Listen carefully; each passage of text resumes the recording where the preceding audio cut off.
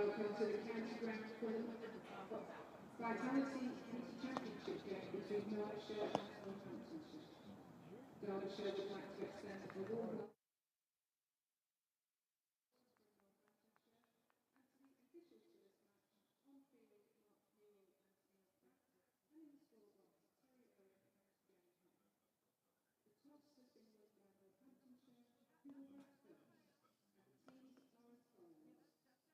welcome David Lloyd captain, Brooke Guest wicketkeeper, Wayne Madsen, Matt Mann, and Irene Donald, Annie Shah, Ross Whiteley, Zach Chappell, Blair Tickner, Darren Buchanan.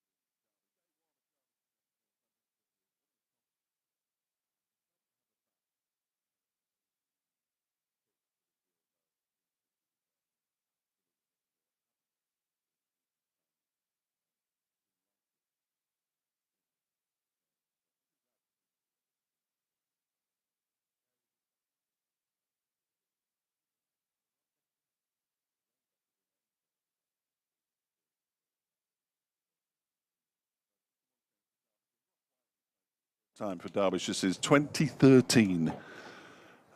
Remarkable. He has been skipper in the seconds. Bless him, he got a first baller against Leicestershire in the most recent seconds match, which he probably wouldn't have wanted me to have mentioned. So that's the only change to the Derbyshire lineup. Couple for Northamptonshire? Yeah, 3 in fact in all, because Lewis McManus isn't playing. He's attending the birth of his child, so he's not around, which means that Ricardo Vasconcelos will keep wicket. I think maybe if Northamptonshire batted second, he would have possibly not opened, but as it is, Northamptonshire batting first, he is out there at the moment about to take first ball. So Rob Keogh comes in. Obviously he's had back trouble, so he comes in along with Justin Broad and Michael Finan, the left-arm seamer, in place of Saif Zaib, McManus, obviously, and George Scrimshaw. I'm sure would have been quite keen to play. Yeah, well, I think Derbyshire's batsman probably would have been quite keen for him to play as well, but there we go. It's a bit harsh. Well, I've never really seen him as a red ball cricketer. He played a few games for Derbyshire, picked up 5 wickets down at Sussex in a game and looked absolutely top-notch, but he's a little bit expensive. Terrific white ball bowler. You've got yourself a star in T20 cricket there, no doubt about it. Darren Dupavalon is going to open the bat in the South African. Blair Tickner plays, which is terrific news. It looks like he's going to open the bowling from the city end, Dupavalon from the racecourse end. And I say terrific news, Blair Tickner, again, wishing Sarah all the best if she's listening in. Everybody knows about the illness that was revealed by Blair himself on the final day, or turned into the final day of the game against Sussex, the last time out. So best wishes to the entire Tickner family. So Darren Dupavalon, who became the first Derbyshire player to appear in successive interviews live on the radio last night. I don't know why they keep picking on me. He's very good value.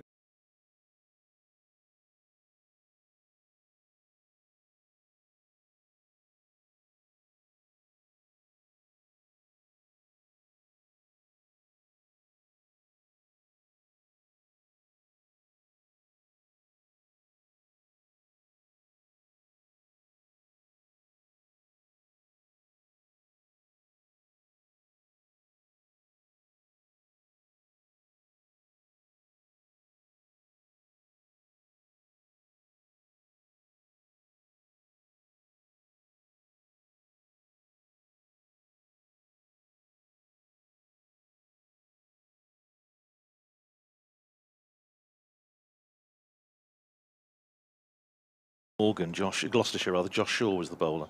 I'll just do this delivery, then I'll go and do my first update. As Dupavalon is in, Vasconcelos again, he's getting it to swing into the left-hander from around the wicket, plays it out into the leg side, but Ross Whiteley gets his first touch as a Derbyshire first-class cricketer since 2013. That's the last time I'll mention that. I'll be back in a minute. Yes, Emilio Gay was trapped LBW, very full length. It was a Yorker, basically, hit him on the boot, and as was said on commentary, it's the sort of delivery where you've just got to say well bowled and walk off with as much dignity as you can muster. But that was a close call, but maybe, in the umpire's opinion, doing a little bit too much. Here's Dupavalon in again, round the wicket to bowl to Vasconcelos, outside the off stump, driven up to mid-off. Oh, it's fielded there.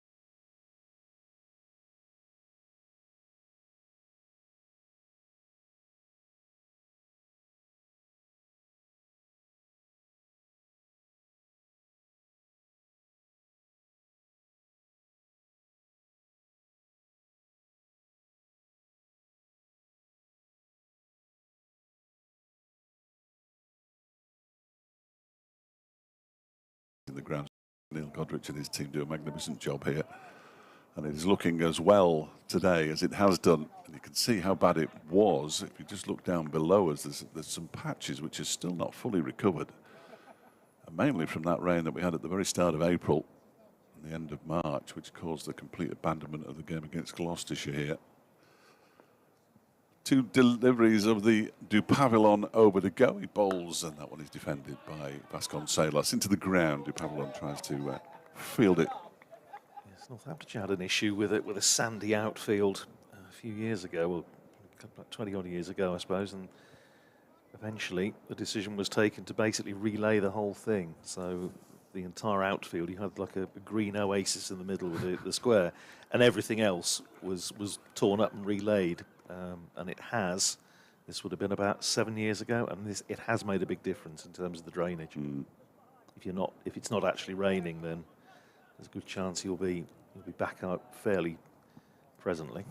There's some slits all the way around the square that you can see when you're out there. They're not as visible now to the naked eye from this distance. As Du Pavillon is in to complete his first over, it's turned into the leg side by Vasconcelos. He calls Emilio Gay through for a single. Wayne Madsen gets around to do the fielding, and they do complete the single. So Northamptonshire up and running, 1 without loss. We still have, interestingly, Wayne Madsen and David Lloyd fielding at mid-on and mid-off. They started the season, the pair of them, in the slip cordon. David Lloyd has got a chipped bone in one of his fingers, and Wayne Madsen split his webbing. Both unable to take the catches that went their way on those particular occasions as well. So the slip cordon is relatively new with Matt Lamb and Aaron Donald and Lewis Rees at 1, 2 and 3. As I notice, you've got your audit of drop catches as well, which is yes. very impressive. Well, it was getting silly at one point. Well, first half hour of 2 successive matches, they dropped at least 3 catches, having won the toss and decided to bowl. I think Northamptonshire's had a serious attack of the dropsies last year, and I think the analyst gave up at 50 in the end. He thought that was a milestone in itself, and there wasn't really an awful lot of point in continuing, but it wasn't good. Right, we have Blair Tickner going to bowling from the racecourse end to Vasconcelos with 4 slips in place rather than 3 in a gully. Round the wicket he comes, and that's outside the off stump. Shaped back in after it had passed the bat and taken by Brooke Guest outside leg stump. Guest then does a little run around to get the feet moving. Northamptonshire and Derbyshire having not played each other in the championship for 5 years, 2019 last time, when Northamptonshire won at Queen's Park, Chesterfield. Here's Tickner in again, and driven by Vasconcelos and smartly fielded off his own bowling by the Kiwi, and there's no run. Bowling from the City end, I do beg your pardon, I think got the ends muddled up. Big smile on his face, as usual, Blair Tickner. Just loves cricket, doesn't he? It was great to see. I mean, it was disappearing a little bit by the 3rd or 4th drop catch in the recent match, but well, 6 wickets so far in the championship this season in his 4 games. And round the wicket, he bowls to Vasconcelos, who looks to drive away through extra cover, and it swings back in and takes a thick inside edge out into the onside, fielded at square leg, just in front of square. Apart from the 4 slips in place, there's a backward point. Big gap through the covers, obviously inviting the drive. Mid-off fairly wide, mid-on square leg, and a long leg down immediately below us. And here's Tickner running in towards us to Vasconcelos. That's wide down the leg side, a super take. Diving away to his right by Brooke Guest, takes it one-handed. Radar just not quite attuned as yet. And Northamptonshire, having not won at Derby, as Fletch mentioned earlier, since 2017, when chased down 330 to win, won by 3 wickets, with Richard Levy out for 99 and Rob Newton out for 98.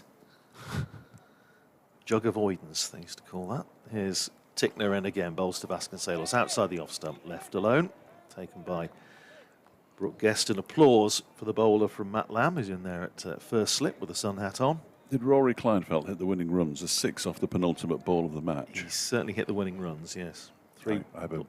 He was out there this morning. Yes. I was talking about him, myself and David Griffin. Yeah, he also got a 99 at Derby, I think, at Northampton. Northampton.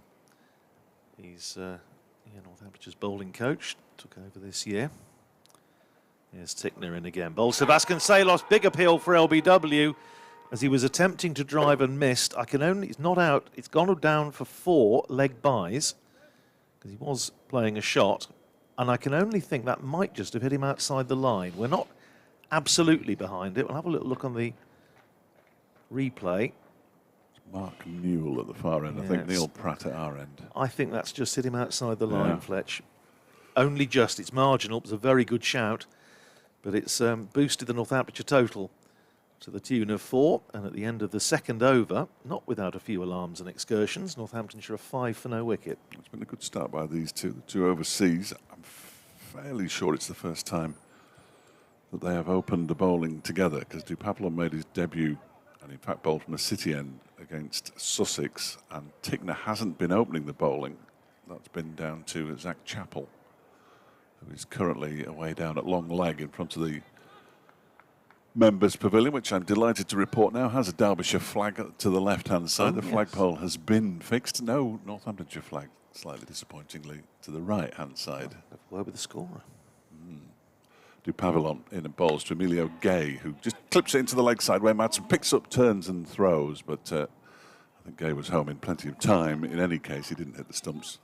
And he's off the mark with a single Northampton's flag is roughly the size of a duvet. It's enormous. Oh, right, excellent. And rather tends to dwarf any other flag in the vicinity. But it's you're quite right. It's not in evidence so far today. So have a word with Terry, the scorer, make sure he's actually brought it with him. Yes.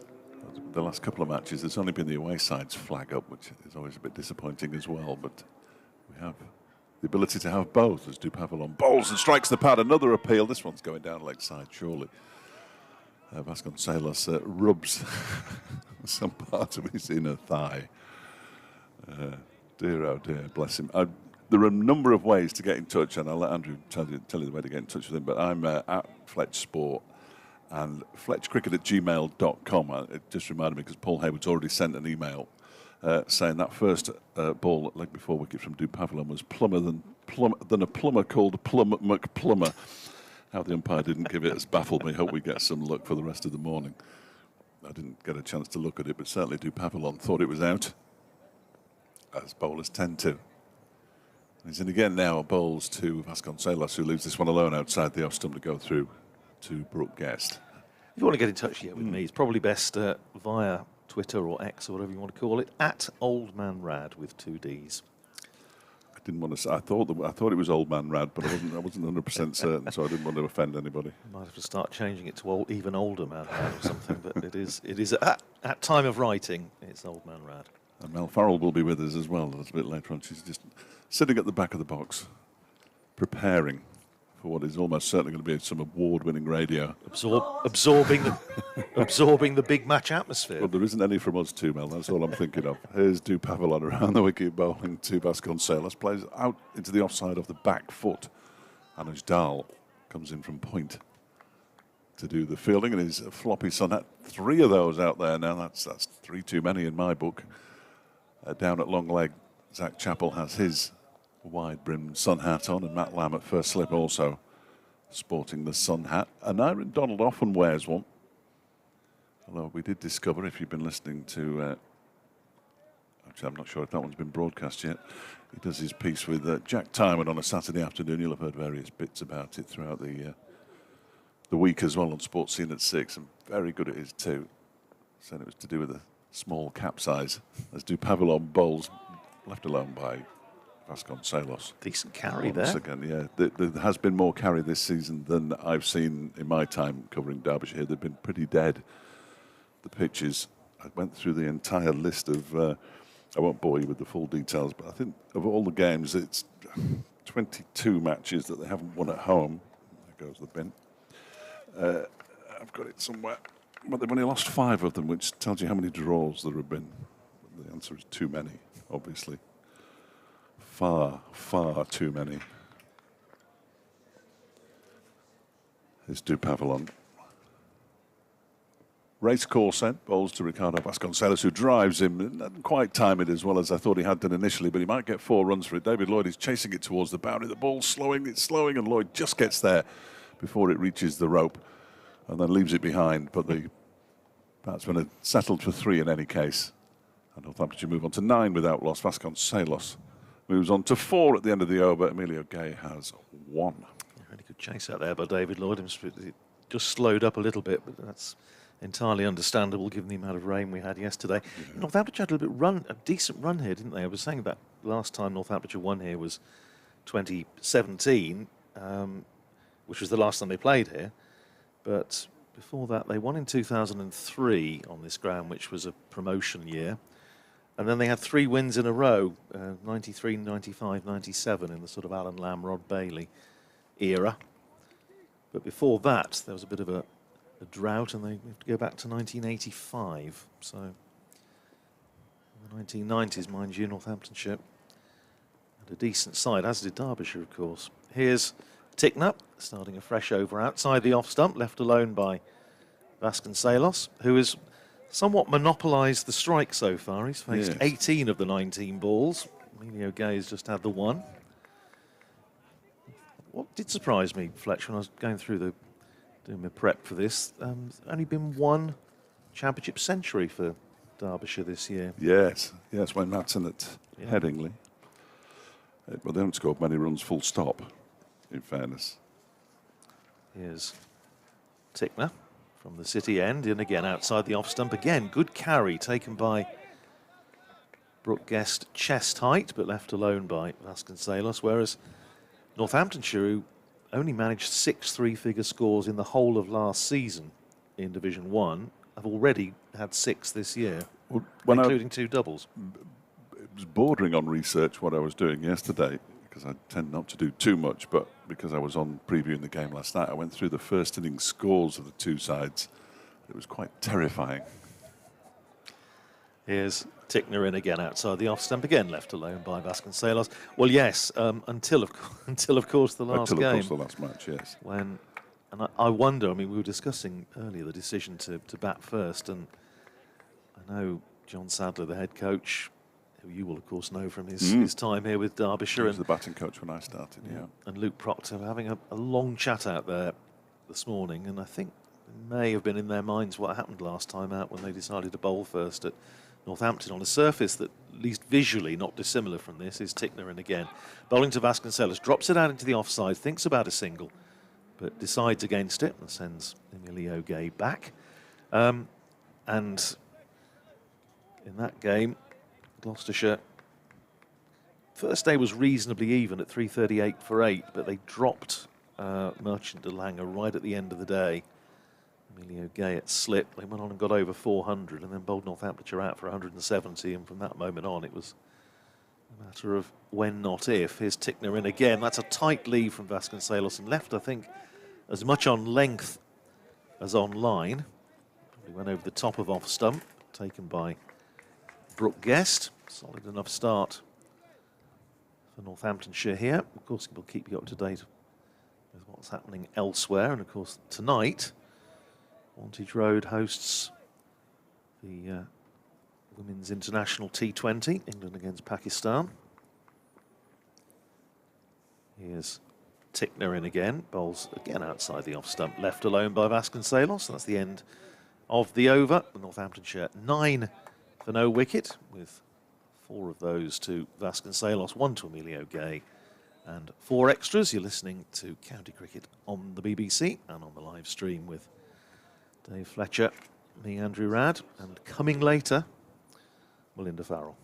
Indeed. Not long to wait now, everybody. We're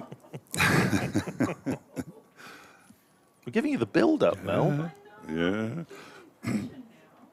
The sort of headline numbers from the first innings scores were that Glamorgan have got 3 first innings of in excess of 450, and Derbyshire have got 1 in excess of 250.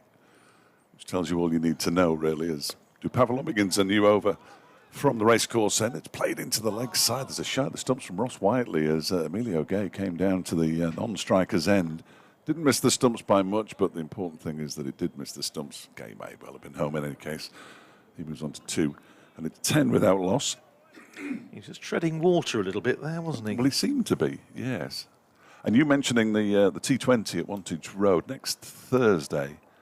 England play Pakistan in a one-day international here. I think it's a 1 o'clock, 1:30 kick-off. But Ed Dawes will be live between 6 and 7 from the ground for Sports Scene at 6. That's next Thursday. As do Pavillon Bowls. That's clipped nicely into the leg side by Vasconcelos and picked up by the man down at long leg, who is Zach Chappell, coming over the wicket now. Do Pavillon to the left-handers. There's all sorts of cricket on BBC Radio Derby, which is excellent. We've got every single, for the first time ever, we've got every single T20 on all frequencies this year, which is brilliant news. Yes, likewise, I think. The only slight issue will be the one that clashes with the Saints Premiership semi-final, which might be an interesting one. Might have to arm wrestle Graham McKechnie for that one, I think. Stu Babylon around the wicket bowls to Emilio Gay this time, and he turns it into the leg side. Madsen does the fielding. Otherwise, I think it'll be, yeah, we shall be doing every game across the frequencies on BBC Radio Northampton with myself, Graham, and Mal Loy will be doing some of those games. Excellent. And of course, well known on this part of the world, and Phil Rowe will be doing some of them as well. So. Yeah, we've got Marie Kelly from the Blaze doing a few. We've got Raheem Ali, a local coach who's coached all over the world, doing a few. And Tom Wood's doing some as well, so look out for those, as they say. As Dupavillon is in around the wicket and bowls to Gay, who drives, and that's brilliantly stopped by David Lloyd, diving away to his right-hand side at mid-off. Got both hands to it, the Derbyshire skipper. Otherwise, I think it would have raced away to the boundary, and Anuj Dal comes across to give him a little low 5 as a consequence. He doesn't appear to have the bandaging on his hand that he had 2 weeks ago. Wayne Madsen still clearly does on his right hand. It's a wonderful stop, save 4, without a doubt. That's probably as well hit a shot as we've seen so far this morning. And unfortunately for Gay, he remains on 2, 11 without loss, Northamptonshire. And Dupavillon in once again. This one's a short delivery, and he does well just to move inside that one. It was slightly offline, really. It was too much down leg side in the end, but it took off. And again, further evidence of the good carry that there is here at Derby this season. It hasn't particularly benefited Derbyshire. They've clearly yet to win. They did lose last time out to Sussex, who looked a very good outfit. Yes, they could easily have beaten Northamptonshire on the last day, but following their decision not to use the lights this year, that one, was it? They lost the last 20 overs to bad light. What an absolute shame. All for the sake of 500 quid. Yes, we can use the lights here, but hopefully we won't need them. Do Pavillon bowls again down the leg side, and that one isn't taken cleanly by Brooke Guest as Gay tried to flick it away down towards fine leg. He does pick it up. There is no run, and the over comes to an end. 5 gone, 11 without loss. Vasconcelos has 5. And Gay has 2. That shows the parlous nature of county cricket, or is it just they're just trying to make a point? I wonder. Yeah, we had John Philby, the Sussex chair, in the. Who was a top man, by the way. Yeah, in the commentary box for. He had a good hour and a quarter answering questions, and he said, he said there is a financial element, obviously, but also they feel that red ball cricket should be played in natural light. Here's Tickner starting another over to Vasconcelos, who tries a rather expansive drive and gets it off a thick inside edge into the pad, and it just drops down in the offside. And there's no run, tidied up by Lewis Rees, trotting up from the slip cordon. Looking at some names that names that you sort of thought you'd forgotten when the last time Derbyshire beat Northamptonshire here in 2012. David Wainwright got 6 for on the last day to bowl Derbyshire to victory. Here's Tickner in again to Vasconcelos, who leaves this one outside the off stump, taken by Brooke Guest, with hundreds for Dan Redfern and Martin Guptill. Wow. Both made tons in that game. Yeah, that was 2012 Derbyshire's promotion. Happy days. I believe, I've not looked into it, but I believe you've got to be near the top 2 to get promotion. So I've not bothered checking that out. But Allegedly. I understand that's the case. Allegedly. Still the 4 slips in as Tickner is around the wicket, bowls to Vasconcelos, who turns that just neatly off his legs behind square on the leg side. They've come through for 1. They'll come back for 2. Takes Vasconcelos up to 7 and Northamptonshire to 13 for no wicket. I have to say, having our own private scoreboard up here is extremely useful. It is very useful, isn't it? Well, mainly because the actual scoreboard is immediately to our right and we can't see it. And the main one I always find Yeah. in daylight, slightly, it's all right in the evening, the floodlights, but Yeah. it's a little challenging for those of us of advancing years. I don't know what you mean. Here's Tickner in again, bowls to Vasconcelos, who's in behind that, plays it back down the pitch for Tickner to field, and there's no run. When the sun shines on it, you can't see No, it, basically. That's yeah. essentially the top and bottom of it. And of course it's going to for 4 days. Well, it's certainly going to be nice. I got the crack the shorts out at 5 o'clock this morning when I got up. I thought, I'm wearing shorts today. I don't care. I have to say, I absolutely loved the T-shirt, Fletch. That's Thank you very great. The Subutio, is that Tranmere? It is. It is. It is. Team that beat Bolton in the playoff final. Here's Tickner in, bowls to Vasconcelos, who's again looking to turn that away through mid-wicket, hits him high up on the pad and just drops down. And the onside, Wayne Madsen comes in from mid-on to retrieve, and there's no run. I've gone for the green waistcoat, which has been suggested makes me look like a very large leprechaun. But, Yes, I can see that. it's a fashion statement. I can see that. Thank goodness we're not on telly. Well, we are, so be careful. Well, I'm not sure it works, actually, if I'm let's- entirely honest. Let's hope not. If not, it might have to be sabotaged anyway. 13 for no wicket. Throw a cap over it or something. Now, change of the field, and Tickner's pushing a man back behind square, right back on the boundary. So there are now 2 men back. So is it going to be the short one? Is it going to be the double bluff? It's full. It's driven by Vasconcelos, but without any timing. And it's fielded by David Lloyd at mid-off. End of the over. 13 for no wicket. 7 to Vasconcelos, 2 to Emilio Gay. This after Northamptonshire won the toss and opted to bat first. First international correspondent of the day, Ian Crooks, is watching the stream from a hotel room in New York. As you do. Landed yesterday and will be off out to do a bit of exploring later on. He says, seeing a show on Broadway tonight. Hope the Derbyshire put in much improved performance in this match. I think they owe it to the supporters and perhaps to Mickey Arthur, who clearly has put a lot of work into this group. Thank you for the kind words as well, Ian. Yeah, and it's Mickey Arthur's birthday today. I think he said he was 56. As Dupavilon begins a new over from the racecourse and ball into Emilio Gay, pushes the first ball out into the offside. There's interesting. no room. Sorry, Fletch. There's an interesting couple of scores from elsewhere. Nottinghamshire batting first against Hampshire are 1 for 2, having been 0 for 2. Wow. Ben Slater and Will Young both out to Mohammed Abbas. And here's one for you at the Oval. Surrey against Worcestershire. Surrey are 11 for 3. Blimey. Burns, Sibley and Smith all gone. Pope and Folkes in. Dupavilon in bowls to Gay, who plays at that one. I don't think it took the edge. It actually bounced about a yard in front of Brooke Guest, but goes past the edge of the bat. The good news is that I've been summoned, which means that Mel's not too far away. But I'll just do this update, and then we can sort some seating arrangements out. Summoned by bells. Yes, 2 wickets for Joe Leach down at the Oval. And Nathan Smith, what a good signing he's been. Removed Rory Burns for 8. So looking for a clatter of wickets in Division 1 so far this morning. But no wickets down in any of the matches in Division 2 so far. Here's Dupavilon, bowls to Gay, who on drives. Again, a little bit, I think he was looking to play a bit straighter than that, but he went out through mid-wicket rather than through mid-on. But nevertheless, he comes back for 2. Takes Gay up to 4 and Northamptonshire to 15 for no wicket in the 7th over.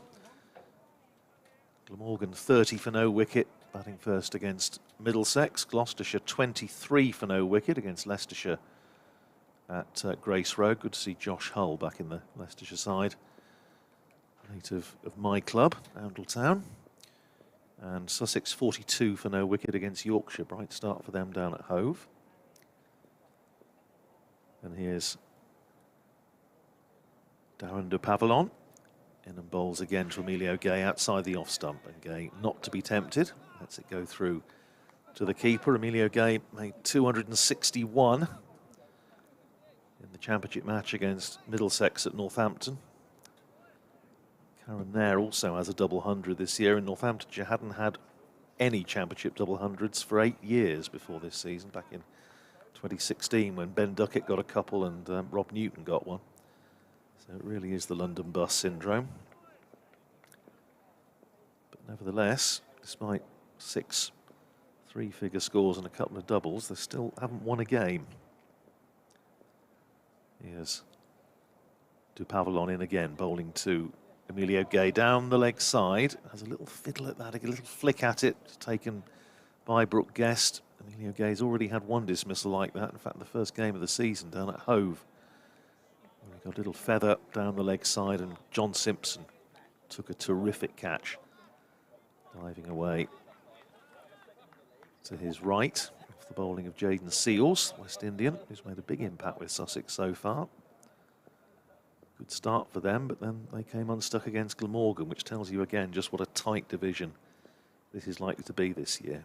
3 slips and a gully as the South African runs in again to bowl to Emilio Gay, and Gay gets on top of the bounce, runs it down into the gully, who has a shy at the stumps, misses. Fortunately, Ross Whiteley is backing up, and that's the end of the 7th over of the innings, with Northamptonshire 15 for no wicket. Ricardo Vasconcelos is 7 and Emilio Gay is 4. Just to bring you up to date with the other scores in Division 1. Somerset 26 for 1 against Kent down at Taunton. Sean Dixon has gone early there. Lancashire 22 for no wicket against Durham at Blackpool, Stanley Park. And Warwickshire 23 for 1 against Essex at Chelmsford. Here's Tickner starting a fresh over. Appeal for LBW as Vasconcelos looks to work it again through the onside. Not out, says the umpire. Again, one assumes he would have thought it might just have been swinging down given the angle, bowling round the wicket. But a couple of anxious moments for Vasconcelos, just watching that on the replay. Yeah, I think that's fair enough. Tickner coming quite wide of the crease from around the wicket as well, and it hit Vasconcelos around about the line of leg stump. So the umpire obviously thinking it's going to go down. It's worth a shout, of course. Vasconcelos does set up quite a long way across. Here's Tickner. Just a few little running steps on the spot before he sets off and bowls to Vasconcelos, and that's wide outside the off stump. Left alone by Vasconcelos, taken by Brooke Guest in front of Matt Lamb at first slip. Just lost the sun at the moment, but the cloud is high. And once again, we're seeing a man dropped back, Zach Chappell, dropped back at deep backward square. Already have de Pavillon at long leg immediately down below us.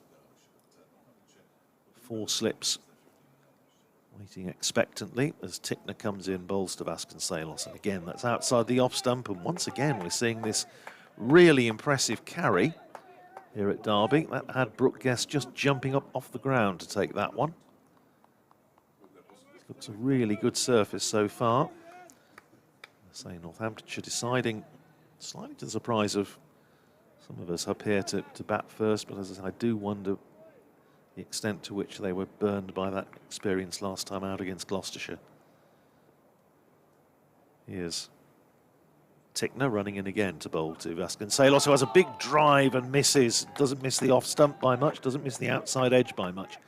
And taken by Brooke Guest. Both these sides looking for their first victories of the season. Talking to Rob Keogh, of course back in the Northamptonshire side for this match, on BBC Radio Northampton's cricket show on Monday night. He was live in the studio, and he echoed what John Sadler was saying, which was that Northamptonshire really would want to put a win on the board.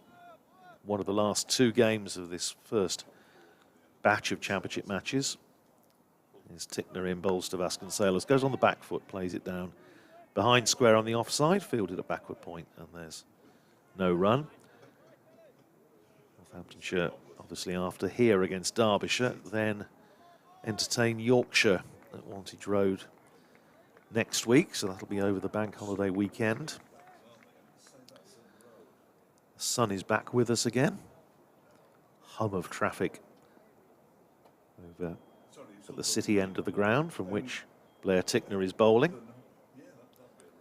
And he's in again, bowls to Vasconcelos, again on the back foot, runs it down into the slip cordon, fielded by Whiteley at fourth slip, and that is the end of another Blair Tickner over. 4 overs, 3 maidens, no wicket for 2, so tidy stuff from the Kiwis so far, but Northamptonshire 15 for no wicket after 8 overs.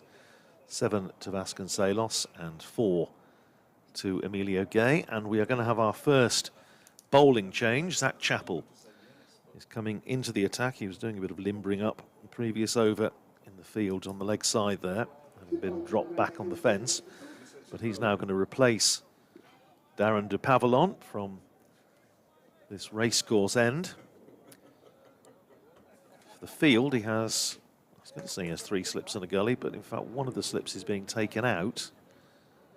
So we're now down to 3 slips, there's no gully. And a backward point, extra cover, mid-off, mid-on, square leg just in front, and now a long leg down in front of the members' pavilion. And here's Chappell bowling to Emilio Gay, who has a big drive at one wide outside the off stump.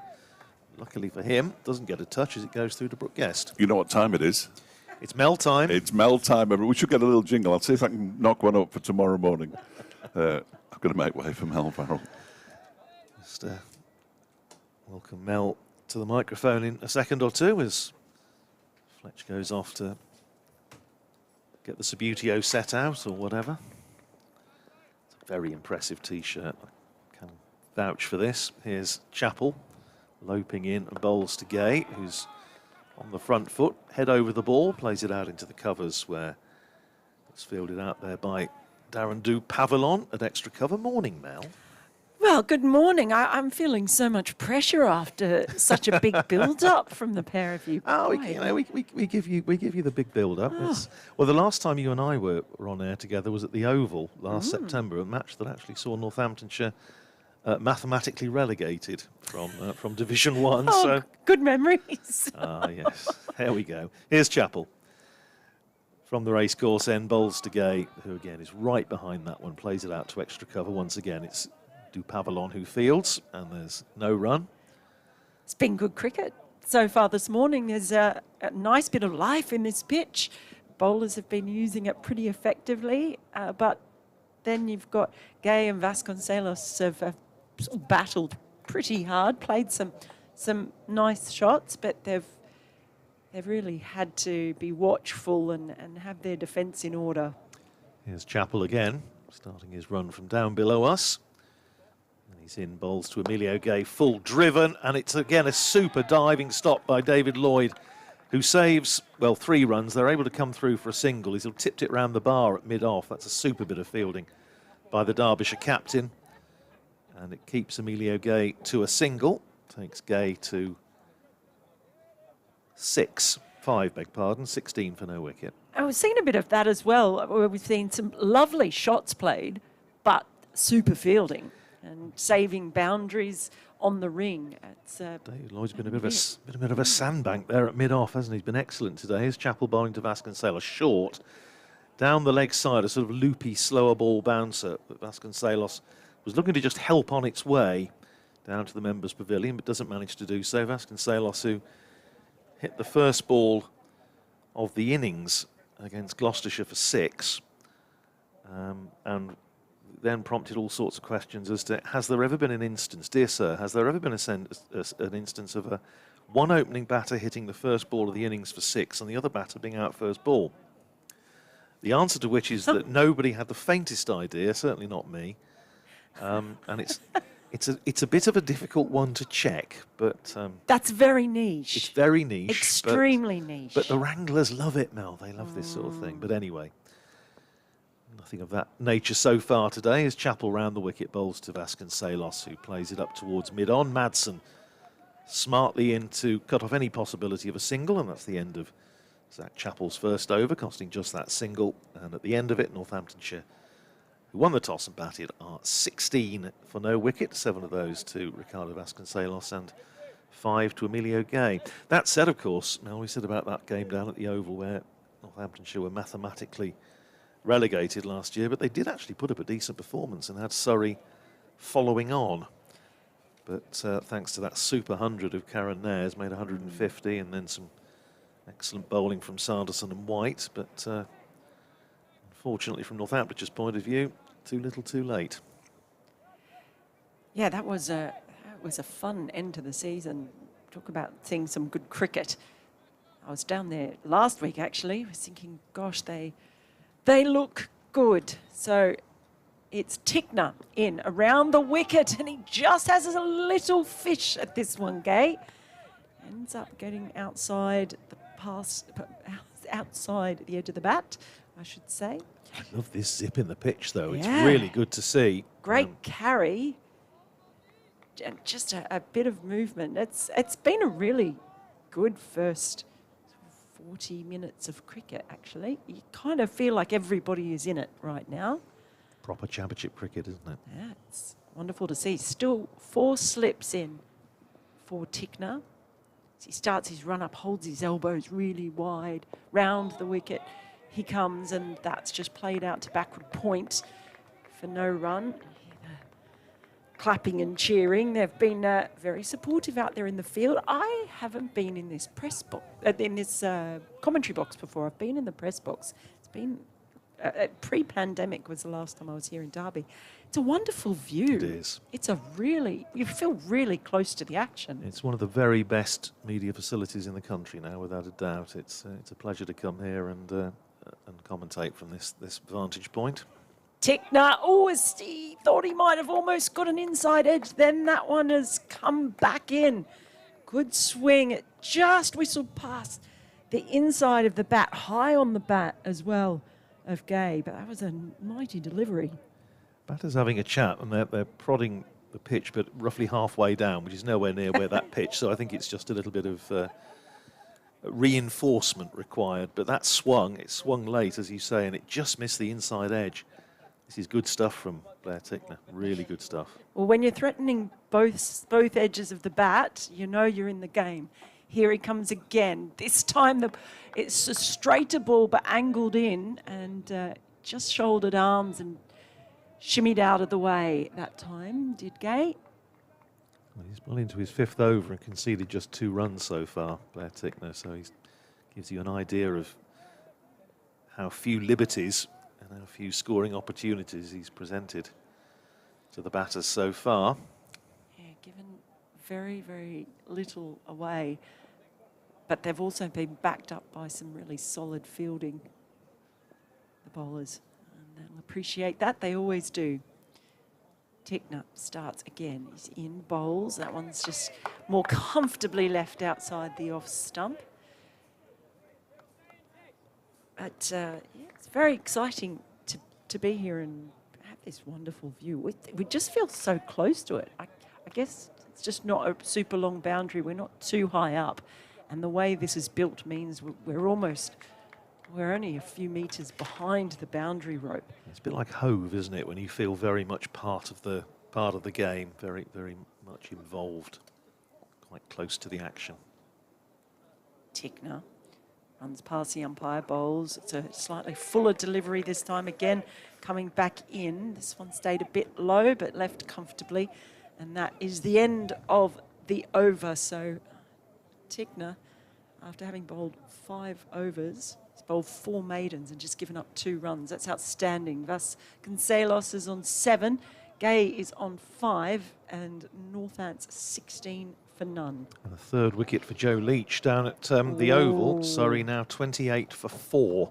Wowie, Kazawi. Ben Folkes out for 1. Ollie Pope is 12 not out. Only man in double figures so far, but my goodness, Worcestershire having a good morning there. Here's Zach Chappell 3 slips waiting as he bowls to Vasconcelos, just back of a length, and Vasconcelos in behind it. Pushes it out into the offside. And there's no run, fielded there by Dupavalon coming in from extra cover. Yes, it's fun and games down in SE11 this morning. Well, I was down there for the game last week when they hosted Warwickshire, and it's just such a deep batting lineup. You look all the way, and then you have got such a great bowling attack as well. There's so much venom in it. Here's Chappell in again, bowls to Vasconcelos. Lovely straight drive back past the bowler. Runs for him here as it's coming up towards the boundary. Is it going to get over the rope? Yes, it is. Despairing dive, very good effort to try and save the boundary, but couldn't get a hand on it, so it runs away for 4, and Vasconcelos goes into double figures, 11 to him of 40 balls, so he's had to work for these. Northamptonshire 20 for no wicket. It's David Lloyd giving it the despairing dive, and I think he might have had to do what all disciplined golfers do and replace his divot down there, I think. Wayne Madsen is now going to present the ball to the umpire, so whether it, I don't know, landed in a puddle down below us or whether it was scuffed up on the concrete, I'm not sure. The umpire's just having a look at it. Is he going to get the handcuffs out? No, he's not. So we're not going to see the briefcase of balls just yet. I was really impressed at just how committed he was to that dive, Lloyd. Did not give up on that at all, and I didn't think he had a hope in hell of reaching it, but he came quite close. But it was a lovely shot. Really lovely shot. Yes, it was beautifully timed by Vasconcelos, who takes strike again, and that's driven this time without that sort of timing, that purity of timing. It goes up to Lloyd at mid-off, and there's no run. Ricardo Vasconcelos missed the first couple of games of the season due to a fitness issue, but came back into the side against Glamorgan and made his presence felt with 182 first time out, having had a frustrating couple of years one way or another. Now again they're pushing the man back at deep backward square. Ross Whiteley going back onto the fence, so 2 back for the short ball, but that's the double bluff because it's full and wide outside the off stump and left alone by Vasconcelos into the gloves of Brooke Guest. I do love a double bluff. I'm always a fan of the double bluff. Well, I have to say it was very impressive also that they have managed to get the big white sheet that represents the sight screen at the far end of the ground, at the City ground, fully deployed. They had a bit of a problem at Northampton last week where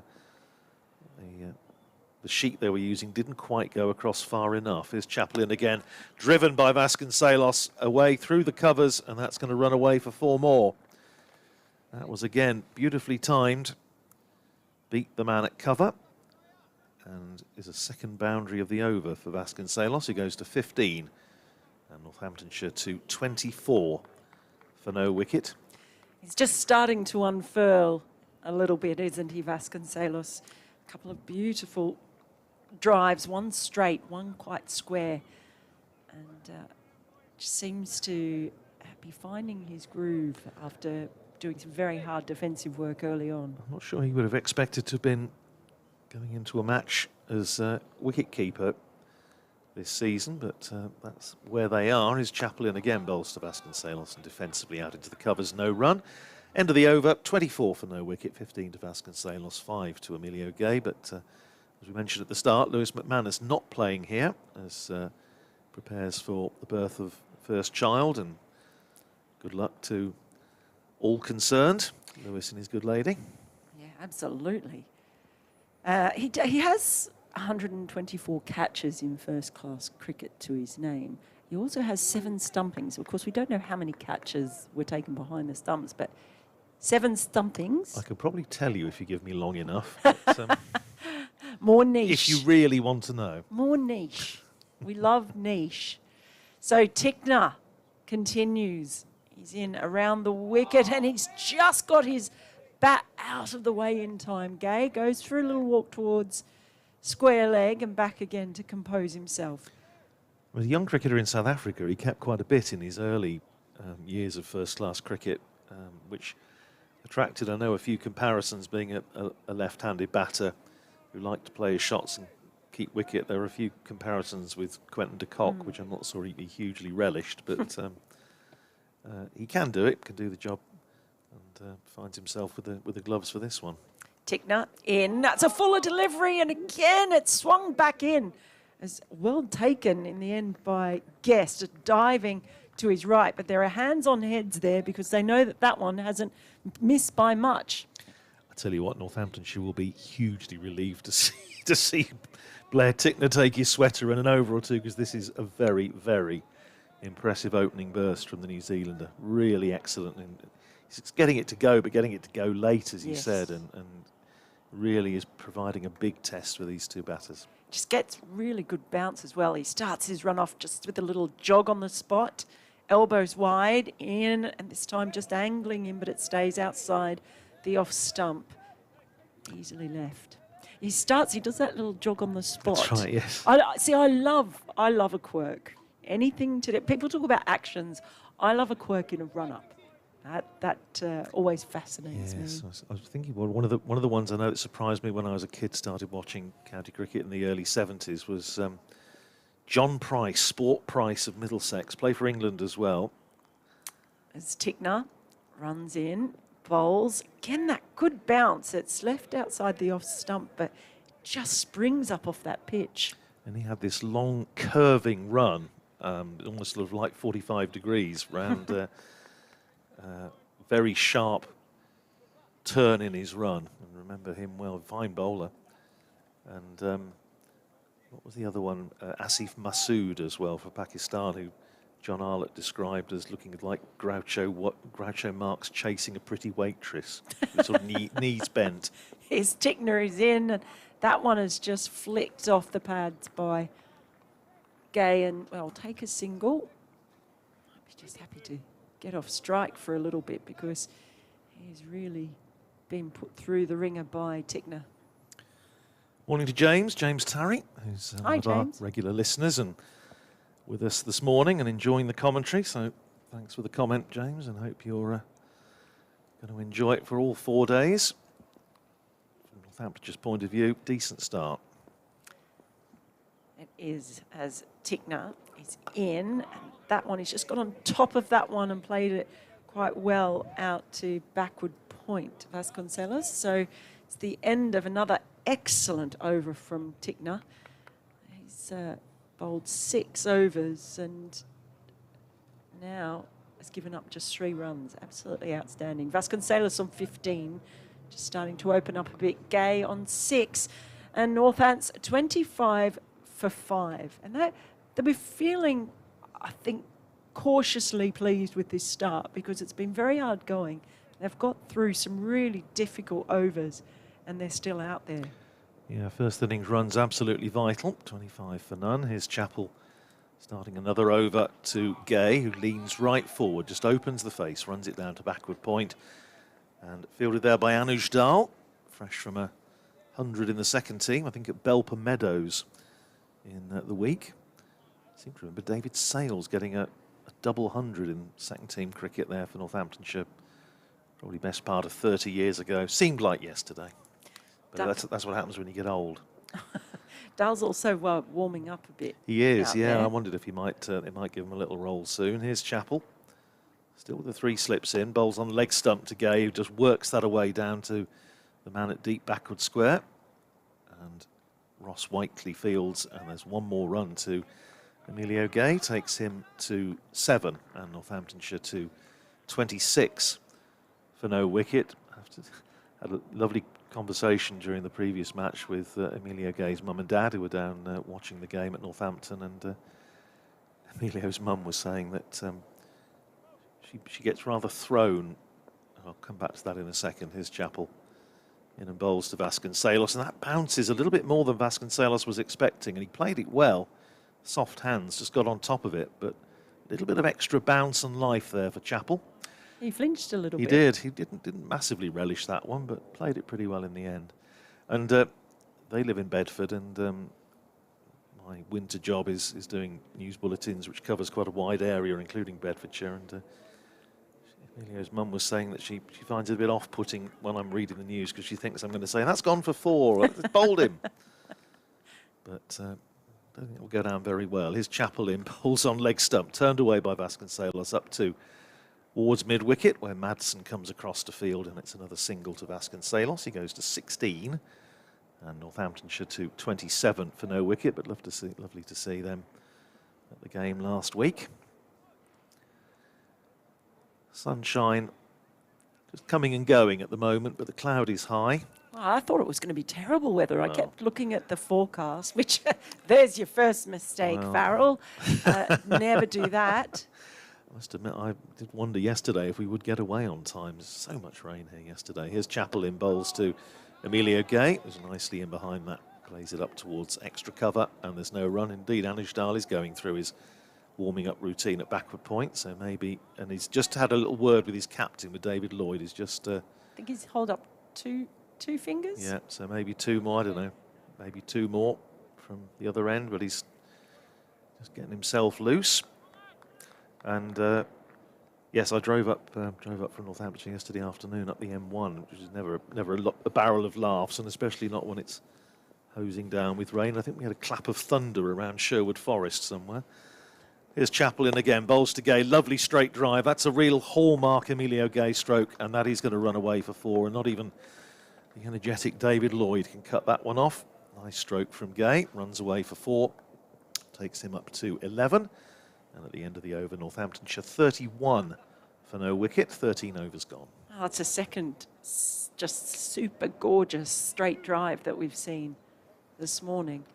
So I remember watching his first Championship 100 down at Canterbury a few years ago, and that was the takeaway from that innings as far as what I remember of it. He just the straight driving was magnificent, and it is indeed going to be Anujdal, as exclusively revealed here on the BBC. Well, I don't know what the 2 fingers was about, but I don't know, perhaps he disagreed with them about something. I don't know. I would like to say he was not holding them that way. There was no rude gesture. No. Let's keep it clean. So it is going to be Anujdal. He's got 2 slips and a gully in. He's going to be bowling to the left-handed Vasconcelos first up. It's just giving his body a bit more of a warm-up. He's done an awful lot of warming up. He's been at it for a while, hasn't he? Has. So he should be loosened up and ready to rock and roll. Not quite as long as Rob Keogh's warm-up routine, which tends to get longer and longer, but it's heading in that direction. So Anujdal, it is in around the wicket again to the left-hander, and it's just tucked away around the corner, down to deep backward square leg. Chappell does the fielding, and they'll just get the 1 run. Getting ready to vacate this seat at the end of the over, as Dave Fletcher is going to return. Well, it's been wonderful being reunited with you. Well, absolutely, yes. It was down in the metropolis. September, it doesn't seem 5 minutes, does it? Oh, I can't believe that I haven't been here since before the pandemic. No. Well, keeper standing up. Keeper is standing up, so pressure immediately on Gay. Stahl is in, and that's down the leg side. Gee, that's sharp work by the keeper, because that was well down the leg side. That's a lovely take, isn't it? That's quality glove work from Brooke Guest. He moved so quickly. The footwork was there, which made the glove work a bit easier, I think, but very, very sharp work. He's just made sure Gay knows he's there anyway. Here comes Dahl again. And that one, he's just, I think, just pulled his bat out of the way in time. And it's ricocheted out of the gloves of Guest on this occasion. That little walk towards square leg that you often see batters do, and they think it's just been a little bit tight. Tells you something. I think he's down as sort of RM in the book, isn't he? Right arm medium, but he's a little bit quicker than that, Anujdal. He's quite brisk. He's in now, bowls. That's just a good length delivery and a press forward in defence by Gay. Pace-wise, for sort of benefit of Northamptonshire listeners, you'd liken him very much to Luke Proctor. That sort of pace. He's had a good season, hasn't he? When I was He has looking up. five half centuries in 7 innings, and a 30 and a 40 in there. 32 in the first innings against Gloucestershire was his lowest championship score of the season so far. Been in the wickets as well. Yeah. Dahl is in once more, bowls this one, and again just defended out to the offside by Gay. Yeah, bowled well at against Gloucestershire without the figures remotely reflecting just how well he'd bowled, but he was almost, you'd say, across the whole match, possibly the pick of the Northamptonshire bowlers, apart from Siddharth Kaul, who made a very impressive debut. Yes, going through and having a look. I did quite a few Northants games last year, but in the 50-over format. Dahl is in, and that one's just easily clipped off the pads, but it's going to be cut off just down in front of square leg. They do run 2, though. Takes the score to 34 for none. So 3 runs coming off that Dahl over. Vasconcelos 17, Gay 13. And we'll just do a bit of musical chairs. Dave Fletcher will come in for Mel as I just describe what's going to happen at the start of this next over, and then Mel will come in and replace me. It's all done with mirrors, but it does work. But we are going to see Zach Chappell continuing from this racecourse end. Beautifully done. And I shall make way for Mel Farrell. Thank you, Andrew. Here is Zach Chappell bowling from the racecourse. And he fiddles at that one outside the off stump. Vasconcelos, it goes to Brooke Guest. And there is no run. Mel, how are you? I'm good. Well, we got there. I'd forgotten that we had to swap It's to do with my headphones. update, which is coming up fairly shortly, and this contraption that we've got in front of us, this Raspberry Pi that I broadcast back to Derby with, as opposed to the Kubi ISDN box, which goes straight to Salford. It's all slightly complicated. That's all far too technical for me, I'm afraid. I'll just sit here and talk.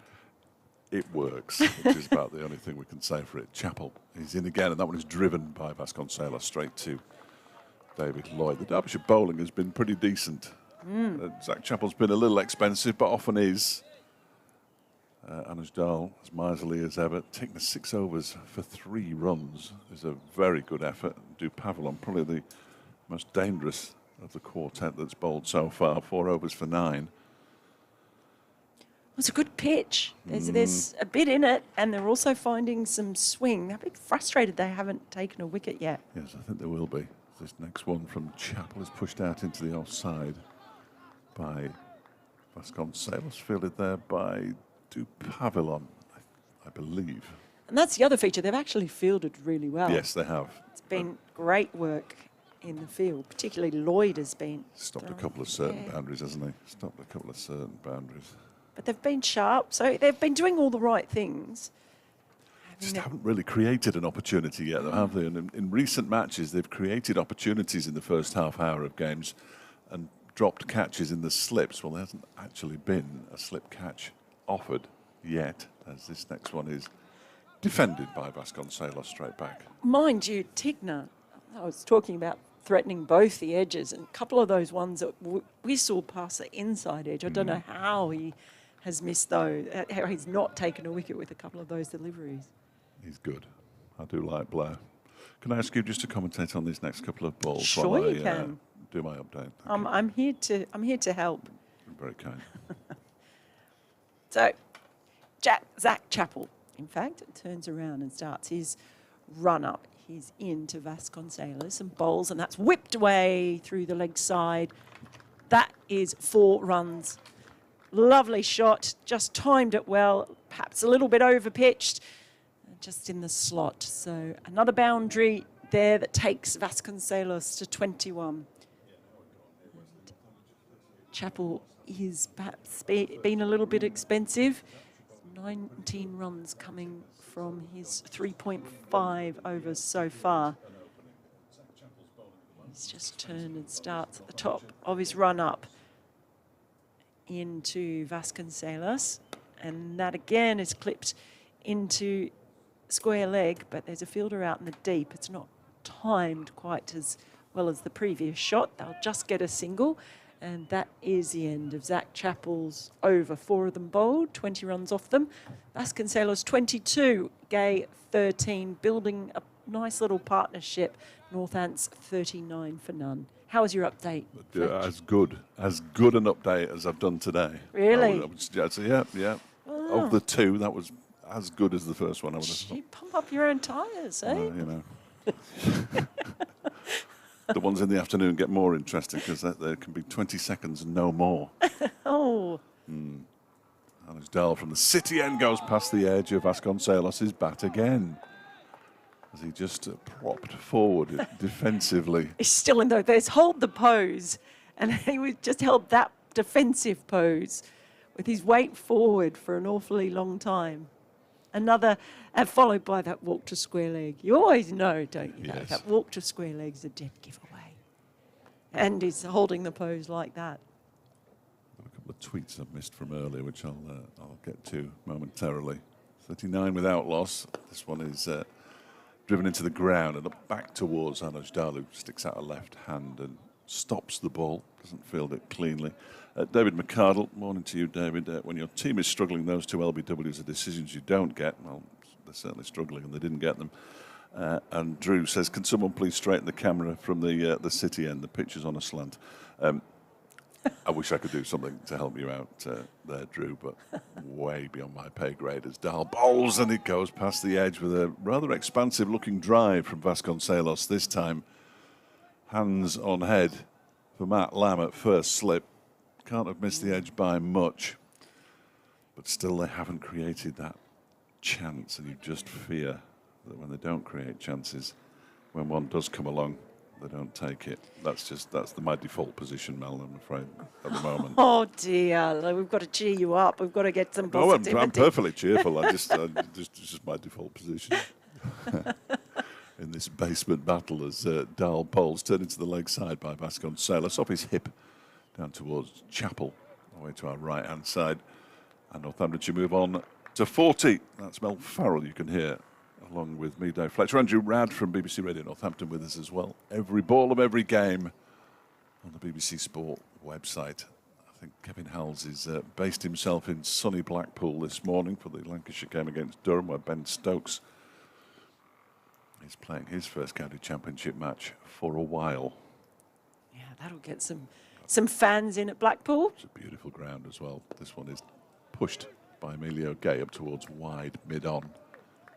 Been there with Derbyshire. They played a 50-over game there. It's a really nice, proper club ground with it. The pavilion's at sort of 45 degrees to the square, but it's a proper little bowl with seating all around it on little hills.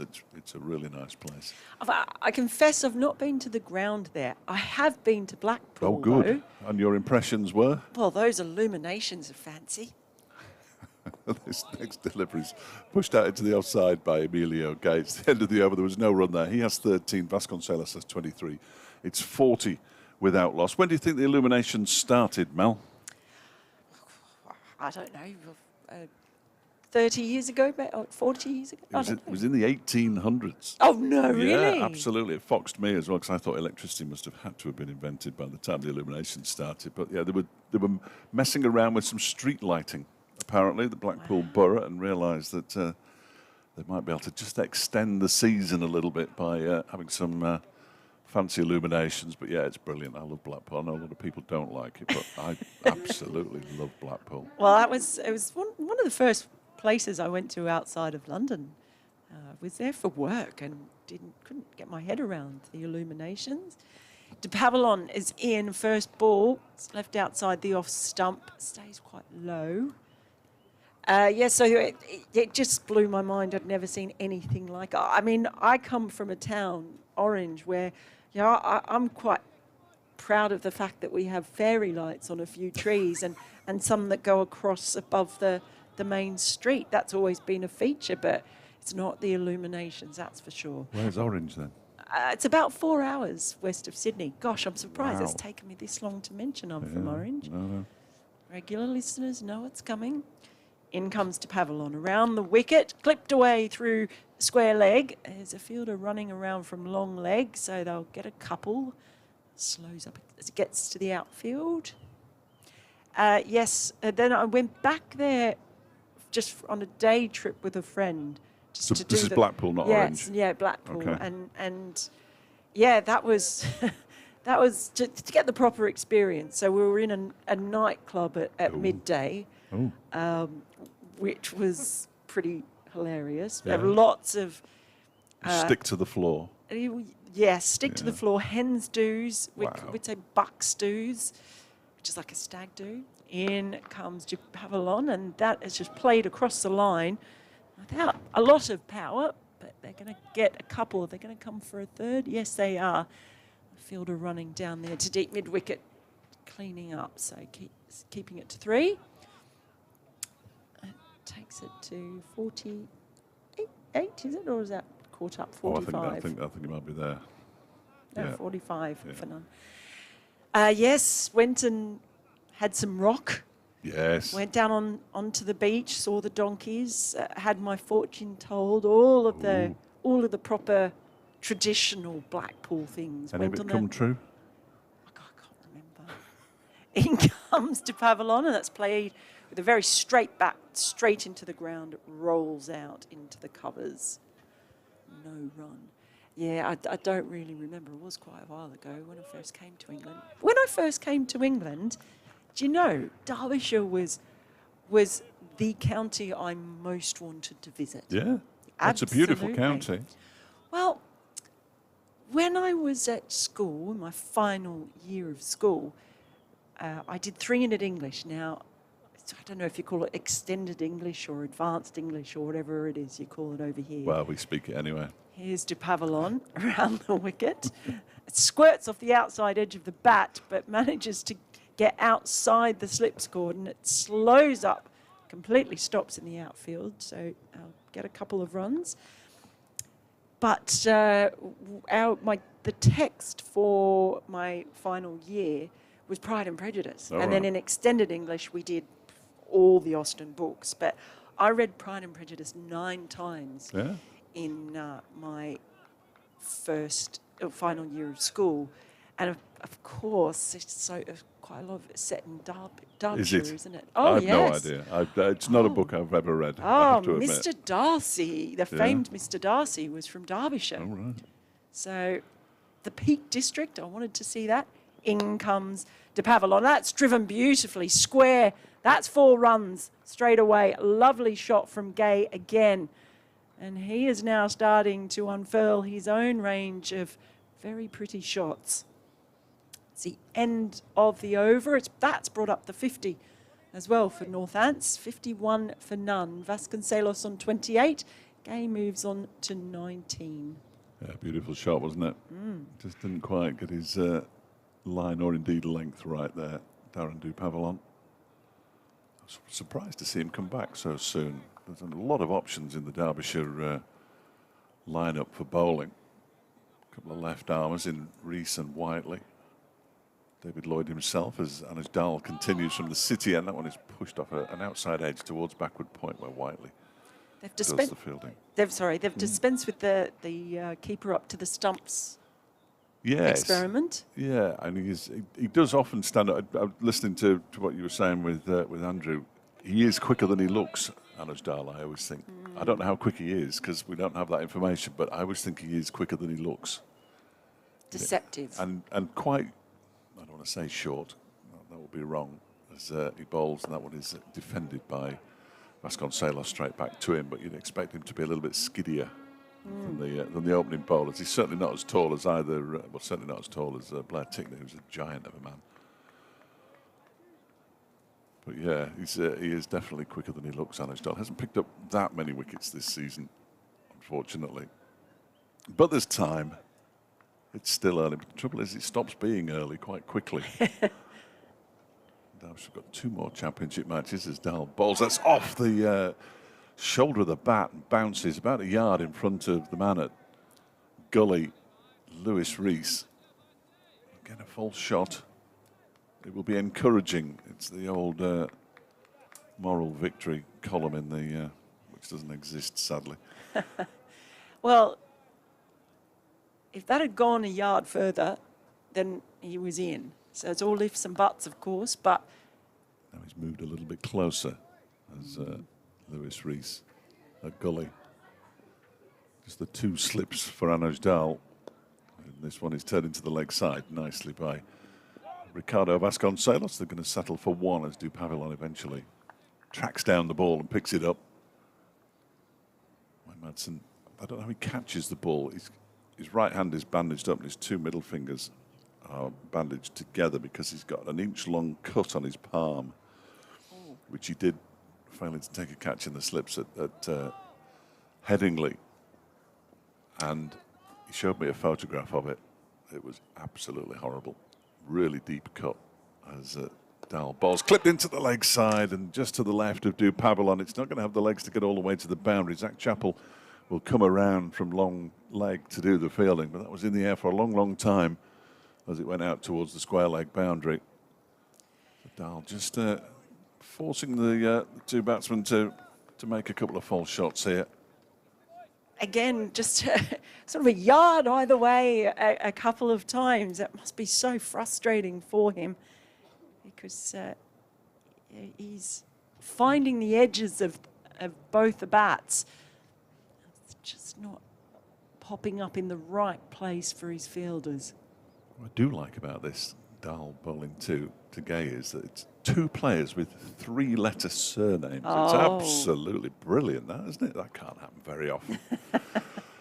Answers on a postcard as Dal is in, and that one's come off the edge. In between the gully and second slip, down towards the vacant 3rd-man area for 4 runs. So poor old Anuj Dal, I think it's fair to say, 3 overs for 11 now at the end of that one. 58 without loss, Northamptonshire, after 18 overs, having won the toss and decided to have a bat first this morning. Ricardo Vasconcelos has 29, Emilio Gay has 25. One of those overs where you look at a scorecard and it would not tell the story at all of that over. Just really a bit unlucky there, Dal. They have bowled worse than this in the first hour of patches this season and picked up the odd wicket. Not many, it's fair to say, but the odd wicket. There's an Aaron Donald was going. He's just passed on some nuggets to Dupavillon there, I think, before he goes back to slip. We're talking about run-up quirks, and Dupavillon has got one that I really like. Oh, excellent. Everyone knows I've got one. First ball is going around the wicket to Vasconcelos, but it just strays a little bit leg side, and he's able to clip it away down towards deep mid-wicket. They'll just get the single, though. Now, when he starts his run-up, it's to try and get his speed going. He ducks his head like he's running and he's suddenly got to go under a tree branch.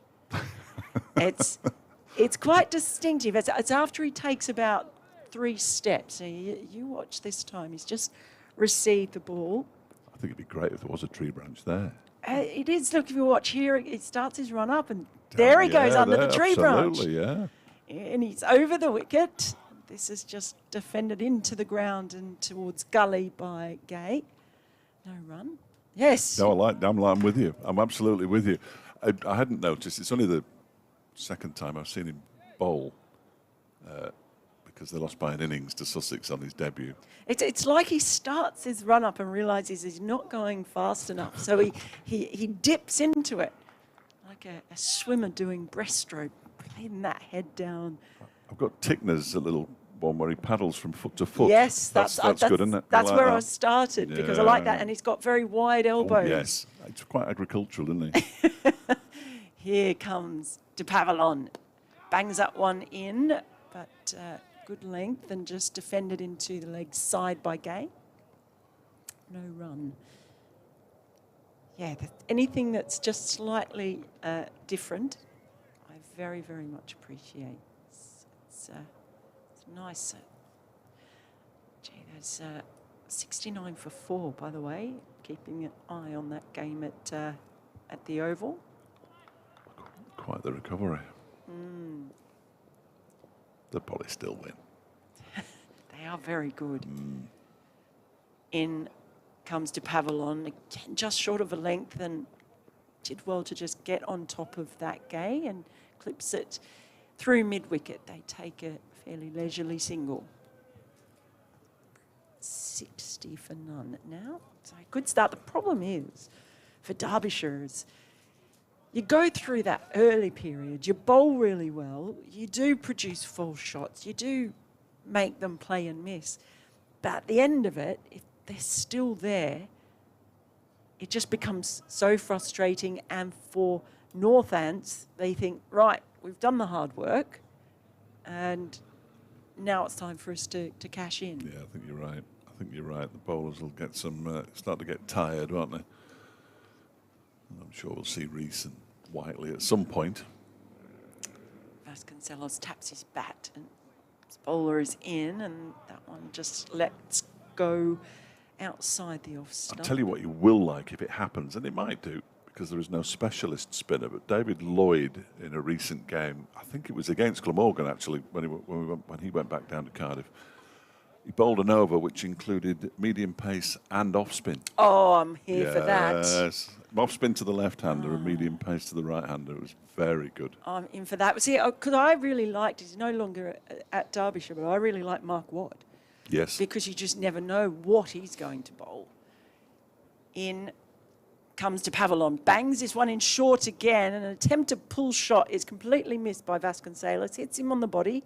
He wears it, and it's no run. So 60 for none Northants, with Vasconcelos on 30. Gay has almost caught him up. He's on 26. And it continues to be a good start despite some good bowling. Yeah, well, I mean, it was in at the Oval last week, so it's always fascinating watching Dan Lawrence bowl. I think I said his action looks like it needs a therapist.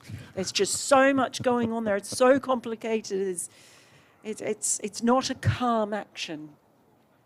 But if you tried to sort him out, Yeah, bowl properly, he probably wouldn't be able to bowl at all. There's just a slight delay here. Ricardo Vasconcelos is having work done by the physiotherapist on his left arm. Oh, that's where he wore that last short ball from de Pavillon.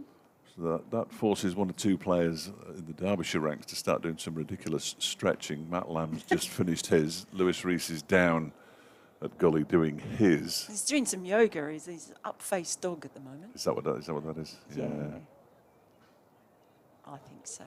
They're only in their 20s. They should be fairly supple anyway, shouldn't they? We've got some... Oh, there's another one. That's Zach Chappell doing some work on his hamstrings away to our right-hand side. Hammies, he's now stretching out his glutes. Yeah? Yeah, that's a glute stretch. Okay. I'll take your word for it. He's almost into a swan. Is he? Yeah, if he just put his body down more. Man, I'm trying to make it sound like I know yoga. You'd make a better job of it than I could, because I'm... Just say an animal. Or Oh, right. I put upward or downward. Yeah, that'll do. Upward swan. Downward rabbit, we hear from Radders in the background. Dahl begins a new over. He's standing up to the stumps. Is Brooke Guess. He doesn't take that one cleanly. It's left alone by Emilio Gay. Yeah, they're always doing something. Billy Godleman, the former skipper here, used to do all sorts of strange stretches straight after at the start of each session, effectively, when he was in the field. But he never, ever bowled. So he was just obviously keeping himself in tip-top shape, Billy. As Dahl around the wicket to Gay, full of delivery, punched up towards Madsen at mid-on. And there is no run. Alexander from America. He's desperate, is Alexander, and I mean this with the best will in the world, Alexander, to change cricket. I'm not sure that he's going to do it from the United States, but do you think that the counties will have a red ball only squad with reserve players and a white ball only squad with reserve players? Well, a lot of them do make a lot of changes for red and white ball cricket. As Dahl bowls, that's over-pitched and clipped away nicely out towards the mid-wicket boundary, giving chases to Pavillon. Will he get there? Just, and he pulls it back for Madsen. The batsmen go through for 3, though. Nice piece of fielding from the South African quick. Game moves on to 29-63 without loss. And do you think the county clubs will have their motor coaches to travel to matches for the... Well, some of them do. When counties go a long distance, they quite often take coaches, but I think the players like the mileage. 63 without, you've got to top up your income somehow, haven't you? Bless them, they're on the up as Dahl bowls. That one is driven nicely. And a good stop again by David Lloyd. They've gone through for a single. The stumps are broken, and he is in. Vasconcelos running to the danger end. Middle stump leaning back. Madsen with the throw. Umpire Mark Newell unmoved by the appeals. And the upshot is a single. And Vasconcelos moves to 31. 64 without loss. But you only ever see fielders hit the wickets when the batsman's in. Don't you? Well, I don't know if that's technically true, because otherwise we wouldn't have the the law. existence No, of it's the law. direct hit run Yeah, outs. if you only ever hit when they're in. This next delivery's down the leg side, not taken cleanly by Guest behind the stumps. Whatever it was a good throw. It was an excellent throw by Really Wayne great bit Madsen. of field. Yeah. And yet another, we've been bigging up their fielding. We've just seen a really good save by De Pavillon. I keep wanting to say pavilion for De Pavillon. Yes, no, don't say that. No. Oh, no. But it's still some great work from him in the outfield. Lloyd's been excellent. Just can't get the break. This next delivery is wide of the off stump, left alone by Emilio Gay to go through to Brooke Guest. And the over 64 without loss. Dahl's bowled 4 overs for 15 now. Quick one here from Nick Buxton. Morning to you, Nick. Well, it's afternoon now, isn't it? On a high after being at Ellen Road last night. I didn't realise you were a Norwich fan, Nick. Oh, no, a Leeds fan. Let's see how long it takes Derbyshire to kill my buzz. I'm just getting too much negativity here. I feel like I need Do you know to what? bump Do you know what? you guys up. I occasionally am accused of being too negative. I always counter that with I merely say what I see. Well, here comes De Pavillon now. First ball's angled across the left-hander and left alone.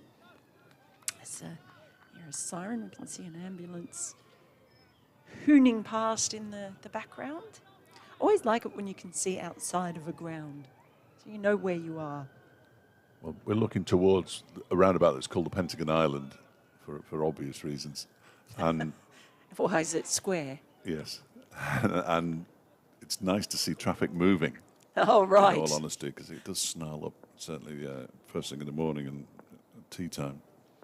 De Pavillon with that little dip of the head as he gets into his stride over the wicket, and he has a big swish across the line. Has he got anything on it? They think so. The umpire shakes his head. Vasconcelos, he tried to whip that one away as it was going down the leg side. It was well taken by Guest, who again moved his feet very quickly to get there, and just a little pat on the back for De Pavillon, because again they're threatening, but they're just not bringing home the bacon. No, I didn't hear anything, certainly, in the effects microphone, but that's not to say there wasn't anything, a little clip off a pad or a thigh pad on the way through. It's always difficult for the slip fielders to see what it's come off, isn't it? De Pavillon look... He didn't look 100% convinced to me. Well, you got to look at where they turn around a lot of the time. Here comes De Pavillon again. That is just nicely clipped through square leg, just for a single though.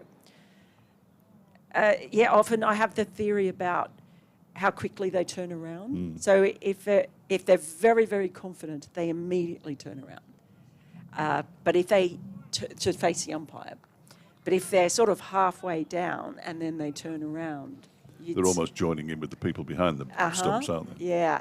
Stuart Broad was an absolute classic for it. But then you have the other thing where they just keep running down with the celeb appeal. So, but for a normal appeal, let's put celeb appeals aside, where they turn around tells you a lot. Here he comes in again and bangs this one in short and gets on top of it, plays it straight in front of him, Gay. Lewis Rees warming up at, I suppose he'll be at gully by the time he gets back to his position. Might see him. Could be his kind of a day. Cloudy, quite humid. It was really humid for 9 o'clock in the morning this morning when we were out in the middle. Went out to have a chat with Neil Godrich and the ground staff. Always good to get their thoughts on what a pitch might do. But it was really humid. Gay taps his bat, stands upright as De Pavillon runs in, bowls, again short. And he just pulled out of that one again. Well, he's got some extra juice at the moment, De Pavillon. Someone's handed in some red cordial because he's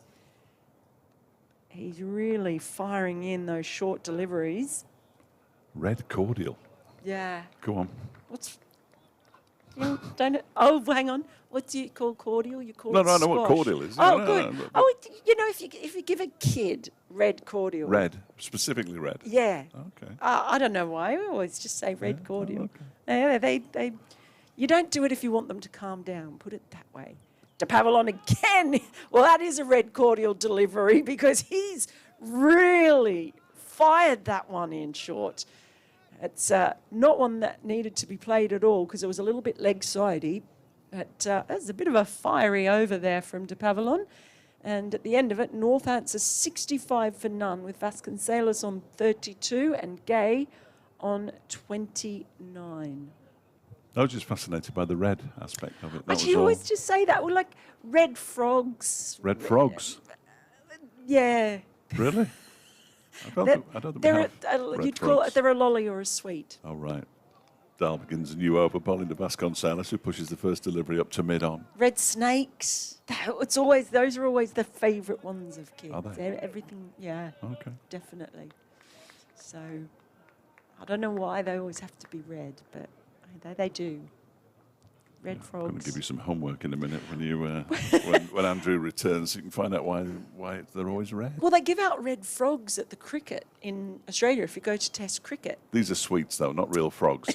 As Dahl bowls, this one's over the slip cordon as he tried to pull it into the leg side. Vasconcelos races away down to third man for 4 runs, of course, and he moves on to 36, 69 without loss. So they do it. They walk around with water and red frogs so that Okay. people stay hydrated And high.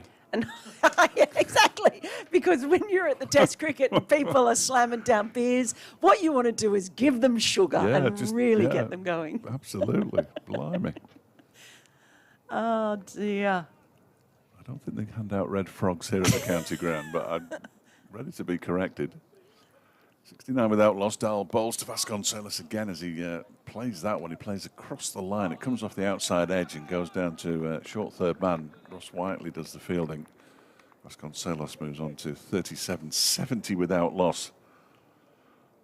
Nothing wrong with what Derbyshire are doing that a couple of wickets before lunch wouldn't put right. Yeah, you think if they were able to just sneak a couple of wickets and go in, they'll go into lunch thinking, you know what, we've had a good session because we kept at it and we fielded well, we have bowled in the right places. Dahl bowls to Gay. That one comes off. Guess what?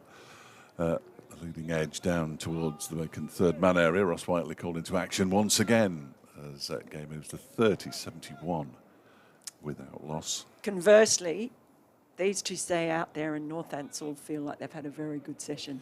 Yes, I was going through those first innings scores. 371, 552 for 6, 605 for 6, 453 for 7.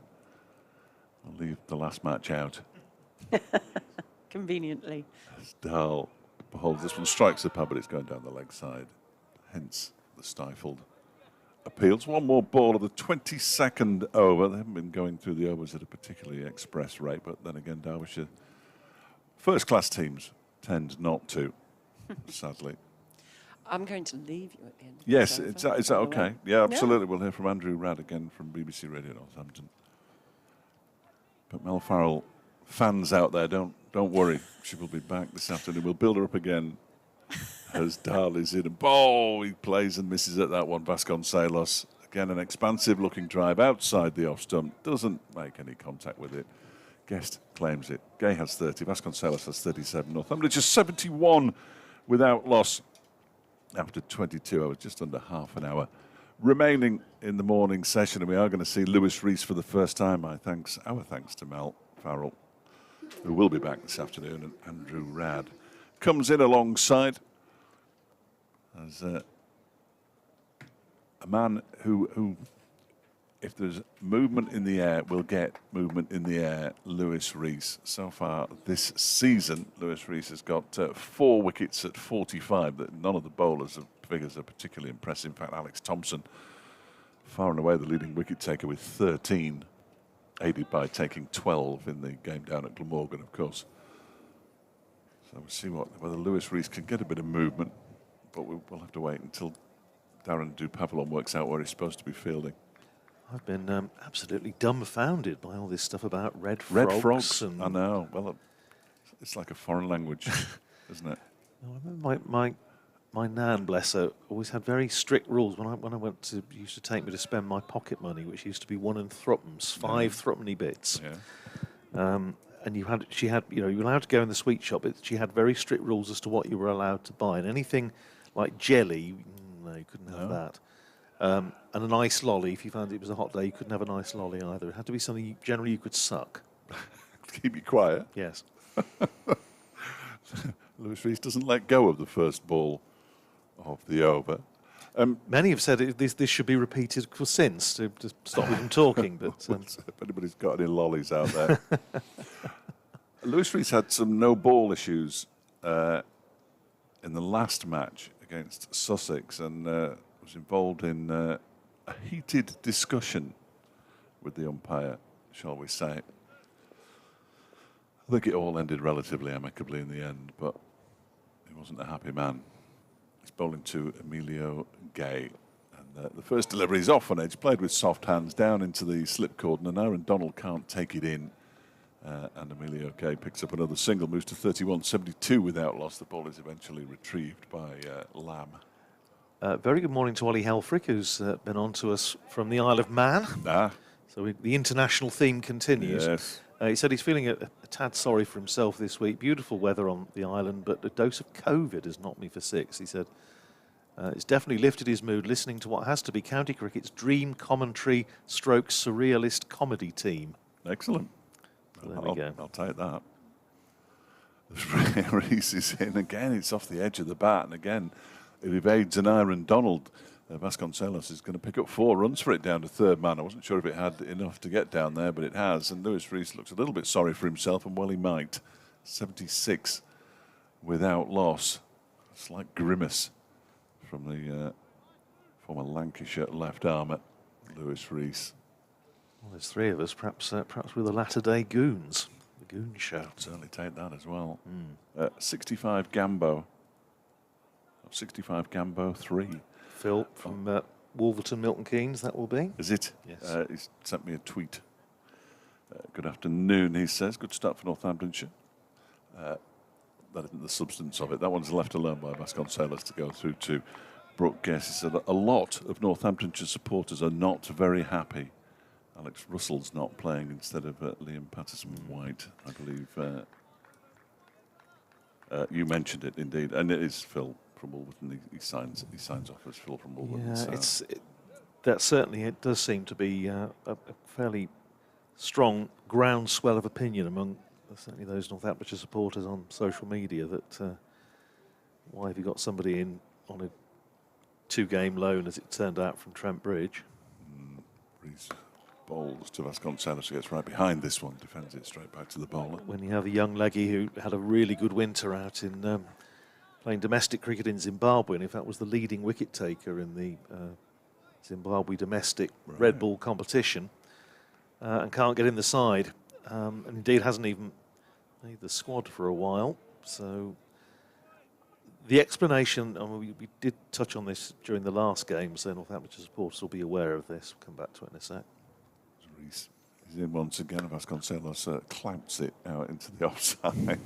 Reached a long way for it without moving his feet effectively. That wasn't a thing of great beauty, was it? It wasn't aesthetically pleasing. The only thing the explanation I can offer really is I think it may have to do with the batting lineup. I think the feeling is that if you play Alex, because he's a fine young bowler, and anybody who listens to our commentaries will know I'm a big admirer of his, but he's probably not going to offer you a huge amount with the bat, realistically. And I'm assuming that the thinking is that you don't really want Ben Sanderson at number 8. them with Fine and Call and Russell might not give them enough batting. Reese in again. Balls, that's off a thick edge down the third man again. A wide third man. Dal is chasing because I don't think it's got the legs to get all the way to the boundary. It hasn't, and Vasconcelos, well, they're going to come back for a third here, and they do get back for the third. That was good running by Emilio Gay, back to the danger end. So Vasconcelos moves to 44, 79 without loss. I know nothing about this young man, but what I would counter that with is, end of the over, incidentally, at 79 without loss. You don't really need to worry too much about Ben Sanderson coming in at 8 if you're scoring 552 for 6, 605 for 6, 453 for 7. Absolutely true. No, absolutely. In the first innings. No, I can think, certainly in the days of 3-day cricket, then you would reckon that if your first 7 weren't going to get the runs, then you didn't worry too much about absolutely about what came after. Which is fair enough, I think. So I'm afraid, and the risk of sounding like a 78 stuck in its groove, I do think that 2-division cricket has a lot to do with this, and we did say this, 24 years ago when Division 2 came in, that if you have promotion and relegation, then short-term considerations immediately become very important to coaches and captains, and if you go, you tend to go for the percentage option, which I'm not, is perhaps unfortunate, particularly for talented young cricketers like Alex Russell. Start of a fresh over from the far end, the City end, and the first ball from Tickner is driven up to mid-off, and there's no run. A couple of things on that. One is that it was brought in, they say, to stop meaningless matches. Well, we're watching 7th against 8th in the county championship playing each other here in the 2nd division, so effectively 15th and 16th. It'll get more meaningless than that. Here's Tickner round the wicket bowls, and that's a square drive from Vasconcelos. Better shot. It's running out towards the boundary, and it's going to go for 4. So a boundary for Vasconcelos. Better shot after manners of alarms and excursions in the previous over from Lewis Rees. That's a much more authoritative stroke from Vasconcelos. He's 48 and Northamptonshire 83 for no wicket. That's the highest opening partnership of the season so far, despite all those big scores, Fletch. There's only been one other opening partnership over 50, and that was 80 at Grace Road between these two. There's Tickner with 4 slips still in, bowling to Vasconcelos, who drives again. This time doesn't manage to find the gap, and it runs up to David Lloyd at mid-off, and there's no run. Immediately, one of the slips is moving out to reinforce the offside field. Ross Whiteley is going out into the covers, and simultaneously dropping the man back at deep backward square again. So once more, 2 on the boundary on the leg side. Darren de Pavillon going back there. And here's Tickner in bowls, and another square drive by Vasconcelos straight to Ross Whiteley, who they just put there for that express purpose. Absolutely. Well done, David Lloyd. Yeah. When I say meaningless, I'm using their definition, not my definition, by the way.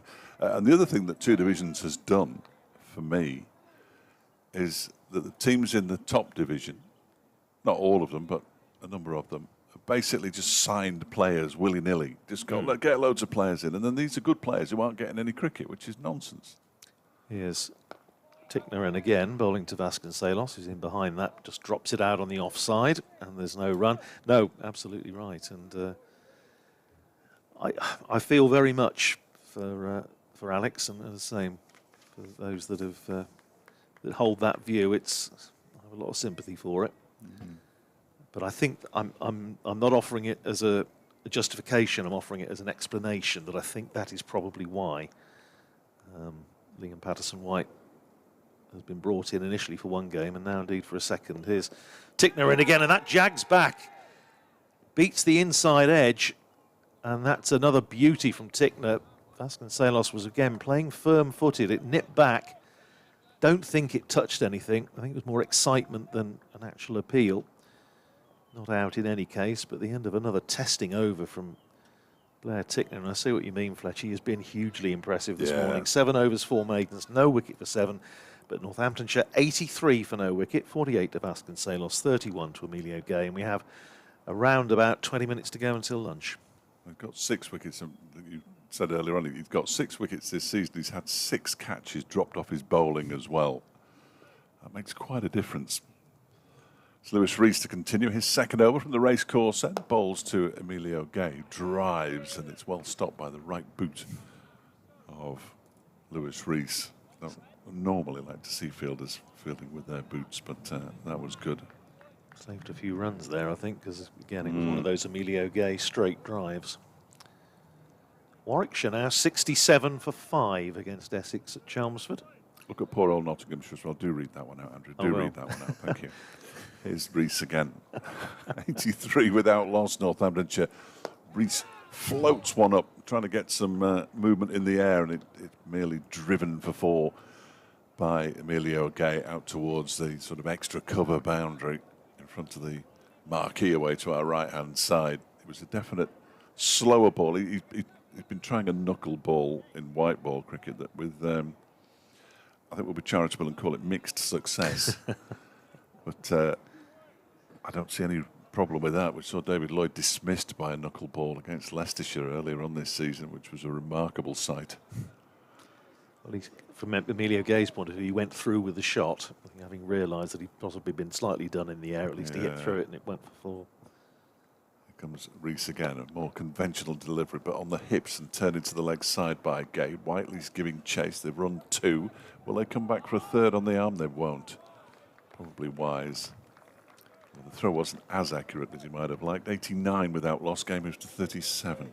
So Warwickshire 69 for 5, 2 for Shane Snater, 1 apiece for Porter, Cook and Harmer, who's already into the attack. And specially for Fletch, at Trent Bridge, Nottinghamshire are 50 for 6 against Hampshire. 3 wickets for Mohammed Abbas. Marvellous.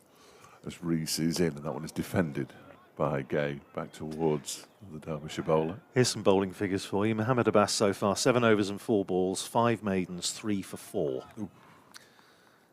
Hasib Hamid made 20. Tom Moore 17. No one else in double figures. I like Haas. I think he's done well to rebuild his career. I watched a bit of the end of that game last week while I was idling at home.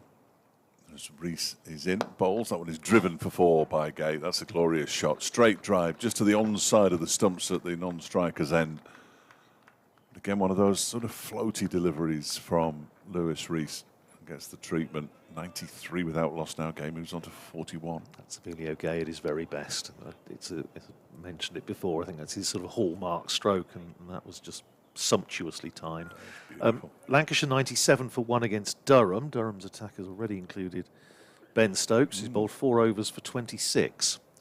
So he's off at the moment. Keaton Jennings 57 not out. It's a brave man who tells him to go for a blow. As that one is pushed out into the offside square by Gay, fielded by Anuj Darland of the over. 93 without loss. At Taunton, Somerset 117 for 3 against Kent. Tom Lammonby is 50 not out.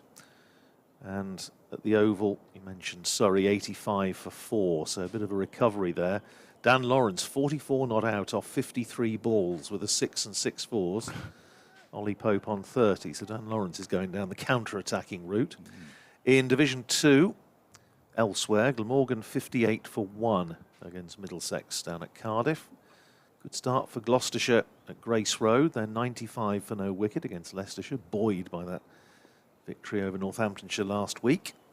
As Tickner starts his 8th over.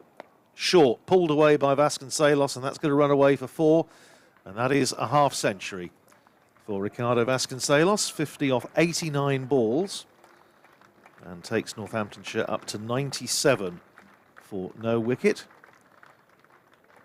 And Vasconcelos acknowledging the applause. Not exactly rapturous from around the ground, but Be a bit disappointed that no wickets have fallen, I'm sure. Absolutely. Well, no, fair enough. I think that might be the first boundary off Tickner. Yes, it is. It is. Tickner in again, and that's full. And it's squirted away just in front of square on the leg side by Vasconcelos, who doesn't time the attempted drive, but he picks up another run. He goes to 53, and Northamptonshire to 98 for no wicket. So saying good start for Gloucestershire. And in the other match down at Hove, Sussex 91 for 4 against Yorkshire. Tom Haynes made 31, a couple of wickets for George Hill, who seems to be picking up a few wickets with his brisk medium pace at the moment. Here's Tickner. Round the wicket bowling to Gay, on his hip, and again Emilio Gay just turning that away behind square for a single on the leg side. Fielded down there by Dupavillon. One more onto the total, 99 for no wicket, Gay to 42. Looking at the over rate, they'll be lucky if they get 28 overs in before lunch at this rate, which is slow, isn't it? Not exactly tearing through them. And as you say, no specialist spinner in the side. Here's Tickner in again, hits Vasconcelos on the pad. Big appeal for LBW, and he's given him. Took his time, the umpire thought about it, but Vasconcelos playing a little bit across his front pad.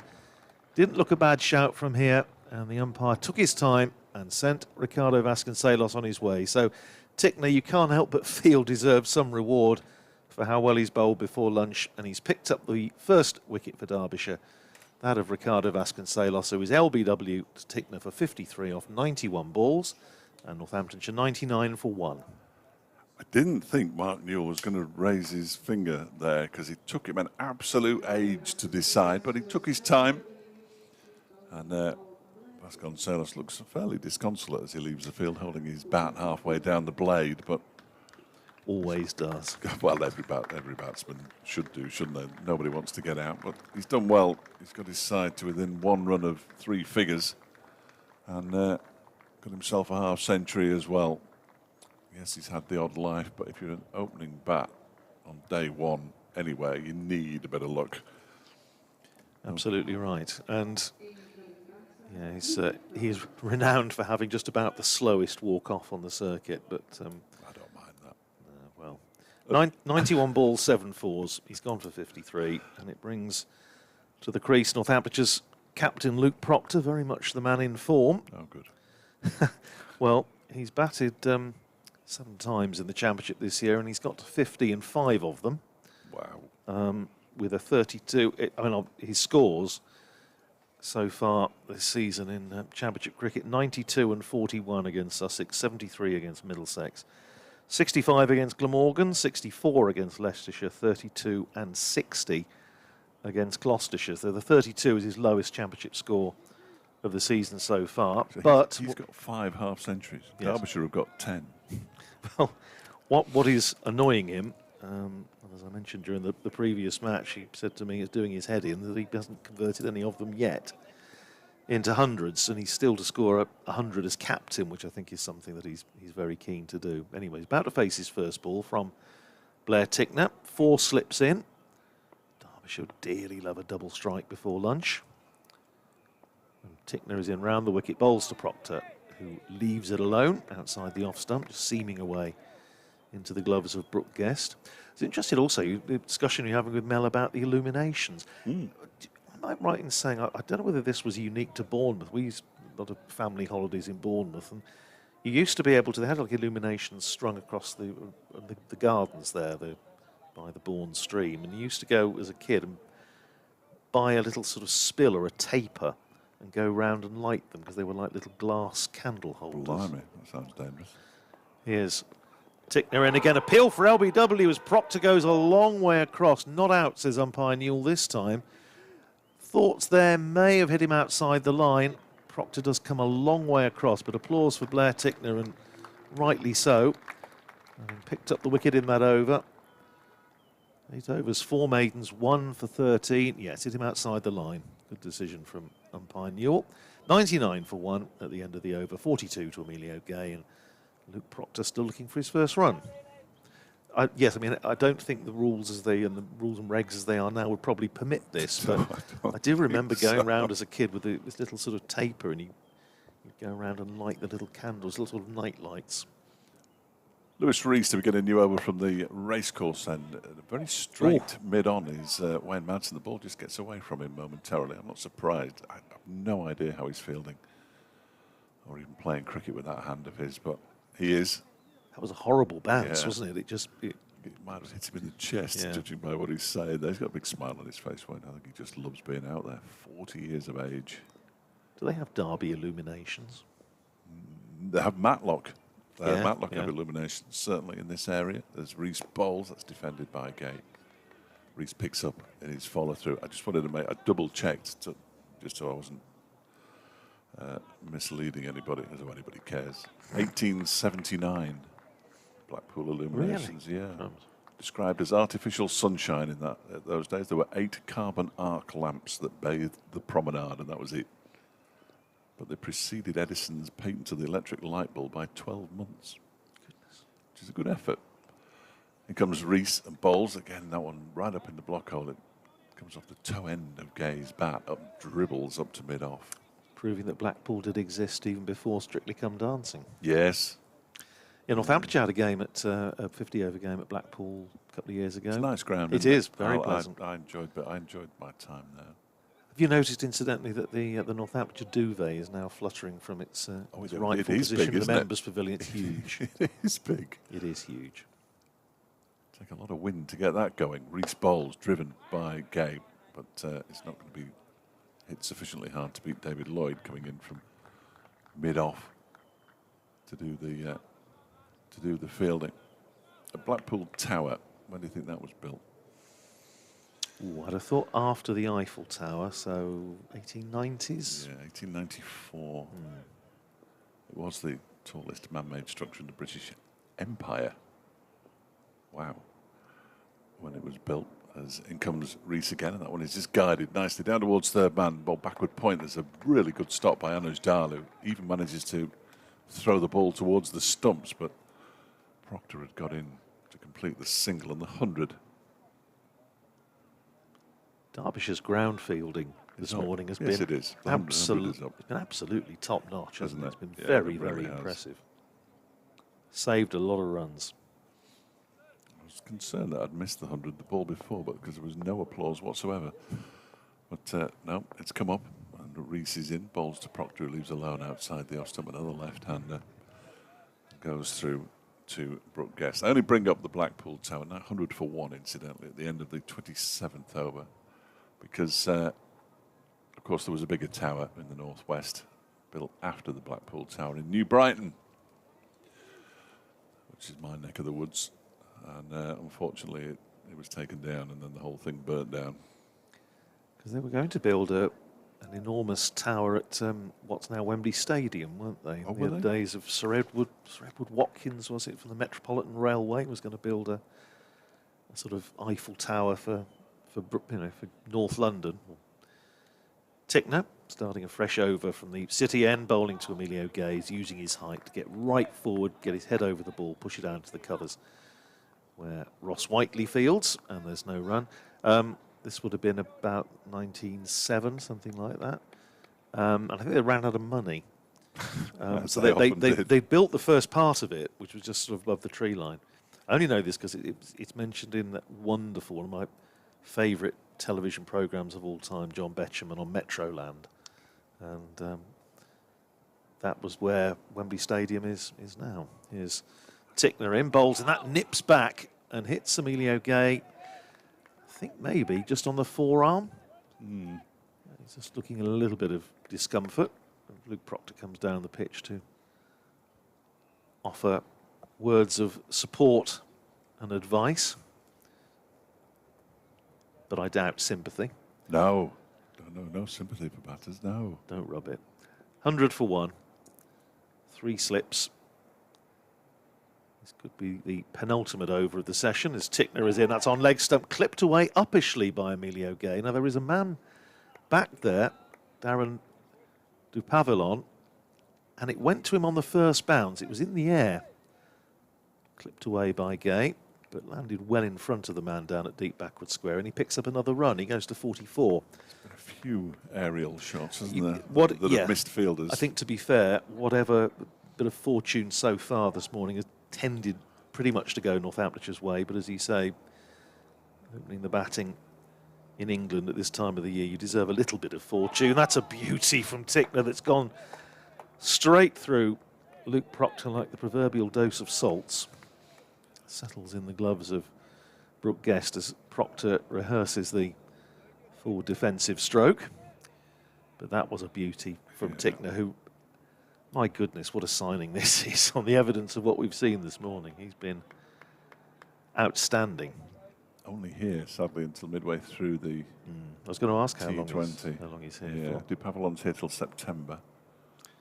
Here's Tickner again in bowls to Proctor. This time he's much more solidly in behind that one, just dropping it down on the onside. Wayne Madsen trots in to retrieve. So we've got how many balls left in this over? One more. So we should get another over in before lunch.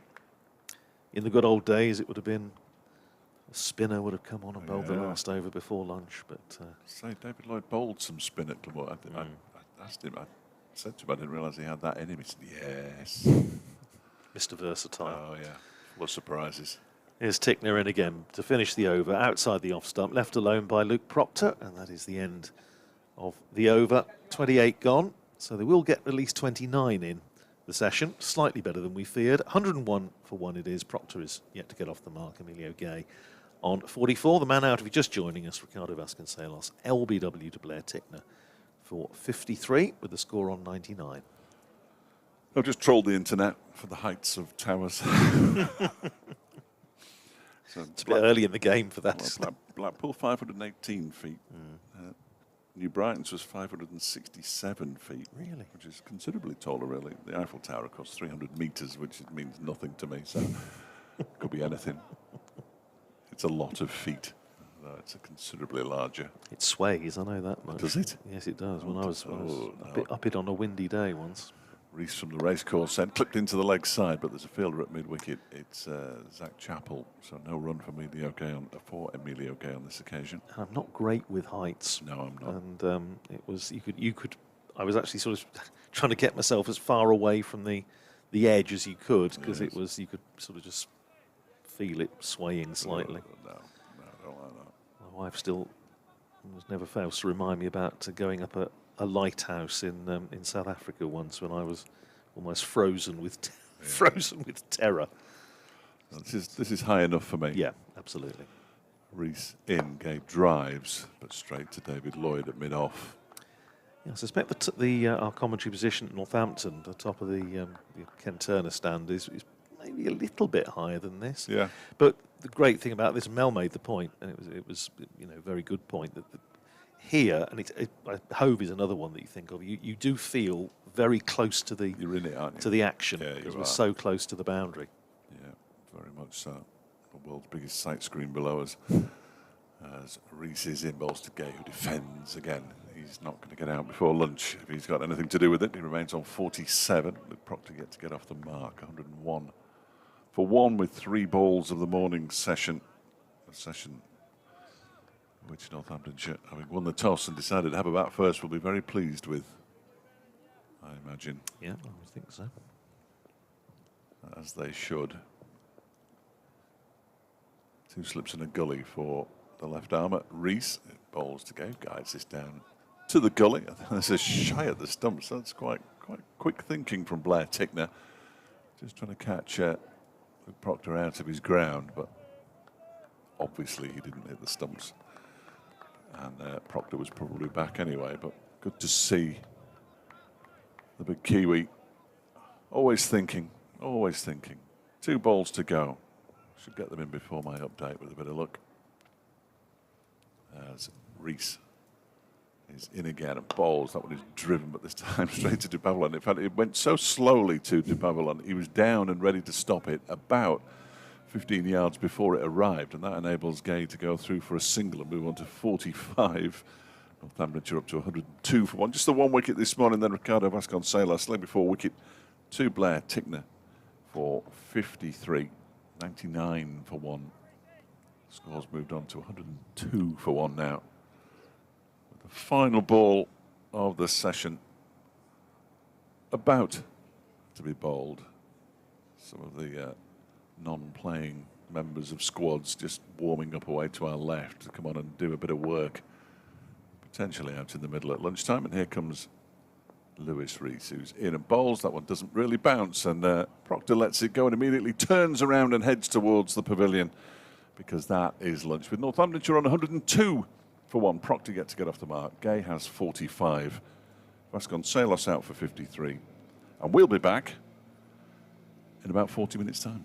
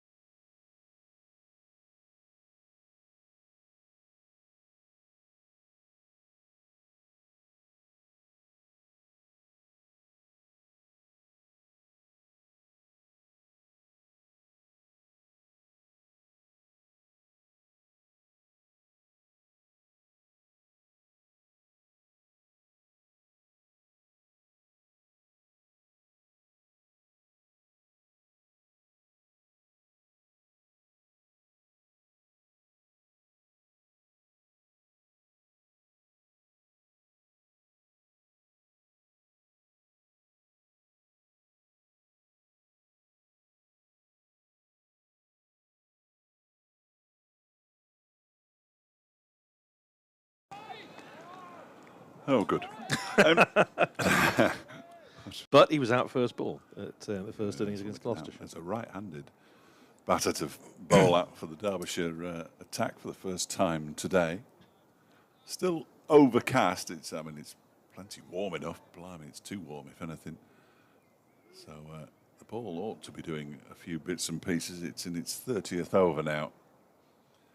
And here comes Anuj Dal Taner, who pushes that into the onside, where it's fielded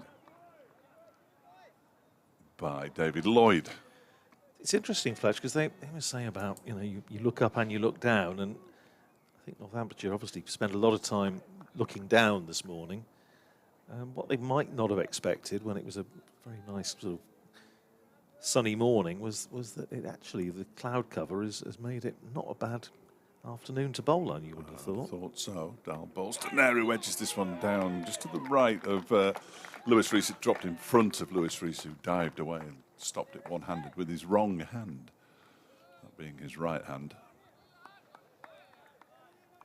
Nice piece of fielding at the third slip by Lewis Rees, but good soft hands by Karen Nair to make sure that the ball didn't carry all the way through to the slip cordon. 3 slips, Matt Lamb and Iron Donald, and Lewis Rees to the right of Brooke Guest as Dal bowls again to Nair, who pushes this one once again to Lloyd, the Derbyshire skipper. There's a man out on the backward square leg boundary. I'm trying to work out who might be bowling the first over from the racecourse end, and looked out to see both Lewis Rees and Zach Chappell stretching and warming up. That might just be because they've had lunch. It's a fairly unpleasant looking fly on the outside of the window here with a very long jaggedy tail. I don't like the look of that as Dal bowls to Nair. Turns that one into the leg side where it's fielded by Dupavillon. He's at mid-wicket, mid-on, mid-off. An extra cover, Blair Tickner, and Ross Whiteley is at backward point, and there's Blair Tickner warming up as well, so I've got absolutely no idea who might bowl the first. Nature notes with Dave Fletcher after lunch. That's very, very impressive. It was horrible, wasn't it? Flora and fauna. It's one of the few rooms in the entire building with a window that opens, this one, though, so we'll occasionally get the odd creepy crawly in as Nair off the back foot pushes it out into the offside. And at the first over after lunch is a wicket maiden for Anuj Dal. 1 for 21 from his 6 overs. Northamptonshire 102 for 2, and neither Luke Proctor nor Karen Nair have a run to their name. Elsewhere at Trent Bridge, especially for Fletch, Nottinghamshire 67 for 6 against Hampshire. Yeah, a little bit of a recovery. They were 50 for 6. And I was going to say Kevin James, not him, it's Lyndon James, isn't it? It's 17 not out. Calvin Harrison has made 1. But 3 wickets for Mohammed Abbas. Hampshire very much on top there, as it is going to be Lewis Rees, left arm over, starting the first over from this racecourse end after lunch. And the first ball to Luke Proctor has dropped down into the onside, and there's no run. In the other Division 1 matches, Warwickshire 76 for 5 against Essex down at Chelmsford. A couple of wickets for Shane Snater, but Ed Barnard is still there, 19 not out. Lancashire 112 for 1 against Durham. Wicket for Matty Potts. Removed Luke Wells for 29, but Keaton Jennings is still there on 62. Rees in bowls very full to Proctor, who plays it defensively back down the pitch. And there's no run. Somerset 135 for 3 against Kent at Taunton. Tom Lammonby is 56 not out.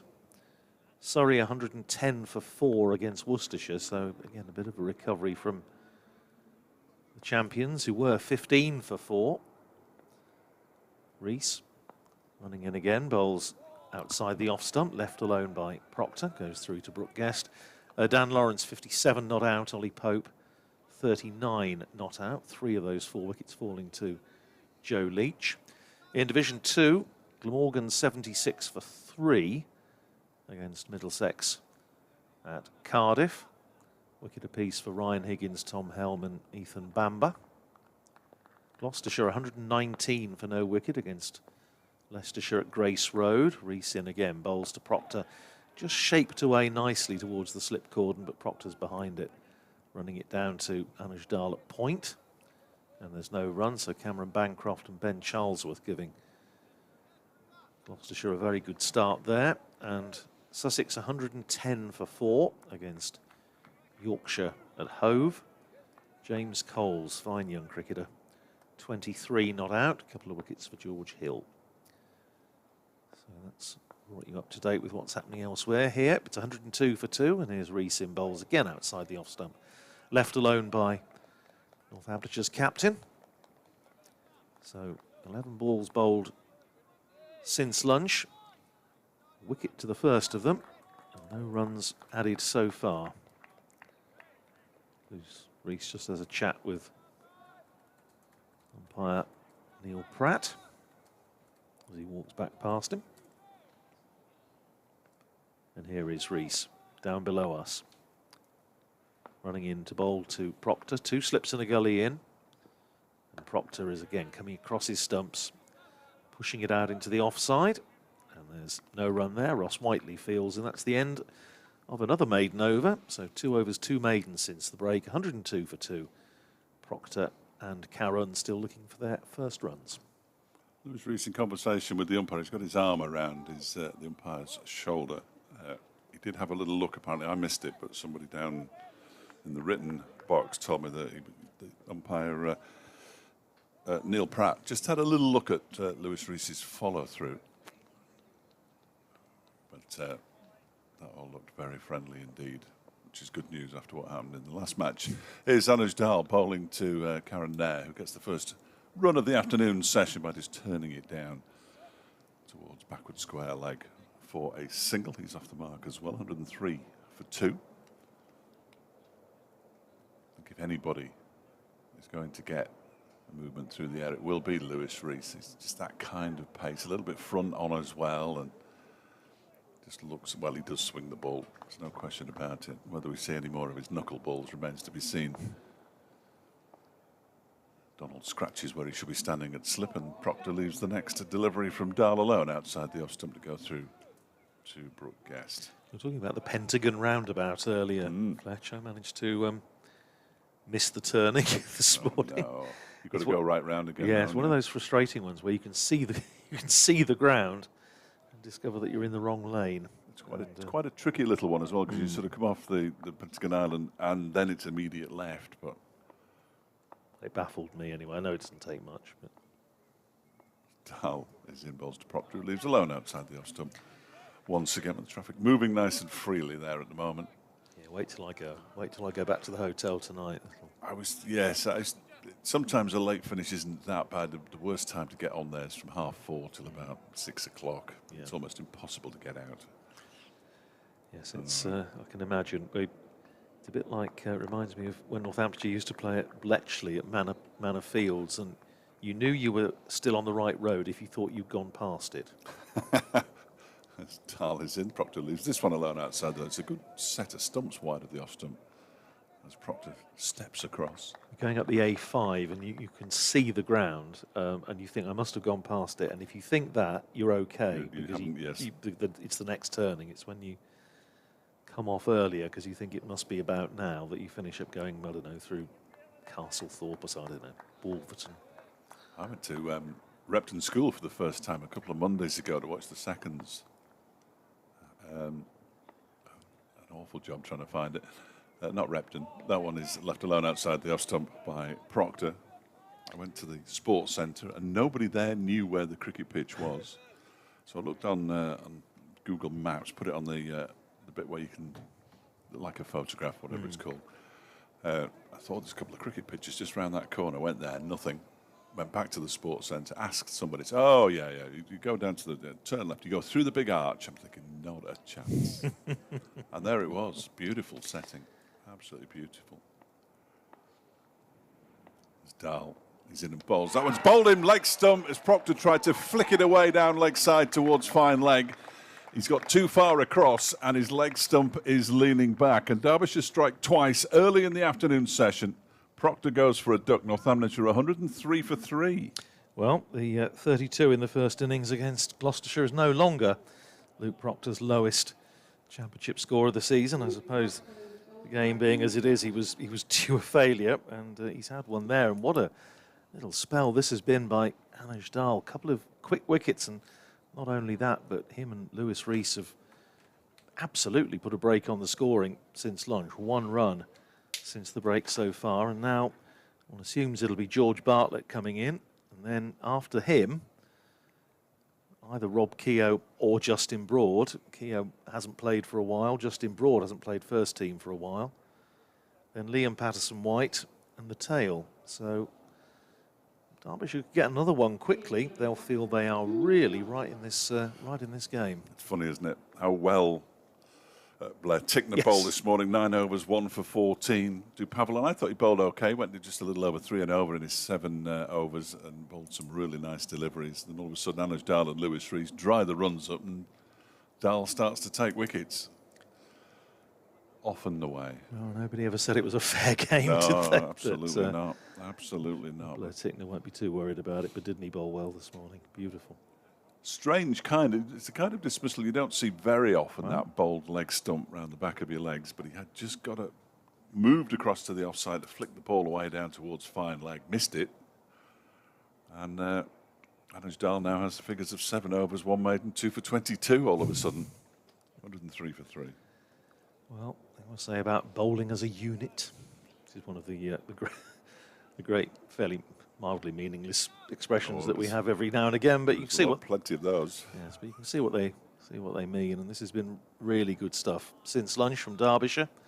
Come out full of intent, and well, as Sir Geoffrey always says, you add 2 wickets to the score and see how it looks then, and that's what's happened. 103 for 3. Here's Lewis Rees, 2 slips and a gully, bowling to Karen Nair, and that's seamed away and bounced as well, and Nair, I think, just about pulled the bat inside the line, but I think felt he had to play at it in the end. It zipped away, and there's a nice little bit of maybe a nice little bit of kidology. Is it Blair Tickner's come up just to have a little look at where that one landed? So to say, oh, glad I'm not batting on this. Oh, it's a minefield. I don't think he could have got anywhere near it. It seemed that much. Absolutely. And bounced. Zipped away. Here's Rees. Slightly angled run in bowls to Karoon, who chips that back dangerously close to Lewis Rees's right hand in his follow through.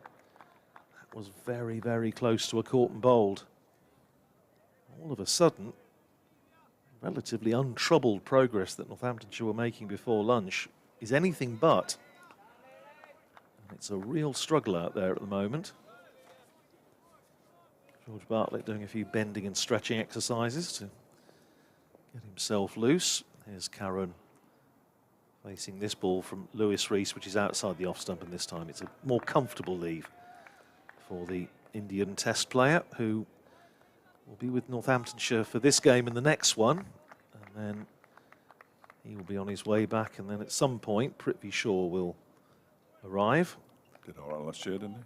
He looked as though he could play a little bit. Yeah, he's got a few runs. The odd double hundred against Somerset. Yeah. Another 100 up at Durham, but I thought so. Unfortunately, his stint was then cut short by a knee injury. Here's Rees again, bowls to Karoon. Swings back into the right-hander and just nudged out into the onside.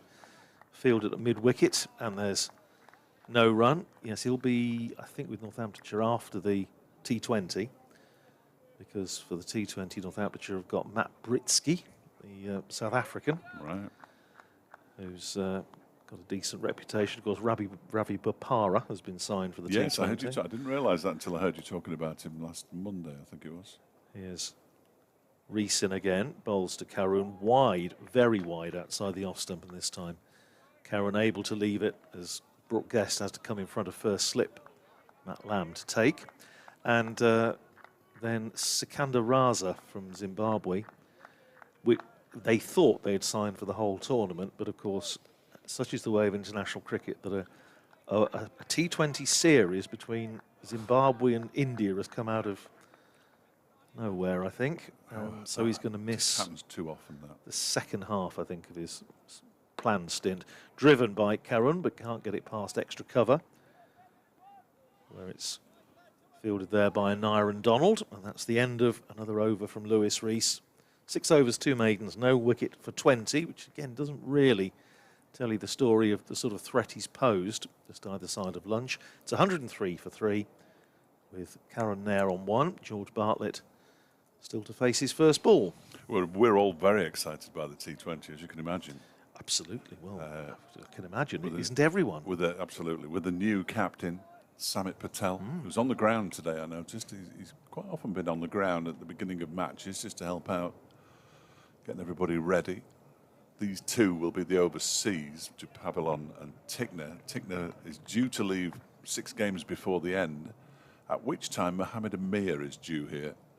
Anuj Dal continuing. That one is driven by Bartlett, taking a couple of steps forward. I think won't be surprised to see Brooke Guest stand up, because Bartlett definitely took 2 or 3 steps forward there, trying to negate any swing that Anuj Dal might be getting out of this 33-over-old ball. But he stays back for the time being, Brooke Guest. 103 for 3. Bartlett, just the second ball he's faced. And Dal bowls again. He takes 2 steps forward. He clips it into the leg side. He thinks about a single, but it's gone pretty much straight to do Pavilon. Still Brooke Guest stands back. We've got the start of the 20-second updates now, which terrify me every time I do them. And I know they terrify the newsreader as well. I quite often get a message from the newsreader saying to say, well done, we've got through another afternoon. Having live input into a timed news bulletin is never easy. Dal bowls again. Bartlett pushes this just wide of Wayne Madsen at mid-on. He runs around to pick up. Yes, well, in the winter, I would be that soldier sitting in the newsreader's position, but with fingers crossed. Well, I think everybody approached it with a certain degree of trepidation, didn't they? And so far, so good, but that's as much as I'm willing to say. Brooke Guest has called for the helmet, so I expect him to stand up fairly shortly, but not just yet, because Dal is on his way in again to Bartlett, who leaves this one alone outside the off stump to go through to Guest, who immediately calls for the helmet to be brought on. I have no idea who that is. I should be able to tell. Is it Van Aitchison? Potentially. Anyway, either way, he's going to stand up to the stumps. Can I...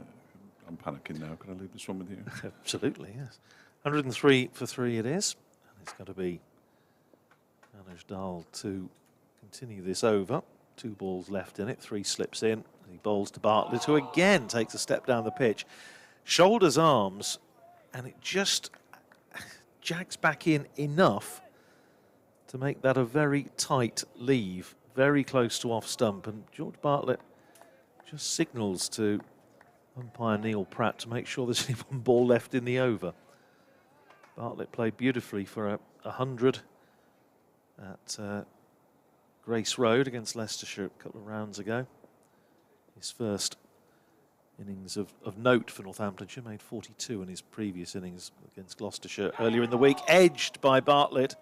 I think that landed just in front of third slip. It's gone down for 4 to third man, but it was Dal again finding the edge, and it's run down to the boundary. So George Bartlett is away with 4 runs, although not in the most convincing fashion you can imagine. Applause for Anuj Dal, and rightly so, around the ground. Bartlett is 4, Karen Nair is 1, and Northamptonshire are 107 for 3.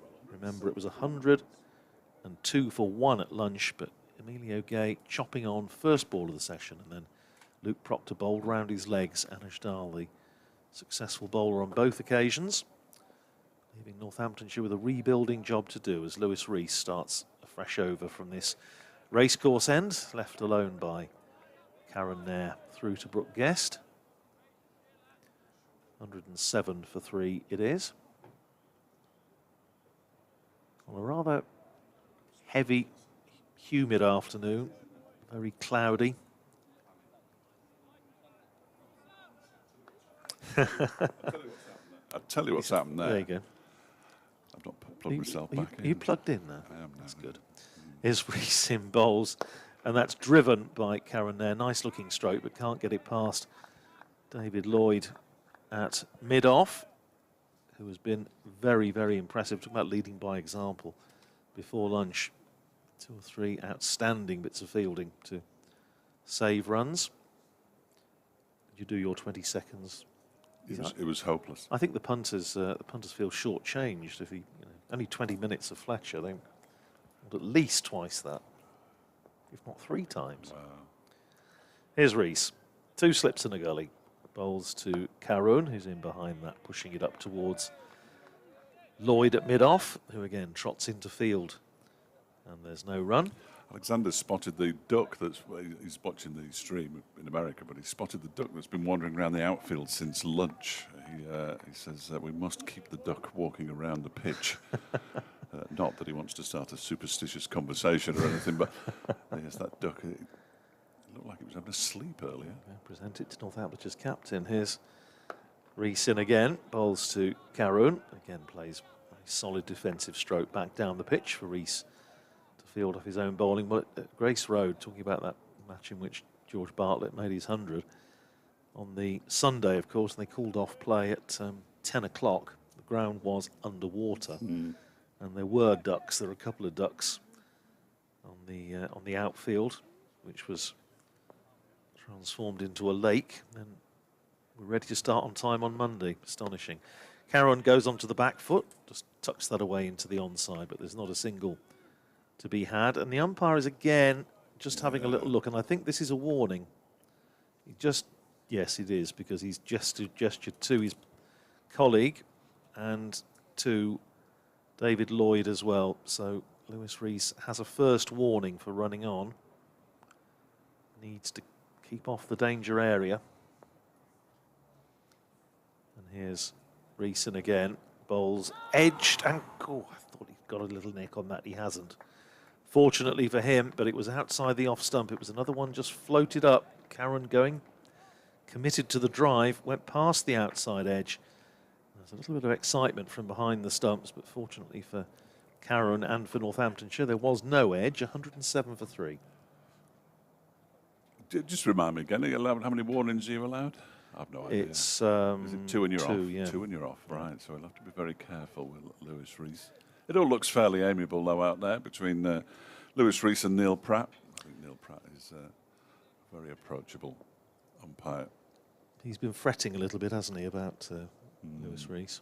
Dahl. Ball strikes the pad too high up on Bartlett's, when in fact he missed the pad altogether by the look of it. Whether he managed to just get a bit of thigh pad in the way or not, I'm not entirely sure.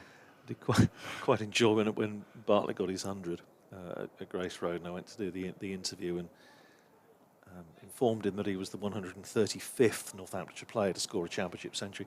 And he, bless him, he gave me a look that's slightly pitying. Who on earth is this? How does he know that? Who keeps records like that? Rightly so. There are plenty. Here is Dahl. In again. Oh, he's left that one alone. I tell you what, that wasn't far away from the off stump. That actually bounced over the top of the stumps. It wasn't taken cleanly by Guest. He's leaving well at the moment, George Bartlett.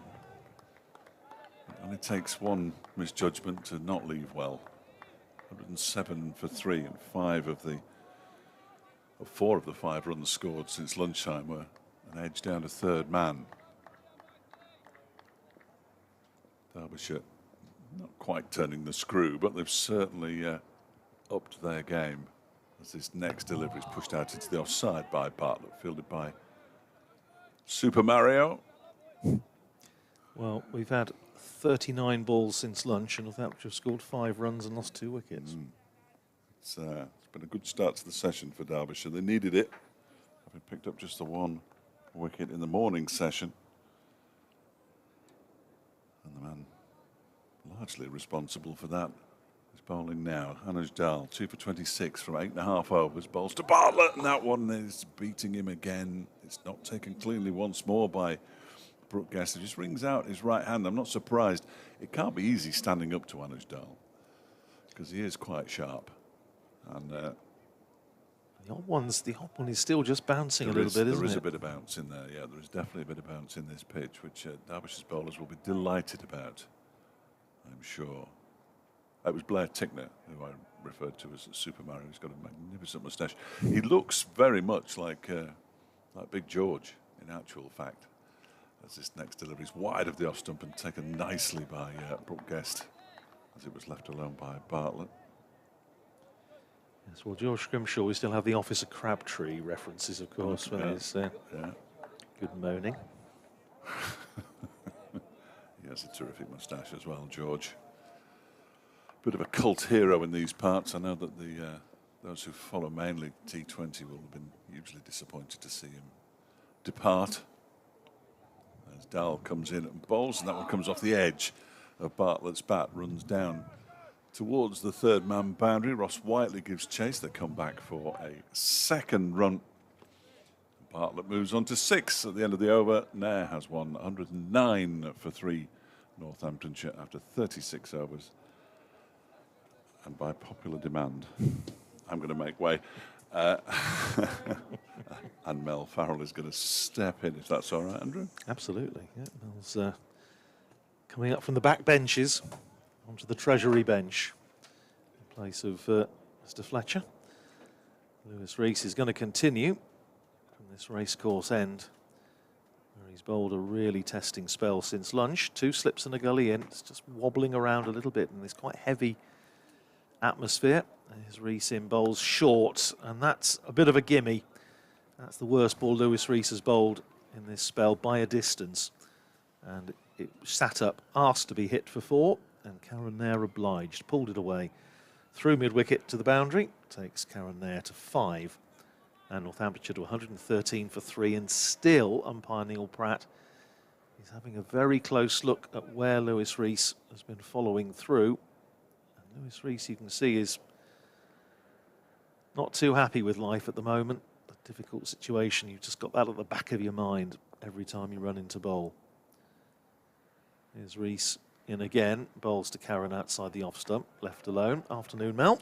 Afternoon. Things have changed a little bit since I was last on. Yes, I think somebody's been exerting a bit of the fluence or something out there, but the game has completely changed character either side of the break. I say Northamptonshire making fairly untroubled progress this morning, and then all of a sudden, a couple of quick wickets. But it was reward, I think, for just how well the Derbyshire bowlers bowled this morning. It was ironic. They bowled really well with the new ball, didn't get any wickets, and they fell around lunch. Here's Rees, and again bowls very full on leg stump, turned away by Karen Nair out to mid-wicket, where it's fielded by Dupavillon, and I think Karen Nair is a little bit frustrated. He missed out there. It was a nice, inviting-looking leg stump half volley. He just picked out the fielder. He rehearses the stroke. Just a few calming words, I'm sure, from Wayne Madsen, who's in there mid-on as Rees goes back to his mark. And runs in again to bowl to Karen Nair. Very full and driven up to mid-off. David Lloyd having to make ground to his left, and they're able to come through for a single. Karen spotting that and coming straight away. So one more to him. He goes to 6, joins George Bartlett on 6. And Northamptonshire 114 for 3. Now, you know that I like the run-up quirks. Lewis Rees, I'm quite fascinated by the fact that his arms don't move very much. Yes, it looks as though somebody's got an elastic band round his waist. Yes, it's unusual because you often see them pumping the elbows. But no, he's stay right by his side. Here's Rees in again outside the off stump, left alone by George Bartlett.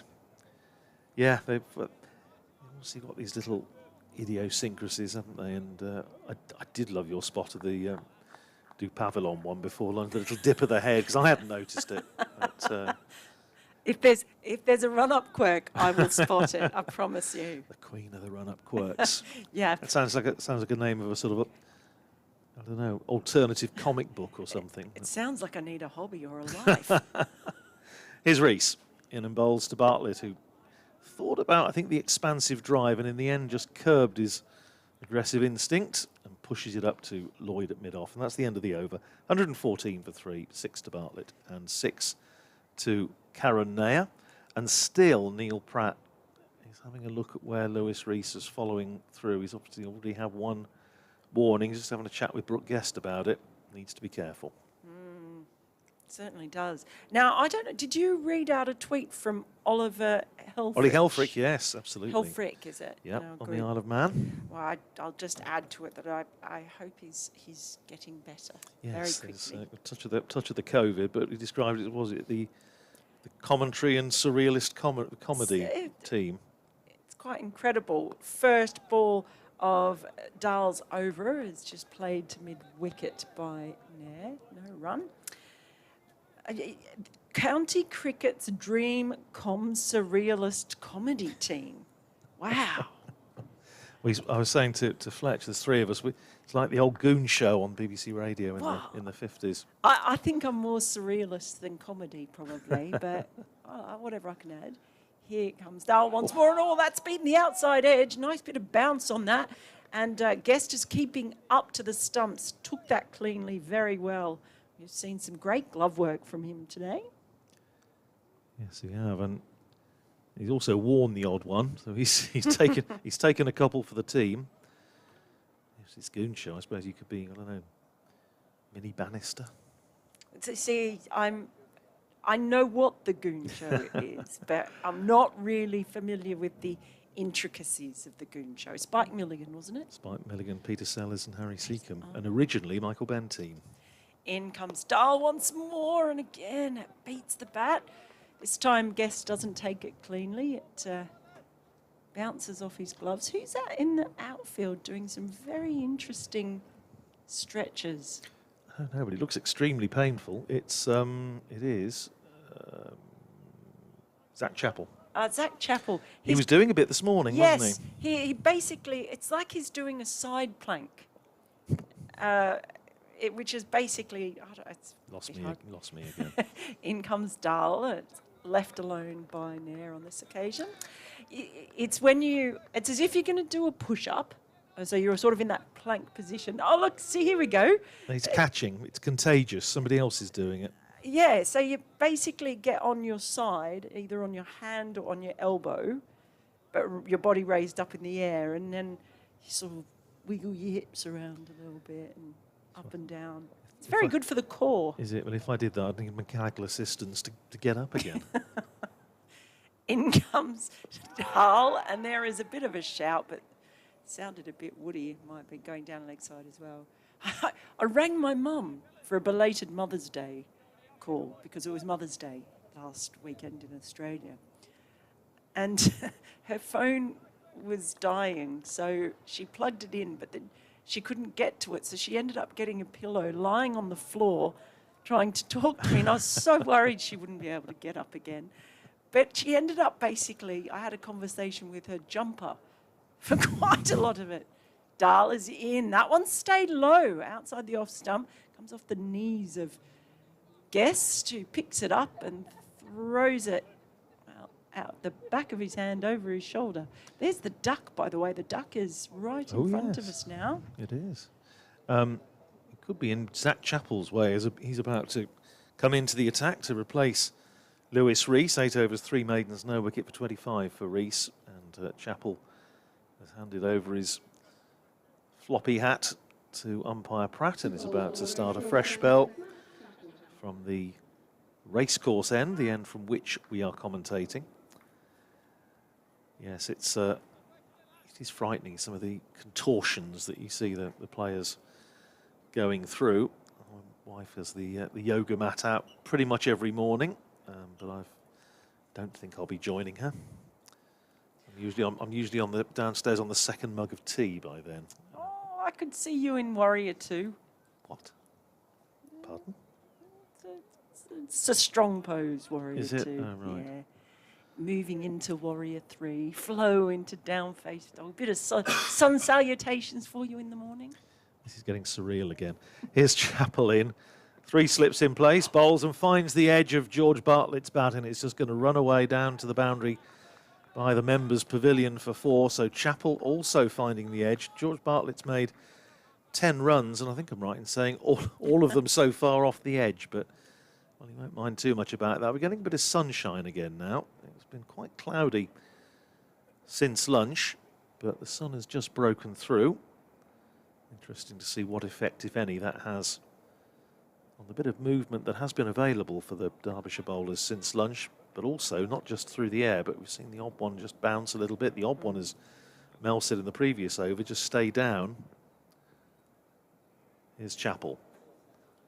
In and bowls, and Bartlett onto the back foot, plays it out into the covers.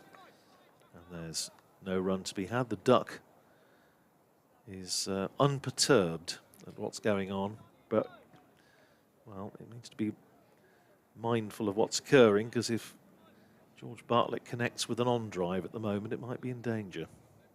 Duck soup. Ducking for cover. He's just got out there. They're keeping an eye on it because they've just walked over to it. Here's Chappell. In again, bowls to Bartlett, who's pushing forward off a mixture of inside edge and pad. It just drops down on the offside. Brooke Guest comes round from behind the stumps to retrieve.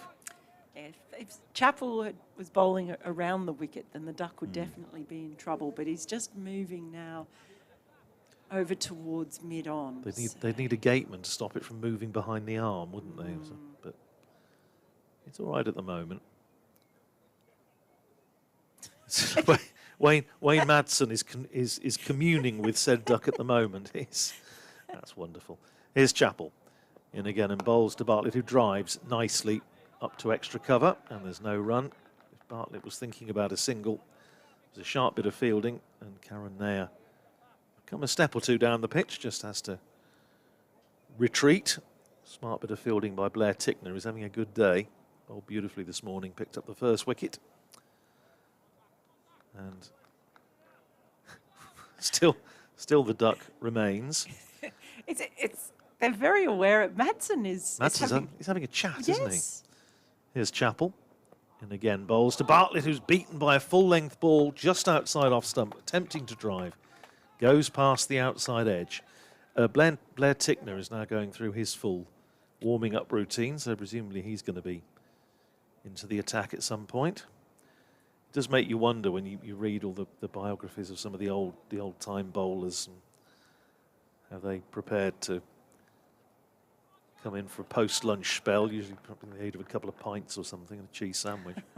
Don't think that's quite the approved manner these days. Here's Chappell in again, bowls to Bartlett, who's pushing forward out into the covers, and Blair Tickner fields. To be fair, end of the over. End of the over, and that's 118 for 3, 10 to Bartlett, 6 to Nair. They're quite a stretchy lot, this Derbyshire team. They are doing more than the average amount of stretching, I've noticed, which is, I think that's a good thing. It's nothing like being limber, flexible. Yeah, you see, what they don't have to do, for example, if you think about games at Grace Road, they don't have to do the 40 steps up to the commentary box, which we have to do. And we've always said it ought to be one fewer. It ought to be the 39 steps, but it is 40. Oh, but that would be, I don't know, that would be ominous, wouldn't it, if it was 39 Well, yes, steps? you have Mr. Memory up there. Am I right, sir? Sorry, my mind's wandering. It does from time to time. Tickner back in the attack anyway. Yes, he bowled incredibly well earlier. 9 overs, 4 maidens, 1 for 14. And that doesn't tell the full story, really, of just how he was getting that ball to swing in late in particular. He was threatening both edges of the bat. So unlucky, I think he was, not to get a wicket. Some of those deliveries, you just didn't know quite how they'd missed. His in-swinging ones got good bounce as well. It's got 3 slips in for Nair. Comes running in now over the wicket. Oh, and that's a Yorker. It's gone under the bat, and you can hear the cries there. He tried to dig that out, Nair, and Karoon has just gone for that telltale walk to settle himself down. Great first delivery, first up. Back into the attack. Must be loving this, the opportunity to tangle with someone of Karoon's experience at the highest level. He starts that little jog on the spot. Tickner, he's in again. This is a short ball. It's popped up in the air. and he almost takes it. He dived to his right, tried to get a hand under it, but wasn't able to get there. So hard in the follow through for the bowler, but boy, oh boy, what a way to come back into the attack. But what an extraordinary little session this has been since lunch. It's suddenly the batters, having been apparently in complete control, now, I was going to say every ball's an event, but that's something different. But it's certainly doing plenty and keeping the batters guessing. If you'd taken that, that would have been an absolute screamer. They've got 3 slips and a gully now in over the wicket, but he just clips his straight to square leg. So dot ball. Ollie Helfrich's been back onto us, by the way, about the Goon Show. And he sent his very kindly supplied his favourite episode, which is the Mountain Eaters. I suppose mine would have to be jet-propelled flying naffy, the Hastings Flyer, or the dreaded batter pudding hurler of Bexhill-on-Sea. There are a lot of words there. Here comes Tickner. This one is well outside the off stump and moving away. So Nair has no problem in leaving this one alone. Yeah, there's a lot of words there, and I'm not quite sure what they all mean together. The jet-propelled flying naffy, I have to say, is one of my very favourites. I inherited this from my late father, who absolutely adored the Goon Show, and so I was brought up listening to them on the radio, but also, of course, on LP. He used to sit listening to them and laugh so much he fell off his chair. Tickner in, over the wicket again, a fuller delivery, just tucked away around the corner. Square leg runs fine as the ball dribbles in that direction. They ran a single, 118 for 3. But I take it as a compliment if we're described as a surrealist comedy. That's rather fine, isn't it? Makes us sound almost intelligent. It might have been me talking about red frogs earlier. Well, yes, but every day is a school day, as we always say, and stuff I didn't know about. So. 4th slip. Gully's come into 4th slip, tightly packed. He's over the wicket, and it's gone right through where Gully was, just off the outside part of the bat. They're going to run a couple. Managed to cut it off. It didn't go with any great pace, but wouldn't you know it, moved Gully to slip, and the ball goes straight through Gully. It's the end of an over, and it was a terrific one from Tickner. Almost got caught and bowled in that one. It's 121 for 3. Bartlett on 12, Curran on 6, but not looking convincing. Most importantly, the duck is back. There's something about Zach Chappell's bowling, and Wayne Madsen, he's sort of chasing he's it. Chasing the duck. That sounds like it ought to be a euphemism for something, but... If you're talking about the surrealism of our commentary. That's wonderful. Here's Chappell. Running in over the wicket to bowl to Carroll. Big appeal for a catch at slip, and he's bowled him. He's bowled him. It's nipped the top of the off stump. I thought it had edged to slip, but in fact it's clipped the top of the stump, and that is a huge, huge wicket. Karen there goes, bowled by Zach Chappell for 6, just clipping the top of the stumps. And Northamptonshire, 102 for 1 at lunch, have now subsided to 121 for 4. Well, great ball by Chappell. You might want to give a little bit of credit, I think, to Tickner as well for the pressure that he put Curran now under in the previous over. Yep. So just perhaps unsettled his mind somewhat, but a good delivery nonetheless. Just did enough, and as I say, I saw it clip off the stumps and was caught at second slip. And I just had to then look twice to see if it had actually taken the bails, and it had. It's George Bartlett having a drink brought out to him by the other George Scrimshaw. Has been commented that Northampton's closed season signings have to be called George. It was compulsory. Bartlett and Scrimshaw. And I'm just going to see who comes out next. I think it'd probably be Rob Keogh. Rob Keogh back in the side, having had this problem with his back, sort of periodic back spasms, and he's had... It is Rob Keogh coming out at number 6. And he had an injection earlier this week to try and dull the pain a bit. And I know he's been having various therapies to try and get it right. It's a problem he's had for a while, to be honest. It's why we were sort of talking about it this morning, he tends to have a rather elaborate and prolonged warming up session before he comes on to bowl, and it is because he has had, say, back trouble for a bit. But it's very distracting that Wayne Madson's now shooing the duck down towards the boundary, and there's all this sort of there's like a sort of parallel universe here, because there's this great tactical conflab going on between David Lloyd and Zach Chappell with a new batter in, while Wayne Madsen is just trying to shoo the duck off the field. It's marvellous. Keogh is in anyway. He was a guest on BBC Radio Northampton's cricket show on Monday night. We had a chance to have a good chat with him in his testimonial year, of course. Northamptonshire first team cricketer now for 15 years. Man and boy, and he's going to face his first ball from Zach Chappell with 3 slips in, and that's on leg stump. Nice way to get off the mark. Just a little push out to mid-wicket. So Rob Keogh is away, 122 for 4. And Keogh off the mark with a single. Brings George Bartlett back on strike. One thing I've noticed about Wayne Madsen, as I've been watching his interactions with the duck, his cap is very faded, isn't it? It is, yes. Very. Yes. Been obviously wearing that for a while. Here's Chappell in, bowls to Bartlett, who drives crisply, but on the bounce and well stopped rather than fielded off his own bowling by Zach Chappell. Oh dear, it had to happen. Alex O'Boyle, thank you very much, Alex, for getting in touch. It was good to hear from you.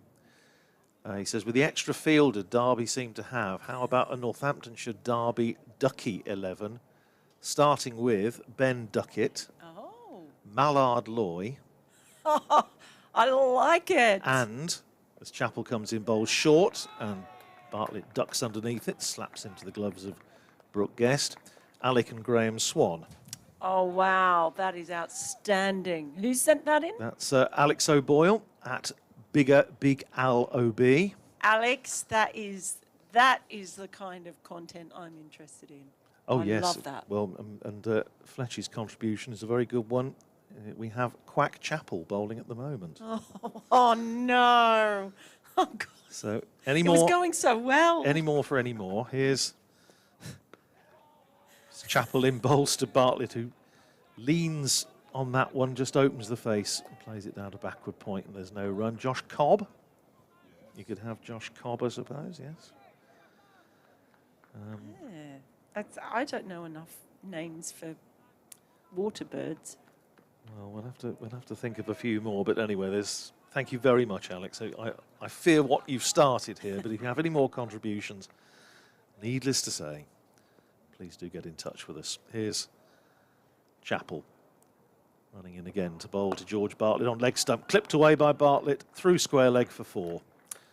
Just a little bit of a release there for Bartlett, who's had a struggle so far, but he'll feel a bit better as a result of that, I would imagine. He has a chat with Rob Keogh, and that is a strong way for Bartlett to finish the over. Takes him to 16, and Northamptonshire to 126 for 4. And Keogh is going to be facing the bowling, which is going to be Blair Tickner to continue from the far end, from the city end. Keogh, incidentally, closing in, if he has a decent year across all formats, on reaching 10,000 runs for Northamptonshire in all formats, which will be a pretty impressive milestone. Something that's getting harder and harder to do, of course, with the amount of cricket that's being played, but especially red ball cricket, less and less of it. But really has been a great, great servant to Northamptonshire cricket. 4 slips in for Keogh as Tickner is in over the wicket, and too much down the leg side there. Made a little play at flicking it away. It was quite a lot of bounce. It was right under his armpit. Straight through to the keeper, no run. Got lots of testimonial functions, of course, coming up, and one of them is a match between the Rob Keogh 11 and the Courtney Laws 11. A great Northampton Saints and England rugby legend. We did suggest it was a very good idea if they didn't play rugby against each other. Tickner in. This is shorter outside the off stump, and he plays it into the ground, Keogh. A good job as well, because it went straight to fourth slip. He did a fine job of stopping that ball as well. Prospect of Keogh standing there trying to stop Courtney Laws in his tracks, which many rugby players around the world have been trying to do for the last decade or so, is slightly worrying.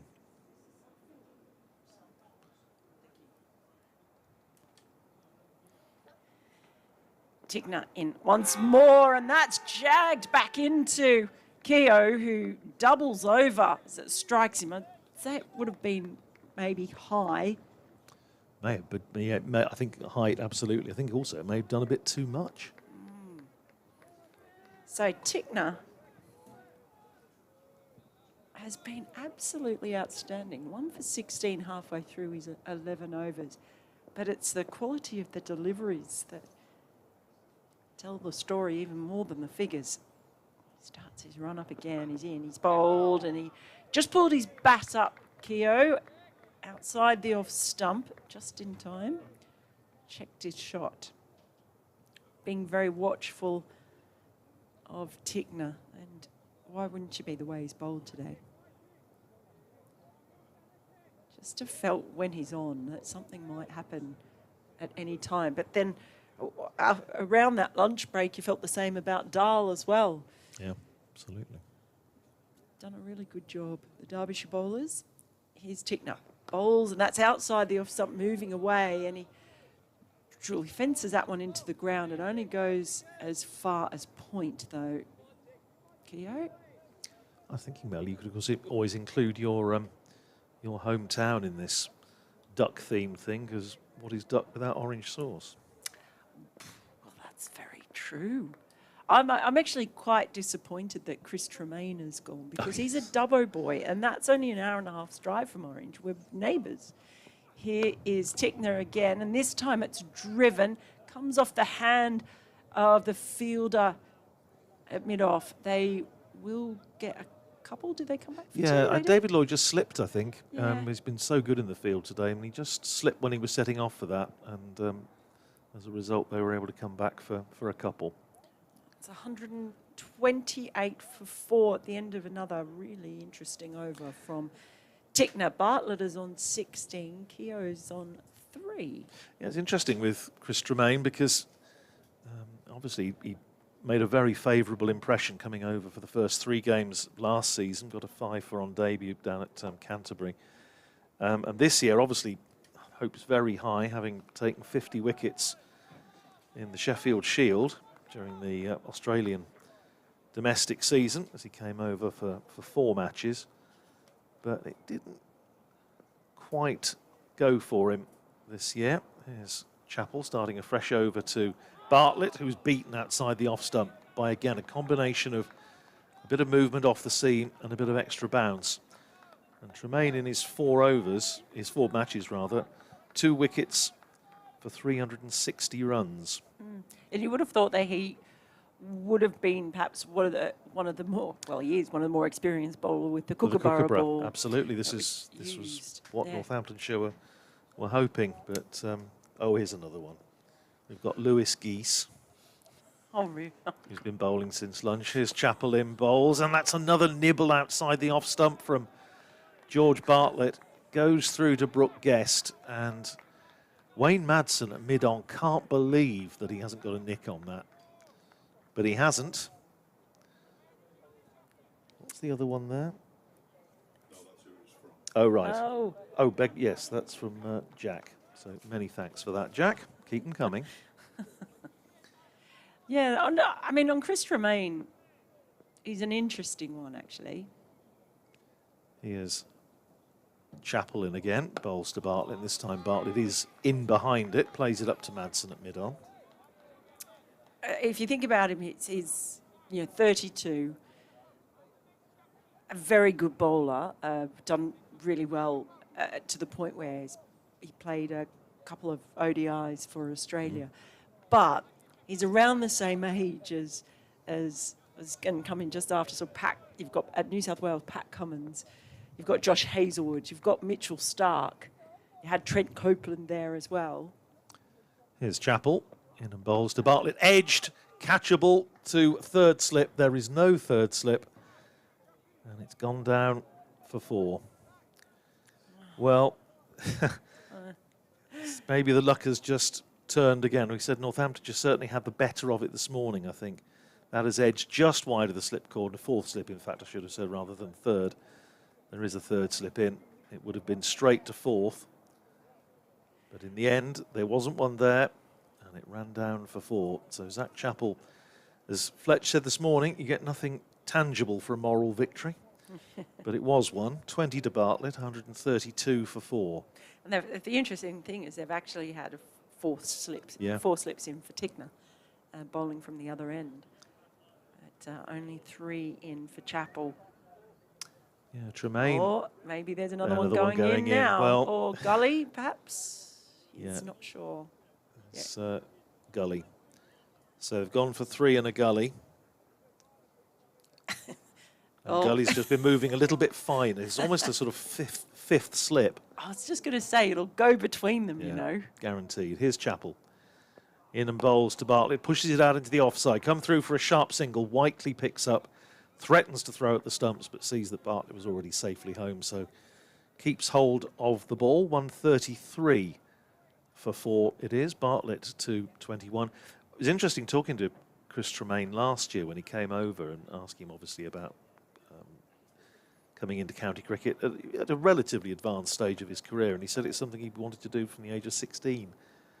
He said his coach at school had said you can't call yourself a properly rounded cricketer unless you've played county cricket in England. So it was been a long wait for him to do it, but he did realise that ambition as Chappell is in. Bowls to Keogh, punches off the back foot, and Whiteley is very quickly to the ball, and Keogh thinking about a single, but there wasn't one there, and that's the end of the over. 133 for 4. 21 to George Bartlett, 3 to Rob Keogh. The duck is still there, oblivious to what's going on around him. Is he going to have more company? No, it's just one of the Derbyshire players, and Iron Donald was eyeing it somewhat quizzically as he went into his fielding position at second slip. We have another one from Ollie Helfrich. This is well, Waterbird, I suppose. Curlew Ambrose. Little hint of the crowbar there, but no, that's good. That's good. We'll go with it. Thanks, Ollie. Tickner, right arm over the wicket, and that's played into mid-wicket by Bartlett. They'll just get a single. 134 for 4. I do like I do like a theme. Adrian Bryan, Shady 80, has been on and says, if Northamptonshire get a new coach, maybe we could get Peter Moorhen. Oh. But he said actually it doesn't work because it's Peter Moore's. But we know where you're coming from. Thanks, Adi. Oh, dear.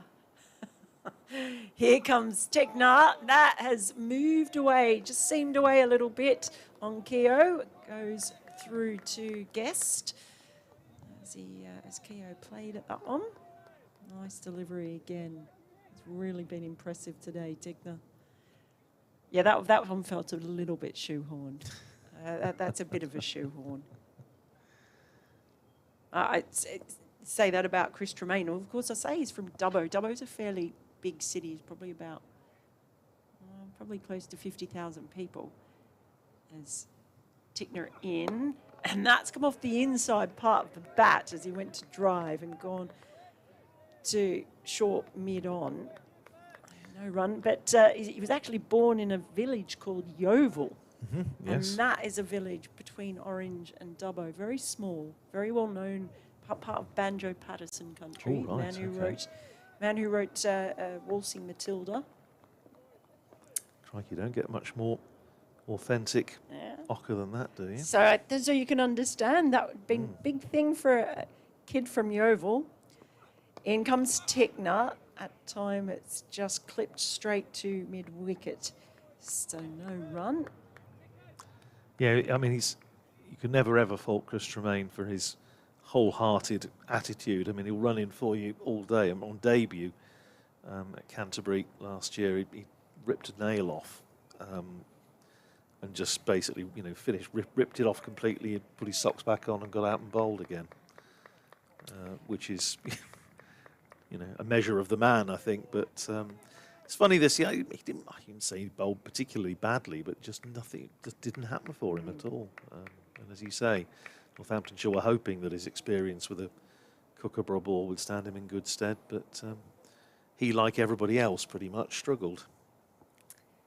Those 4 slips back in as Tickner over the wicket, and that has gone past the shoulder of Keogh's bat. He's really proving to be a handful. Good bounce, good carry, just a bit of movement as well, enough to really trouble Keogh.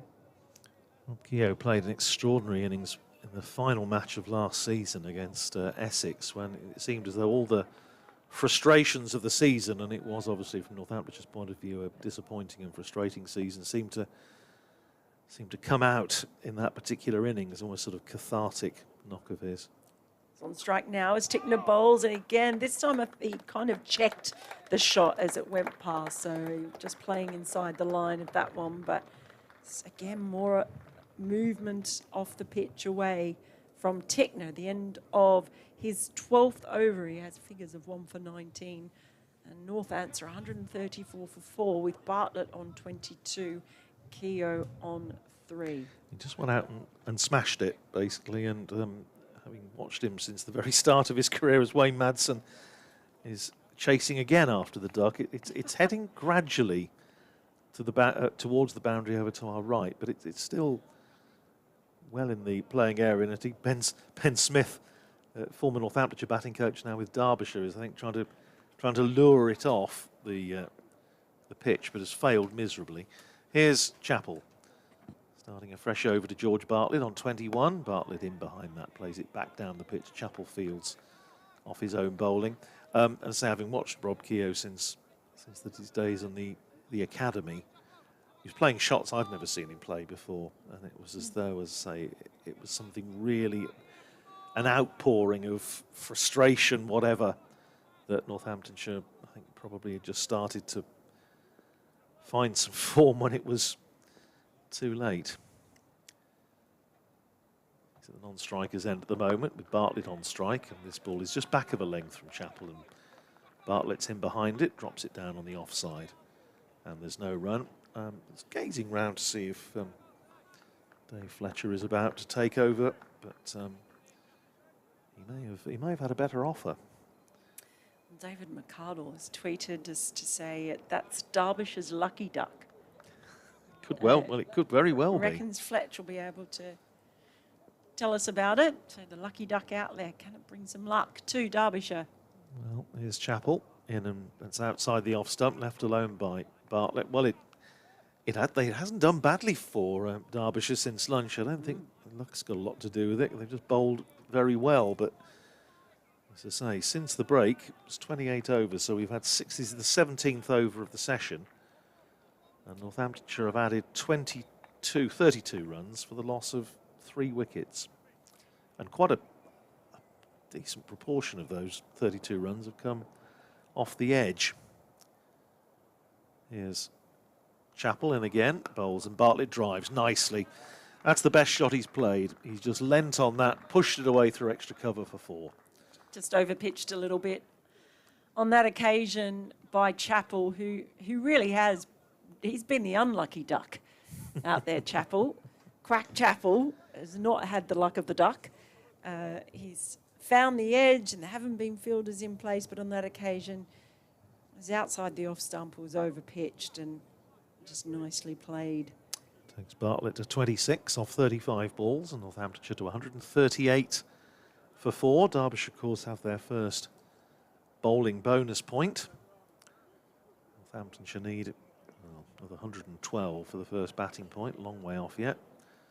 Still 3 slips in as Chappell bowls short, and that's carved away by Bartlett over the top of point, and that's going to run away for 4 more. And Chappell kicks the ground in frustration. He just tried to dig one in, and it sat up nicely for Bartlett outside the off stump, and he carved it away over the top of point perfectly safely. And it runs away for 4. 30 to George Bartlett and Northamptonshire to 142 for 4. Oh, he's just kicked the sand pile as well as he gets to his mark. It's been a bit of a frustrating one for him, just perhaps trying to overcompensate for the previous ball that was overpitched by going short. But I actually thought that was really well played. He did. No, he got underneath it and carved it away over the fielder at point. Here's Chappell again on leg stump, turned away by Bartlett. It could be another boundary. I don't think it's quite got the legs, has it? Yes, I think it has. No, it hasn't. It's just held up in almost the furthest corner of the ground. And they come back for 3 as he clipped that one away through mid-wicket. But 11 off the over to George Bartlett.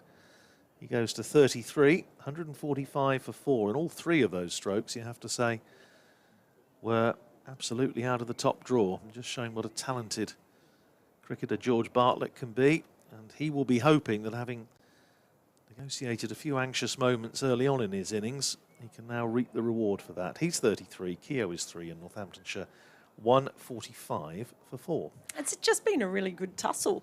We've seen both sides trade blows, even though we're only in the second session of this match, and it's just felt like one's on top then the other's on top. It's just been a really good contest. And Dave Fletcher comes back, so he will come and join us in a second. He can tell us more about the lucky duck. The lucky duck, while I go and have a sit down. The coffee machine's working now, so just so you know, I got it fixed. Here's Tickner over the wicket. First ball just went straight on and is turned into mid-wicket by Bartlett. No run. Yeah, so Well, the duck has now migrated from this end of the ground. It's now going out towards the scoreboard down to our right, so in the general direction of the hotel, which borders the ground. Perhaps it's got a reservation. it's fielding at sort of a deepish cover point. Here comes Tickner, and that ball's just tickled around the corner down to Chappell, who's at long leg. So they take a single, 146 for 4, brings Keogh back on to strike. It's looking a bit down in the mouth, isn't it, really? Do you know that? I mean, that duck has actually covered a lot of ground. It has. Because they've Got only its steps in. They've only got little legs, you know. That's a really decent effort. Our nature correspondent writes. They do only have little legs. Absolutely, You think absolutely about right. that. It's an observation with which I couldn't possibly argue. Keogh waits, Bartlett bowls. He's up on his toes and defends that back towards the bowler. Out to a fielder at mid-off. That's Madsen picking it up in the end. Is it? No, it's not, because it's not the faded hat. It's at the other side. Who's at mid-off? Lloyd, David That's Lloyd. Lloyd, who's been really good in the field. Been really impressed with him in the field today. But it's Tickner now. Runs in. And there's an edge, and it's just dropped short of fourth slip. I don't think it got to him in time. They're all running in, and there's low fives as they slap his hands. But inducing the edge, Tickner continues to get those little half chances. It's unlucky to only have one wicket so far. Yeah, it's probably saved certainly 2 or 3 runs, but as you say, it bounced, I don't know, a couple of feet in front of him. Tickner runs in again. This time it's clipped through mid-wicket. Mid-on is chasing. It's Madsen. Hat falls off as he does get to the ball a few metres in from the boundary.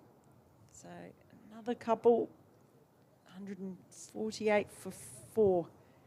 Keogh now on 5. But you just do feel like he's really in this, and you won't be surprised if you see Tickner pick up some more. Doesn't matter whether the ball's had the shine taken off it or not, although I know a lot of people feel the Dukes is actually better once the shine has come off a little. Here's Tickner again, and this one's tickled fine. And down towards fine leg where Chappell runs across and does the fielding in that wide-brimmed hat of his. That's the end of Tickner's over. 149 for 4. Bartlett on 34. Keogh on 6. I'll just come up with a score or two as Fletch moves into the seat in place of Mel, and then Mel will come into this seat in place of me. That all runs like a smooth, well-oiled machine. Wickets tumbling at Cardiff, where Glamorgan are 106 for 7 against Middlesex in Division 2. Nottinghamshire still 6 down, 102 for 6 against Hampshire. Surrey 184 for 6 against Worcestershire. After a few words from Henry Crun, or Major Bloodknock, it'll be back to Minnie Bannister. Thank you, Andrew. Andrew will return because he's contractually obliged to. It's going to be Darren Dupavillon to come into the attack now for Derbyshire. 149 for 4, and he bowls to Keogh down the leg side. It's not taken in cleanly by Brooke Guest, the wicketkeeper, and that will be byes, I fancy. It is, and Brooke Guest won't be best pleased because he's conceded byes, and no wicketkeeper likes to do that. We were concerned down in the written media part of this media centre that the duck was looking a little bit unwell, but just slightly the worse for wear. Of course, he may well end up with a large medical bill. Thank you very much. Here's Dupavillon, bowls. That's turned into the leg side by Bartlett for a single. I'm here all week. Bartlett moves on to 35, 150. Oh, One for 4. I'll make sure I try the veal.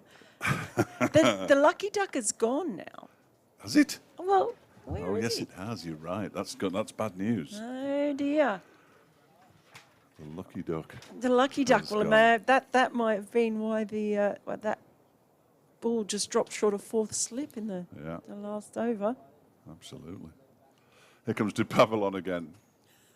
In bowls, that's off the outside edge of Keogh's bat down to backward point where Anuj Dal does the fielding. David Lloyd's warming up.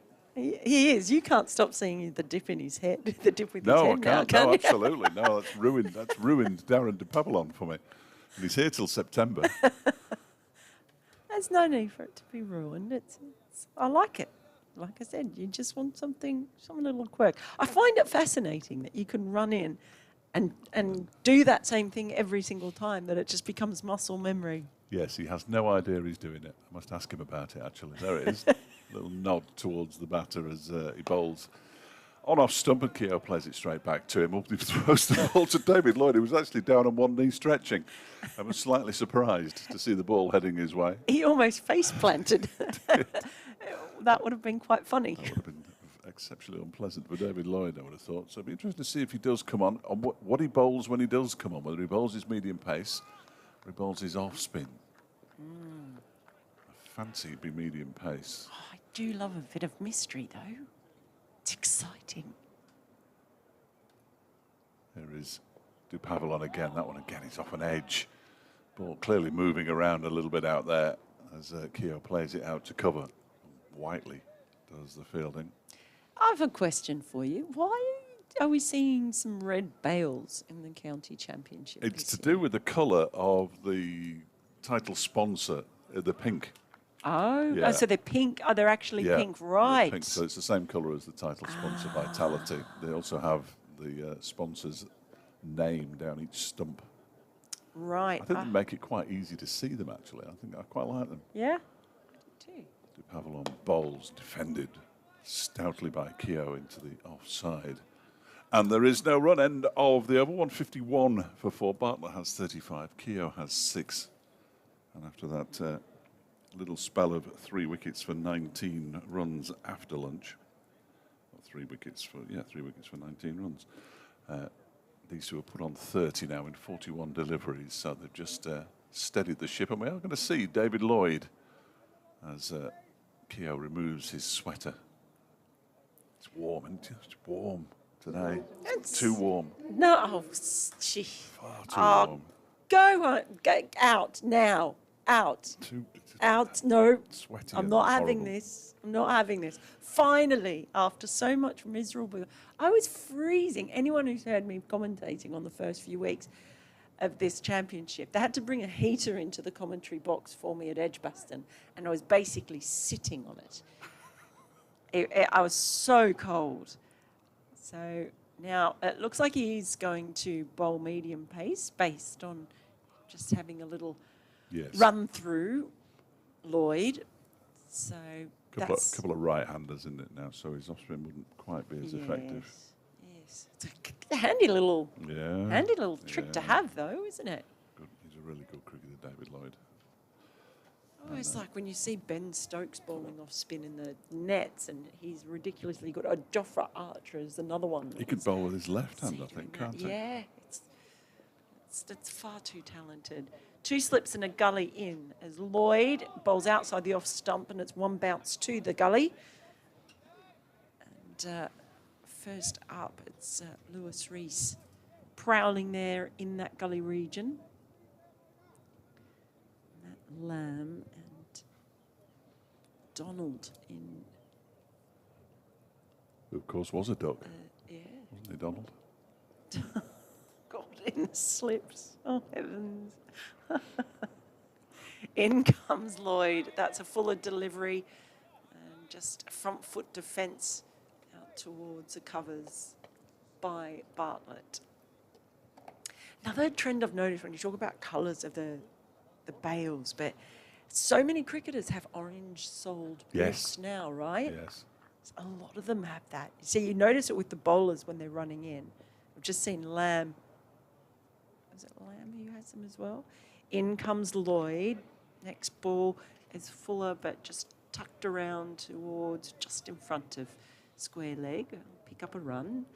152 for 4. There is a regulation somewhere. You can only have a certain percent, or you have to have a certain percent of white on the boots. I'm not sure what the percentage is. I remember driving home from a game here at Derby and listening to dear old Bob Hunt. He was down at Kent and he was talking about it. They were in absolute stitches.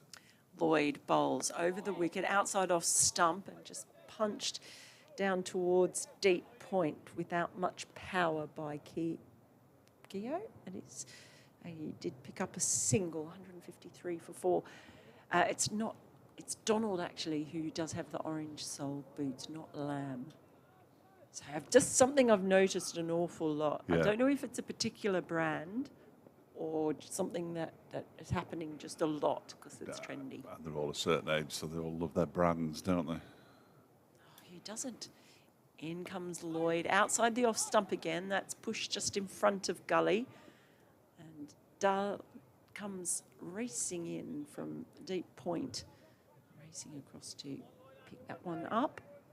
Get another run. In answer to who doesn't? Come on, you must like your kicks, eh?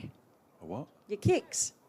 What are The trainers. they? No. Kicks. What would I want trainers for? It's unusual for me not to be wearing them, actually. As Lloyd is in once more, got a bit of late movement there. Ball coming back in, but left alone confidently by Bartlett. And that's the end of the first over from Lloyd. 3 runs coming from it. 154 for 4 now, Northants, with Bartlett on 37 and Keogh on 7. Keep talking. I've got to go and do an update. You're poised. He was poised there, and I was wondering just what for. Well, it's going to be I have to stop saying. I almost go to say pavilion. De Pavillon. It is. He is going to continue his spell. 8 overs so far, none for 24. He'll be bowling to Bartlett from the racecourse end. In his first ball is full and angled in and just defended out to the offside by Bartlett. We still have no sighting of the duck, so I'm a bit concerned for the duck's welfare. Hopefully we'll see him back again. But in the duck's absence, they're just starting to build partnership now. We're 33. That was better.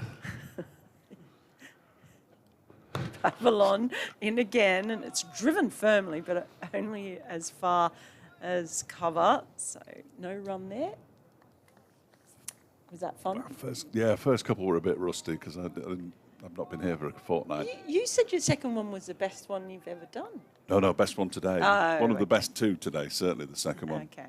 Fair enough. But these are now actually timed, and I time it and press the stopwatch at the start, and at the finish I've got to do 20 seconds, and my stopwatch stopped at 20.07. Oh, That is magnificent. outstanding. Pavillon in. Oh. And, oh, that ball, he's rushed him, actually, Bartlett. And he sort of played a half-hearted shot, and in the end it just went straight into the ground and rolled towards gully, but it wasn't exactly what he was intending to do. No, I think he was trying to leave it. Well, I think it rushed him. I think it Yeah. just he thought he had more time than he did. Darren de Pavillon rapidly becoming my favourite cricketer. I fluctuate a lot. You always have favourites, don't you? I love David Lloyd, and Aaron Donald.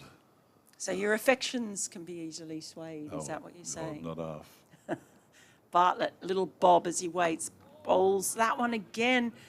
He definitely played at this one and pushed it out to the covers, but just feels like maybe de Pavillon has a little bit of extra pace or a little bit of extracting that bounce out of the wicket that it's just making Bartlett look a little bit uncomfortable. Sam Connor's still out there, and Anush Dala's returned. He replaced him initially, so now I'm going to have to try and work out who on earth he's replaced. It's Zach Chappell. I'm going. Zach Chappell. He's normally somewhere with that wide-brimmed hat, isn't he? De Pavillon in over the wicket, and that ball's angled in. There's a big shout. Was there a bit of pad in that? Did it do too much? Can't tell from this angle, but they liked that one. Looked close, didn't it? I mean, we're not behind, which doesn't help us. Certainly wasn't height. No, it was not height. De Pavillon liked it. He told us last night on Sports Scene at 6. It is still there on the BBC Sounds app. Just after 6:30 on Sports Scene at 6 last night, he came on as a live guest with us, saying how much he was enjoying and getting used to bowling with the Duke's ball, which does a lot more than the balls he usually bowls with in South Africa. Yeah, I think most bowlers love it, don't they? He's in again, and this one's outside the off stump, driven straight into the covers. One bounce, and it is claimed, and that is the end of the over. So another good one there from de Pavillon. It's 154 for 4. Bartlett on 37. Keogh on 7. It's been a good session for Derbyshire so far. 55 runs, 4 wickets. Still 17 overs. No, we're not. We're 15 overs away from tea, so probably the thick end of an hour. So it might be a 6:30 finish. Who'd have thought? Because they always are. We finished one day, I can't remember which game it was now. David Lloyd's continued from the City end, the Derbyshire skipper bowls, and that one has just troubled Keogh a little bit as he goes down the leg side. We finished one day at 7:10. I mean, there was nobody in the ground because people had things to do. I think there had been a couple of rain interruptions as well, which doesn't help, and it was a 104 over day, and they can go on a bit. Beautiful day today, though. Lots of T-shirts on view as Lloyd bowls to Keogh, who pushes this into the onside. Well, I'm glad, because normally when the sun comes out in this country and the temperature reaches 21 degrees, usually the T-shirts come off. I find it nobody wants that. very, very disturbing. Yeah. It's one of the first things I noticed when I came And over the to men this as country. well. Terrible. Yeah. It's one of the first things I noticed when I came over here. So the sun came out. If there was a blade of grass somewhere, there would be 20 people lying on it, shirtless. Oh, a big flash outside the off stump from Keogh. Goes through to Brooke Guest. Not entirely sure what he was trying to do there. Ended up with a one-handed shot. Just needs to calm himself down a touch. And George Bartlett just has a little walk down as well to make sure he has enough time to recompose himself. Yes, yeah, I'm not a big fan of the topless spectator, I have to say. You get an awful lot at Worcester. There is Lloyd bowling. That one's defended by Keogh. Back to the Derbyshire skipper. If you look from, you there next week? Yes, I am. So if you look in front of the hotel, There's a little group of chaps there who like the no tops look. Well, there's something for me to look forward to. Yeah, I don't eat first though. Whatever you do, don't eat. Here is Lloyd. Oh, that's left alone by Keogh. Wide of the off stump, goes through the guest. Yeah, first game of the season at New Road Yeah. for Worcestershire. Of course, the flooding, was it 9 floods or something that they had since October. So I did go to Kidderminster. It's nice there, for one isn't of the it? games. Yeah, it was lovely. Yeah, we were at Kidderminster a couple of years ago due to flooding. It seems longer ago than that now. It's probably pre-COVID. As Lloyd is in, bowls to Keogh, who defends that straight back to the Derbyshire skipper. 154 for 4 at the end of the over. 37 to Bartlett, 7 to Keogh. We were supposed to be playing at New Road, or Derbyshire were, I wasn't. And my hotel room in that hotel had a beautiful view of the ground. But unfortunately, we were playing 20 miles up the road at Kidderminster. Well, that happened to the team. So Durham, it was a game against Durham that I did, and they'd booked in the hotel on It's the not ground. too bad a run, though. It's not too bad. But Worcester's a beautiful place and Oh, yeah. a terrific night out, which is half the battle for these away games. It was the scene of one of the most outrageous nights of drinking I can remember. Here comes De Pavillon. First ball just punched into the covers, no run. Really? Oh, yeah. I did have a night there. I was there for a women's match and ended up having to I think there were like 4 of us bunked in one hotel room, sleeping on the floor and couches and everything else. Yes, yeah, I did. Didn't get home. I did manage to pick up one member of a touring party who wasn't supposed to stay the night. Or wasn't supposed to stay till the following day, but his son was batting, so he shared a room. Here comes De Pavillon again over the wicket, and this has just carved away behind point, 4 runs. And that's one of the few deliveries we've seen from De Pavillon that's just missed the mark. He just Yeah. had enough width really to work with on that occasion, Bartlett, and he is racing along. Now on 41 of 52 deliveries. Northants 158 for 4. I've never seen so much beer on one table, for a start. And one of our travelling contingent tried to get into the hotel using a Mars bar rather than his hotel key at one point. So it was all good, though, in the end. It was a terrific night. I couldn't tell you what happened in the game. I'd imagine that Derbyshire, I think they might have won that one, actually. Here comes De Pavillon. And that one, well, is whistled past the outside edge of the bat. And he's got his hand in the air even, like he just don't care. De Pavillon, because he felt like that didn't miss by much. Yeah, decent delivery, wasn't it? He has bowled well. Really well. That previous shot that was carved away through backward point for 4, it's probably the loosest delivery he's served up all game. Been a really, really good effort. All round, I think you have to give a lot of credit to the Derbyshire attack for the way they've bowled. Still 3 slips in for Bartlett.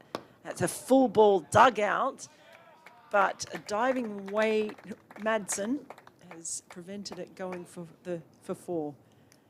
And he might have hurt his shoulder a little bit as he moved across, fielding from mid-on, went straight behind the stumps. Was rubbing his shoulder a bit as he got up, but he looks okay. You do wonder, don't you? I mean, I have nothing but admiration for Wayne Madsen, and in the pantheon of Derbyshire players, he's right up there. I mean, he'll never catch Kim Barnett and break any of his records because he was just astonishing. But at 40 years of age, he's already signed on for next season. It is remarkable. It is. As De Pavillon is in again, it's a short pitch delivery, very nice one that just gets on top of it. Bartlett plays it into the ground. And you can tell, I mentioned earlier, his cap is noticeably faded compared to all the other ones out there. That is a well-loved and well-worn cap he's wearing. Well, he was the skipper back in 2012. when they got promotion. So played for 2 or 3 seasons before that as well, Wayne Madsen. He has been around for a long, long time. Italian international now. I love having that experience as in comes to Pavillon. That one's a fuller delivery, and that has wrapped Bartlett on the, I think it might have got him on the fingers. The backhand, maybe? I wasn't But sure, but anyway. it's one of those. When you're holding Or it, when you're holding jarred the bat, his and it back. jars it, and your hand Yeah. goes numb, and then it goes up your arm, Yeah, I into your think shoulder, down your back. Well, that's what I thought, because it was a fuller delivery, but then he was immediately shaking his hand. So one loose ball, but very good over there from Dupervillen, who I don't know what I don't know worry what's about it. going on. Don't I worry don't know about what's it. going on. It's He's the bowled heat. It's the 10 heat. overs, and he's number for 28. It's 158 for 4. See? And Bartlett's on 41, and Keogh's on 70. Lloyd begins a new over to Rob Keogh, pushed into the onside. And there is no run. I think Northamptonshire will be pleased with a little spell of calm after those wickets fell in pretty short order early in this session. Said in the last update, it's just finely balanced at the moment. 2 more wickets in Derbyshire will be cock-a-hoop. If these two can bat on and on. Is that another bird reference? It wasn't, but I like it, yeah. We can take that one. Here comes Lloyd. That one's turned into the leg side by Keogh. Ooh, I thought there was going to be a shot at the stumps from Sam Connors, the substitute fielder there, but he didn't pick it up cleanly. Young Sam. I say young Sam, I think he's 25 now, but they're all young, aren't they, really? Even Wayne Madsen's young to me. Surely not. Oh, yeah. Surely not. So it moves up to 159 for 4. Keogh moves on to 8. Who is the oldest player in the championship? I don't think Darren Stevens is retired now, has Yeah. he? Yeah. It's a good question. Very good question. Wayne Madsen at 40 wouldn't be far off, you wouldn't have thought. I can't. Well, Jimmy Anderson is still technically playing county cricket. Yes, true. David Lloyd bowls and defended by Bartlett out into the offside. And there's no, I don't know an awful lot about, for obvious reasons, about First Division cricket. So my knowledge, I mean, I've only been to Taunton twice, and one of those was the most horrendous experience of my entire commentating life. I've never been to Hampshire. I've never been to the Oval. Following Derbyshire, you tend not to go to those places, as this one is off an edge out into the offside square. Bartlett not in control of that one. Dahl does the fielding. Well, see, I'm a water pistol for hire, so I go everywhere. Absolutely. I think I've been to every major ground, like of all the county. I've been to all the county Headquarters. games. Yeah. Definitely. Plus Kidderminster. Plus Kidderminster, plus Scarborough. Scarborough, of course. Then comes Lloyd again and bowls to Bartlett, who pushes it back towards the Derbyshire skipper, but he allows it to roll through to Blair Tickner, who picks up. Yes, I arrived on the scene far too late to go to a lot of outgrounds, because they play far less cricket at outgrounds these days. I've been to Scarborough, but What's the outground for Derbyshire? Chesterfield. The place with the crooked spire. See, I know Absolutely, that. yeah, absolutely. This next delivery from Lloyd is pushed out into the offside. They have Bartlett, no run, and 159 for 4. They have the little Chesterfield festival. So they play Yorkshire in a 4-day game, and they play Yorkshire in a T20, which is a sellout. It's an absolute riot. Well, I'm going to go and look it up on my Yeah, no, laptop it's- as I leave you for a bit. Lovely. Mel, thank you very much. Mel will be back, everybody. Don't worry.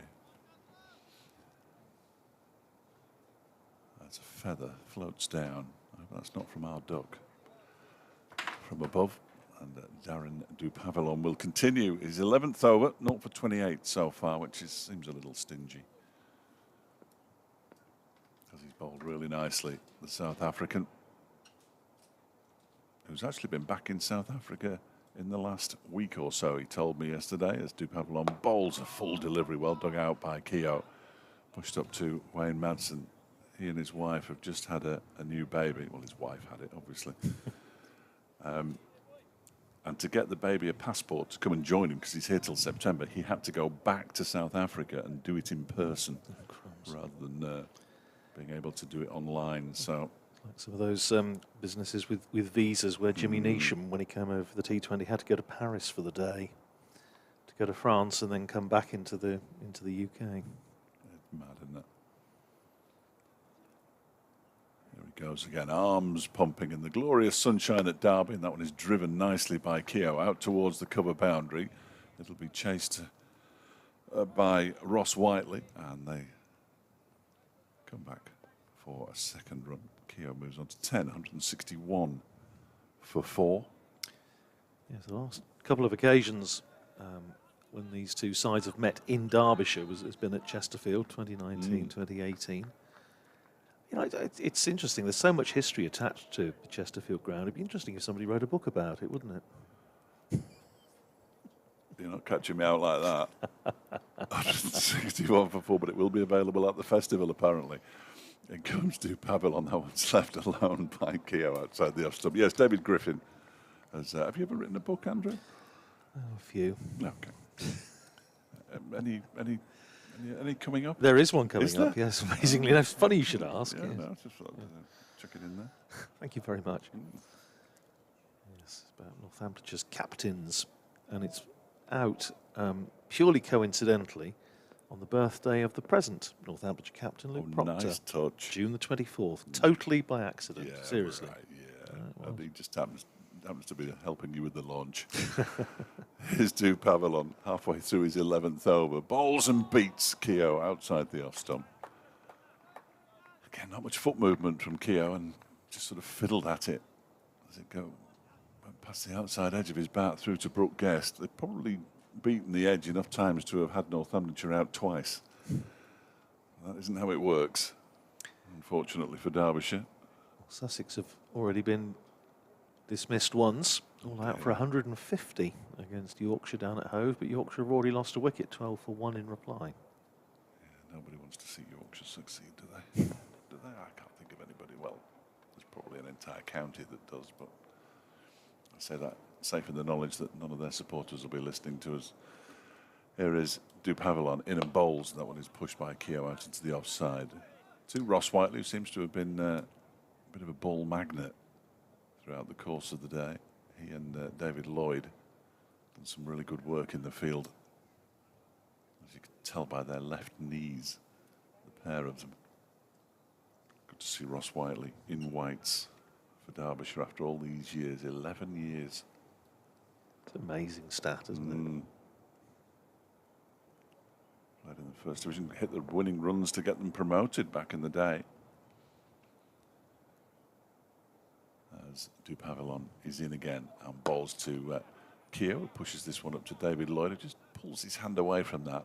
I think he's still slightly troubled by that mangled finger of his. Is he going to get a drink off Ben Aitchison, the 12th man? 161 for 4 at the end of the over. Bartlett has 41. Keogh is on 10. Yes, he's having a little drink. Thoroughly deserved. Nottinghamshire's continuing their fight back against Hampshire at, sorry, We're not interested. at Trent Bridge. 50 for 6 they were, now 115 for 6 with Lyndon James 38 not out. Warwickshire 171 for 6 against Essex. At Chelmsford, Ed Barnard is 52 not out. Michael Burgess 46 not out. So again, a bit of a recovery thing staged there by the Bears. As David Lloyd in from the far end, the City end bowls to George Bartlett, plays it out to extra cover where the aforementioned Ross Whiteley fields, and there's no run. Lancashire 187 for 3 against Durham at Blackpool. Keaton Jennings just reached his 100, 103 not out, but Ben Stokes has a wicket, that of Josh Bohannon for 39. Bolton boy. Yes, here's Lloyd in again, bowls 1-2.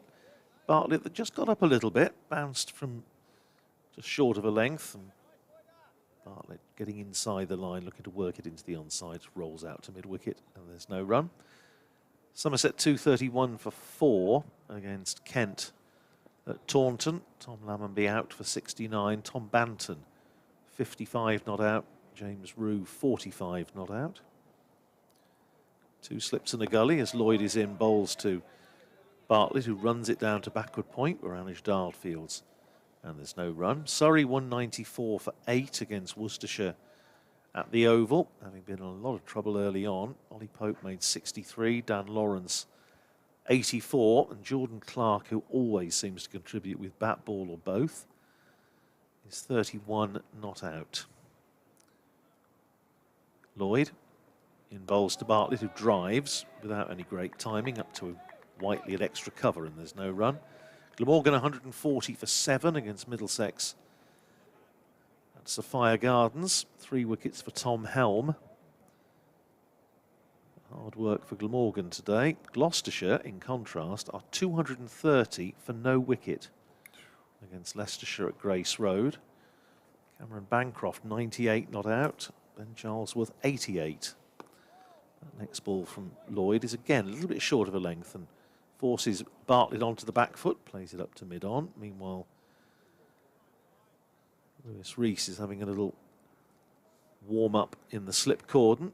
He's in a gully at the moment, so maybe he's going to come back into the attack. I gather, I think Cameron Bancroft was caught off a Josh Hull no ball,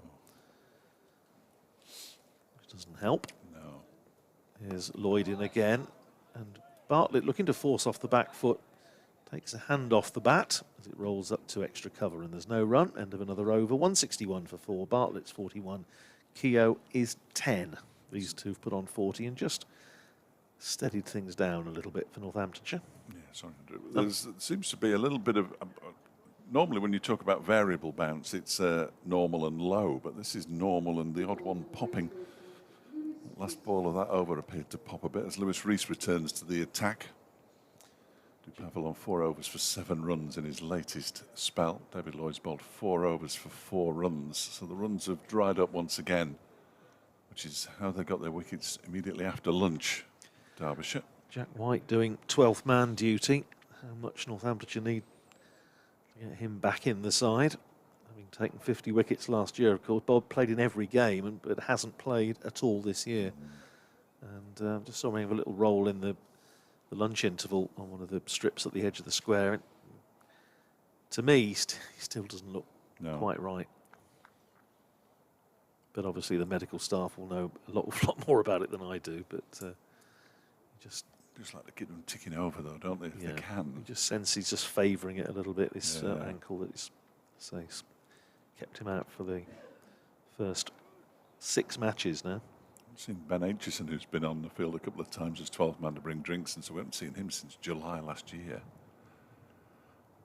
which is a real shame as Lewis Rees begins a new over, and that one moves away, but moves away so much that it's almost a wide. It's a gorgeous afternoon now, with the sun out. Absolutely beautiful. I'm going to be looking for topless men a little bit later on. Well, that's fine. Just so I can point them out to Mel. That's all. For no other reason. You do tend to see the favoured spot for that at Northampton tends to be at the very far end from where we commentate from, in the seating in front of the new indoor school with that white background. It's a real little sun trap. I always think the further away they are, the better. As this one from Rees is pushed into the leg side by Keogh. Matson doesn't pick it up cleanly. He's quite annoyed with himself. I'm not sure whether because he was running away from the pitch, he would have been able to affect any kind of accurate throw in any case. And Keogh moves on to 11, 162 for 4. So let's hope that Gloucestershire have got all their runs out of the way. Derbyshire at Bristol next Friday. The final game before the T20 blasts off on about 13 different days. Including one where Derbyshire have given up home advantage to blast off at Edgbaston in a double-header, which we're all thrilled about. Here is Rees, bowls edged and in between the second slip and the fourth slip, and away down to 3rd man for 4 runs. And Bartlett picks up some more runs off the edge of that bat of his. Oh, you lucky fellow. It's 45, 166 for 4. It just went at catchable height again, didn't it? And the thing was, it wasn't as though it was a drive that he ate. It was almost as though he was trying to give slip catching practice. He was just pushing at that one without any great intent, but again, There's quite a big gap there, though, isn't it, between Well- an Aaron Donald and Sam Connors? Sam Connors is more of a gully, really, than a fourth slip. so I'm sure George Bartlett will tell you. Yeah, no, knew exactly where the gap was. Certainly found it. As Reese is in again, and this time he just defends the ball, does Bartlett. Mentioned Sussex all out for 150 against Yorkshire. George Hill picked up 4 wickets there. 3 for Ben Code, 2 for Jordan Thompson and Dom Leach, who has played 1 first-class game for Northamptonshire up at Old Trafford last year on loan. Picked up the other one.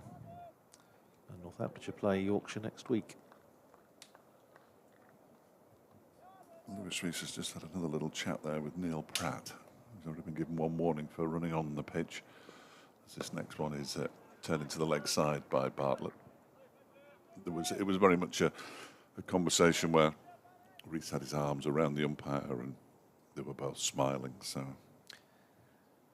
let's hope we keep it that way. Yeah, absolutely. It was nice to see Ben Smith walking around as well. Now at Derbyshire, of course, formerly with Northamptonshire. Good man, Ben, and look forward to catching up with him at some point over the next 4 days. Well, he's threatened to come up and join us, but given the first innings scores, I think as the batting coach, he's probably wise to just stay in the comfort of the changing room as Reese bowls. That one is clipped into the leg side, off his pads by Bartlett, down towards backward square leg. In comes Chappell. They scamper back for a second as the throw comes in. Bartlett moves to 47, 168 for 4 at the end of the over. Keogh has 11. The partnership edging ever closer to 50. It's 47 off 89 deliveries. We're 9 overs away from tea, which will take us beyond 4 o'clock, no doubt. Unless David Lloyd suddenly turns into an off-spinner. Yes, it's going to be a late tea and a late close, one imagines. The over, it's already -1 from this morning's session.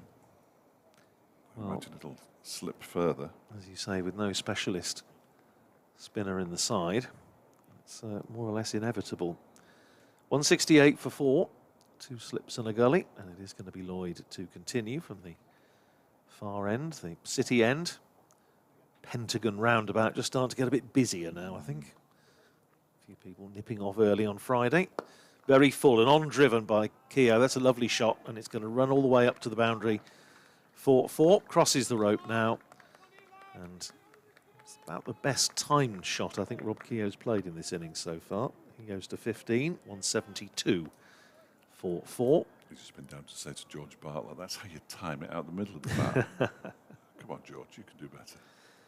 Well, as I say, Rob Keogh starting the season and got a 50 early on, then just having this problem with back spasms. As I say, he's had back trouble pretty much throughout his career, various degrees of severity. Well, George Bartlett seems to be signalling that for a new bat. Maybe he's not happy with the one he's got. David Lloyd is, he's all right. I think it's is it Wayne Madsen? Yeah, Wayne who's doing a Madsen's bit down of, on one knee polishing the ball, Yeah. and umpire Newell had been up to have a chat with the pair of them. I'm not sure what that was about, but well, one of those delays in county championship cricket that are completely unfathomable. here's Lloyd. Right arm medium pace in and bowls to Keogh, who covers up, plays it back down the pitch for Lloyd to field, and there's no run. Yes, it's interesting. We were talking at lunchtime about outgrounds and the fact that actually from over a 60-year period, Derbyshire actually played more games at Chesterfield than here at Derby. As Lloyd runs in and bowls full toss, and attempted drive by Keogh doesn't make contact and goes off, I think, the keeper's gloves to slip. Who caught it? Who caught it? Make a note of that. Yeah, well, it ought to go down in the plus column, really, hadn't it? But There was a couple of years when they didn't play here at all because they were in dispute with the council. So moved all their home games. That was their main headquarters. then, of course, they've turned the ground round, haven't they? Or turned the Yes. square round for a couple of times. Full, driven by Keogh. There's certainly going to be one run. It's a good tumbling stop out there at mid-off, a result of which they only get one. Keogh to 17 rather, and Northamptonshire won 73 for 4. 2010, the last time they turned the square round, so that the sun was no longer in the batter's eyes. Well, that helps. Here's Lloyd bowling to Bartlett, and that bounces, and Bartlett just a little bit firm-footed, trying to give himself room to cut. It was a bit close to him for that, and it just bounced over the top of the edge of the bat into the gloves of Guest. Last time Northamptonshire played on a Derbyshire ground that wasn't Derby or Chesterfield, 1979, when they went to Burton-on-Trent and won. Well, you know all about Burton. Yes, not even in Derbyshire. No. Played at Ilkeston in 1976. Here's Lloyd in again. That's a lovely drive by Bartlett. This has been a real curate's egg. It's going to race up for 4, and it's going to take him to 50. So George Bartlett, for only the second time in a Northamptonshire shirt, reaching 50. The other occasion went on to make 100 at Grace Road. Applause from around the ground for his 50 off 72 balls. George Bartlett, and it's been a real mixture, hasn't it? I mean, he's played some absolutely corking shots. There were the 3 in the over, the 2 boundaries and the 1 near boundary, that were all strokes right out of the top drawer just after lunch. And in between, there's been a bit of nicking and a bit of playing and missing, but he's still there. That's what Northamptonshire will be most relieved about. 72 balls, 9 fours for George Bartlett. 177 for 4 at the end of the over. So yes, Griffin country at Ilkeston, played there in 1976 and 69 as well. And then at Buxton in 1962, which was one of Colin Milburn's early spectacular innings, made 100 there.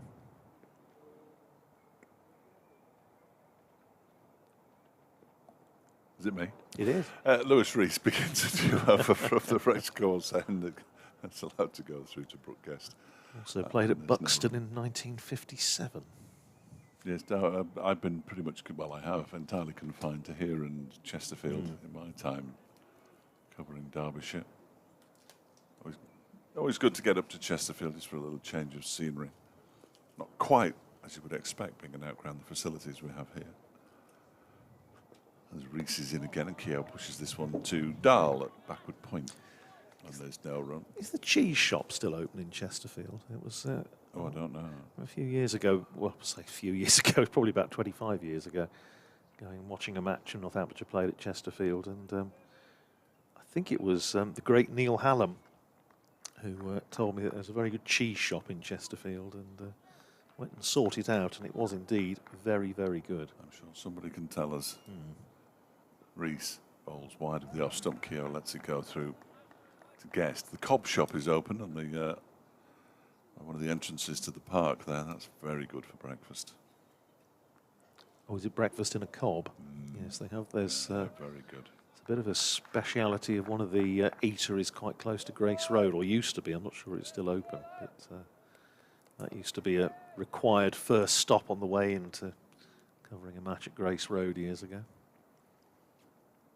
Keogh waits, slip in a gully, 2 slips in a gully rather, full delivery, and he digs it out nicely. Manages to push it up towards Lloyd at mid-off. Again, umpire Pratt just has a little wander down the pitch just to make sure. He's already had the 1 warning, as I mentioned. He seems happy on this occasion. But Lewis Rees is treading a fine line here. Don't want to lose him from the attack. 0 for 32 from 2 balls shy of 10 overs, and that one is driven, reaching for it rather, was Keogh. Pushes it up to David Lloyd. That might have hit his hand a bit awkwardly there, the way he's holding it against his knee. Here's an innings for you. We're just looking at that game at Buxton in 1962. Northamptonshire all out for 90. Courtesy of Derek Morgan, 6 for 13 from 25 overs and 3 balls. You don't see those figures. Derbyshire then 237 in reply. Ooh, on top, this one is driven by Keogh. There is no run as Rees fields it, end of the over, 177 for 4. And then Northamptonshire in their second innings were all out for 182. of which Colin Milburn, batting at 6, made 102. Mick Norman, opening, made 58. Ooh. And the next highest score was Extras with 9 and Brian Reynolds with 5. Wow. 4 for Derek Morgan, 4 for Les Jackson. And Derbyshire winning by 7 wickets at 39 for 3. But that was probably the innings that I think first saw Milburn, certainly in Northamptonshire colours, although of course he had made 100 for Durham against the Indians a few years earlier. But that was the first innings in Northamptonshire colours, I think, that convinced Northamptonshire that they had a good one on their hands after Ken Turner had offered him an extra 10 bob a week, more than Warwickshire had offered him. And Ken always said that was the best 10 bob he ever spent. I'll say. Had his head turned by the riches of Wantage Road. Well, there you are. Ken was prepared to spend if he thought it was a player good enough to justify it. But yeah, absolutely. 177 for 4. We have a change of bowling from the City end, and it's Anish Dal back into the attack, the man who basically started the rot as far as Northamptonshire were concerned straight after lunch with those 2 quick wickets, and running in to bowl to Bartlett, and immediately puts one past the outside edge. And his follow-through, such as his excitement, takes him almost down to George Bartlett. And he gets a pat on the back from Blair Tickner, isn't it? Who's in there on the drive at short mid-wicket and just slapped him on the back as he went back to his mark. He's got this rather bustling run, Anish Dal, I say. Reminds me quite a lot of Luke Proctor in terms of this run-up of his, and also roughly the pace at which he bowls. Another very effective bowler, and Bartlett's in behind that next delivery, plays it up to mid-on, and there's no run. I don't think I've ever been to the ground at Buxton. No, I haven't. But that was, of course, that's also famously the one where it snowed on the 1st of June, wasn't it? Yes, against Lancashire. 75. Yeah, I hear lots of conflicting stories about it. It was a very sharp, almost hailstorm type affair. Well, Might have found your cheese shop here. Here's Anish Dal, and it's beaten Bartlett outside the off stump, and it doesn't get up. We've been saying the odd one is just kept a little bit low. And Bartlett, that was admittedly very full, and it wasn't taken cleanly by Brooke Guest as Bartlett aimed a drive and missed. Tim Chambers has sent me a link to the Cheese Factor. Ooh. Specialist in English and continental cheeses in Chesterfield. That sounds like the one. Yeah. Thank you, Tim. Thank you very much Says indeed. it is still open. Excellent. That's good news. Gorgeous sunny afternoon now as Anish Dal comes in and bowls to Bartlett, who's right across his stumps, plays it up to Madsen at mid-on. That sort of overcast conditions that we had immediately after lunch have dissipated, and it's now a beautiful afternoon. Those sitting in the shade over in the stand at the far side of the ground between here and the hotel, where I'm not staying this time. Usually finish up in there, but not on this occasion, staying somewhere in the city. Edged by Bartlett, who is squared up by that one. And it's a lovely bit of bowling from Anish Dal again, just finding enough movement to turn Bartlett around. But he edged it safely enough between the 2 slips and a gully, just wide of gully in fact, and it goes down for a couple of runs. Takes Bartlett to 53, 179 for 4. He has changed his bat, hasn't he? He has. Well, not that you'd have known it from that one, but still there. Here's Anish Dal in again, outside the off stump, a little bit short, and that's hit Brooke Guest, who's standing up just on the right hand, and he's taking the glove off and just giving his hand rather a rueful shake. And that's the end of the over, 179 for 4. Bartlett's 53, Keogh is 16. And we have another 6 overs to go until tea at the scheduled time at 3:40. Have a word, Fletch. I know. It's just sort of the norm, really. You get used to it after a while, don't you? I've already had my message. Can you do as a piece on the sports show between 6 and 7? I said, well, we won't finish till 6:30. As Lewis Rees begins a new over from the racecourse and bowling to Rob Keogh, who drives inside half of the bat, goes up towards Wayne Madsen at mid-on, and there's no run. You will be able to hear, I'm told, on Sports in at 6. Not that you will want to move away from the commentary. But and Aaron Donald, speaking to Jack Timon in their regular weekly chat, you'll hear the full chat on Saturday, but he's talking about that article on the BBC Sport website, which was written about David Lloyd as Rees is in. Ball's outside the off-stump, ball goes through to keeper Brooke Guest. Lloyd, who said that if he hadn't moved away from Glamorgan and Cardiff, he might have just packed in the game altogether. His family based in Wrexham, which even Jack Timon, who thought when Aaron Donald went home to Swansea last week, he might have climbed Snowdon. I think even Jack Timon knows that Wrexham to Cardiff is a long, long way. No motorway. No, you've got to come back to England. This next one from Rees is defended by Keogh. Straight back to Rees. Again, there is no run.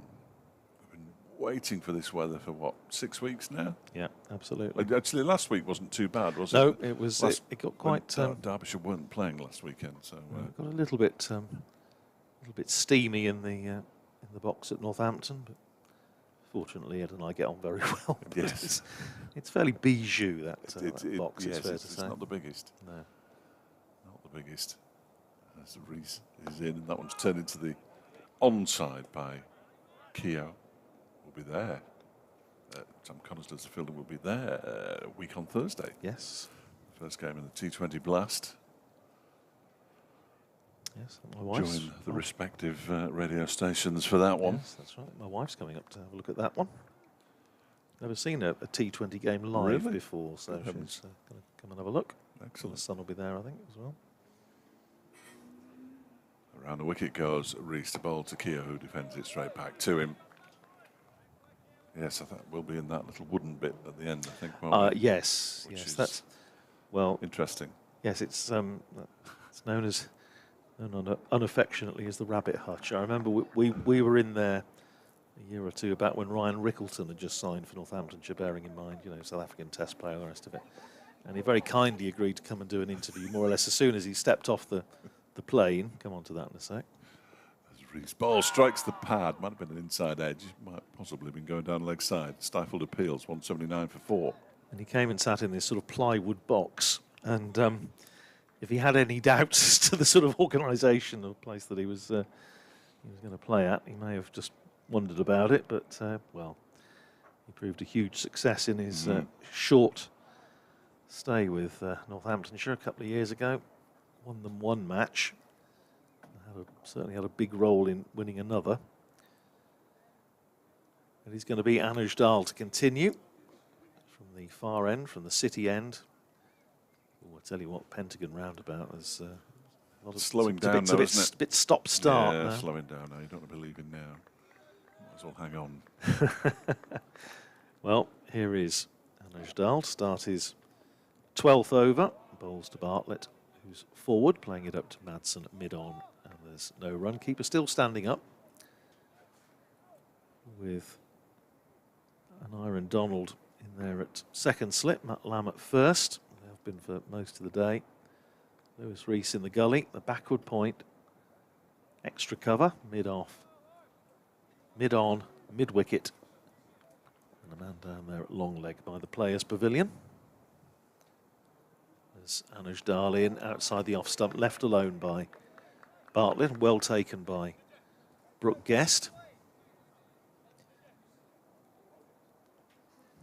I'm trying to think of other outgrounds that Derbyshire have used over the years. I don't think Northamptonshire have played anywhere else other than the ones we were discussing earlier. But Derbyshire played at least 3 different grounds in Burton. They played at the Rolls-Royce ground. They played first class. It might have been List A cricket. is it the Ind Coop ground as well? In Burton, yeah. There's Anuj Dal in again, and forward goes Bartlett. Back down the pitch. Anuj fields off his own bowling. Played Sunday League games. A number of Sunday League games they played at Leek. Darley Dale. Have they played first class cricket at Darley? No, they played Sunday League at Darley Dale, because I remember it was on telly, and I remember watching it when I was And at Cheadle. a kid. I think they played Hampshire. I think Barry Richards got some runs, if I remember rightly. Here's Anuj Dal in again outside the off stump. left alone by George Bartlett, with tea in mind, of course. 4 overs to go after this. Terrific story about somebody who went to watch Derbyshire play at Cheadle. Driving round asking where the cricket ground was. Oh, no cricket ground here. No, Derbyshire playing here. They're in Cheadle Hume, which is just outside Manchester. Yes. Not in Cheadle in Staffordshire. Oh, wonderful. Unfortunately. Here's Anuj Darlin again. Bowls to Bartlett, who's forward. Playing it out just square of the wicket in the offside. Whiteley field sends on his left arm. Return into the gloves of Brooke Guest. So Northamptonshire, having lost those 3 wickets quickly, have just repaired a bit of the damage. What they won't want, of course, is then to lose another wicket before tea. These two have been together, came together in the 41st over. We're now in the 60th. So what, 19 overs together. Here's Anuj Darlin bowls again to Bartlett, who whips that one out to mid-wicket, and there's no run. Again, just picking out the fielder. There's a big gap between mid-wicket and sort of deep backward square, but he doesn't manage to find that gap, and that's the end of the over. 53 to Bartlett, 16 to Keogh, and Northamptonshire 179 for 4, with 4 overs to go until tea. You know what's always amusing when you do this job is that you can get as many duck puns as anything else. You can talk about cricket all day long, but start with the puns and they start pouring in. The cheese is caused quite a stir. Here's Lewis Rees around the wickets to Rob Keogh, just pushes that one gently into the offside. There's no run. Eric Harmson has been on saying that it is still going strong. He says he's sampling some later today, along with some delicious pork pie at the Rail Ale Beer Festival in Barrow Hill. That sounds splendid, doesn't it? Two of my very favourite things. They do a feature on BBC Radio Northampton called Desert Island Dishes. Yeah. You have to choose your favourite meal, and when I was on, I just went for sort of like a cricket tea. Yeah, marvellous. There's Rees bowls and Keogh defending straight back to him. Nice pork pie, crusty bread, Yeah. strong cheese, pickles. 4 pints. Well, maybe a few years ago, I think just one would do me now, otherwise I'd be asleep all day. But no, there's an awful lot to be said for it. And interestingly, there's a few clubs are now, obviously cricket teas went, certainly in our part of the world, pretty much by the board during COVID. A few are now starting to do it again, which is nice to see. Rees around the wicket, balls to Keogh, turns that one into the leg side. Connors picks up the substitute fielder, who is still on for... No, he's not. I was going to say he's still on for Zach Chappell, but I think that's Zach down at long leg, so it'll either be Pavillon or Blair Tickner, I fancy. And that looks like Tickner at Gully, so I'm going Pavillon. But it's purely guesswork. 179 for 4. Rees around the wicket, left alone by Keogh outside the off stump. 2 to go in the over. These two want to be there at the start of the next session. Derbyshire could get one of them now. That would be a real fillip going into the second interval. Although they will have high hopes of beginning the final session of the day in the same way they started the second session. A couple of quick wickets. He's just dragged it back a little bit. As Rees is in again around the wicket, that's clipped away and just to the right of Sam Connors. I thought for a moment he clawed it in one-handed. He might have got something on it. Either way, he picks it up inside the boundary, and Keogh picks up a couple of runs, and he's a little bit fortunate there. Rob Keogh, he moves on to 18, and Northamptonshire to 181 for 4. He just clipped it into the leg side. Not a million miles away from Sam Connors.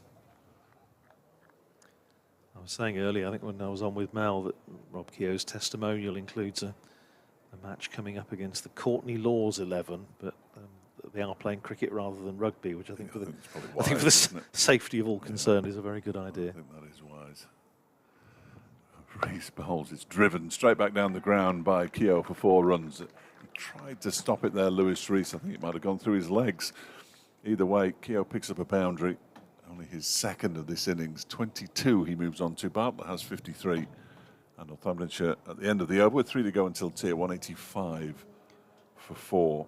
Rob was saying in the cricket show the other night that there's a lot of the rugby players who rather fancy themselves as cricketers. I think there's a few that play fairly seriously and have played club cricket in their younger days and still not the worst. So it might be interesting contest. I'm not sure. I like stuff like that though for Testament. That's exactly what benefits should be about, isn't it? Absolutely. Games like that. Well, there's a very good relationship between basically all three of the clubs based in Northampton. That down the leg side, beautifully taken by Brooke Guest, as Anuj Dal just fires that one down the leg side, and Guest, who's still standing up to this brisk medium pacer. It's a really good take and had the bails off in a flash. Yeah, there's a Cobblers, of course, Northampton Town and the Saints and the County Cricket Club, and certainly those at the top of the clubs have a good relationship, and the players as well. That's clipped away uppishly by Bartlett, but there was nobody there. I mentioned earlier this big yawning gap between mid-wicket and deep square, and that has found the gap this time, and it's run away for 4 runs just in front of square, and it takes Bartlett up to 57, and Northamptonshire to 189 for 4. These two have now put on 68 for the 5th wicket. So I know Rob also had a dinner at Althorpe House, hosted by Earl Spencer, obviously one of the patrons of Northamptonshire County Cricket Club, former president. Here's Anuj Dal in again, and that's squeezed away by Bartlett, and that's going to run away for 4. Very full, and Bartlett just leaning on it, and that was all timing. And it went away through the cover region for 4. Takes Bartlett to 61, 193 for 4. And that's the worst of all possible worlds. That's gone under the covers, I think. Oh dear. Is it? Oh no. He's managed, well, if it did, it's come out the other side. The worst thing is when it goes under the covers and stays there, and you have to try and crawl under them, and you always get the jagged bit of metal caught in your jumper. Yeah, nobody wants that. We've all been there. Yeah, we have. I don't think I'd fit under a cover anymore. Now, Guest has now retreated back to standing back. Helmet behind him, cap on. And here's Anuj Dal in again, bowls to Bartlett, and that's on the line of leg stump. He turns it up to mid-on, where Wayne Madsen, he of the faded cap, fields. And there's no run, stays at 193 for 4. But there aren't many players around, Fletcher, who've been one club man to that extent. No. So he made his first team debut back in, 2010? That's full, driven by Bartlett, but straight up to mid-off, where Lloyd fields. And there's no run. Northamptonshire's also the PCA rep at Wantage Road these days. Had an interesting, really interesting chat with him. He was with us for the whole hour on Monday and talking about all the various discussions about schedule, and he was making the point that it is not, in his book, the fact that players want to play less.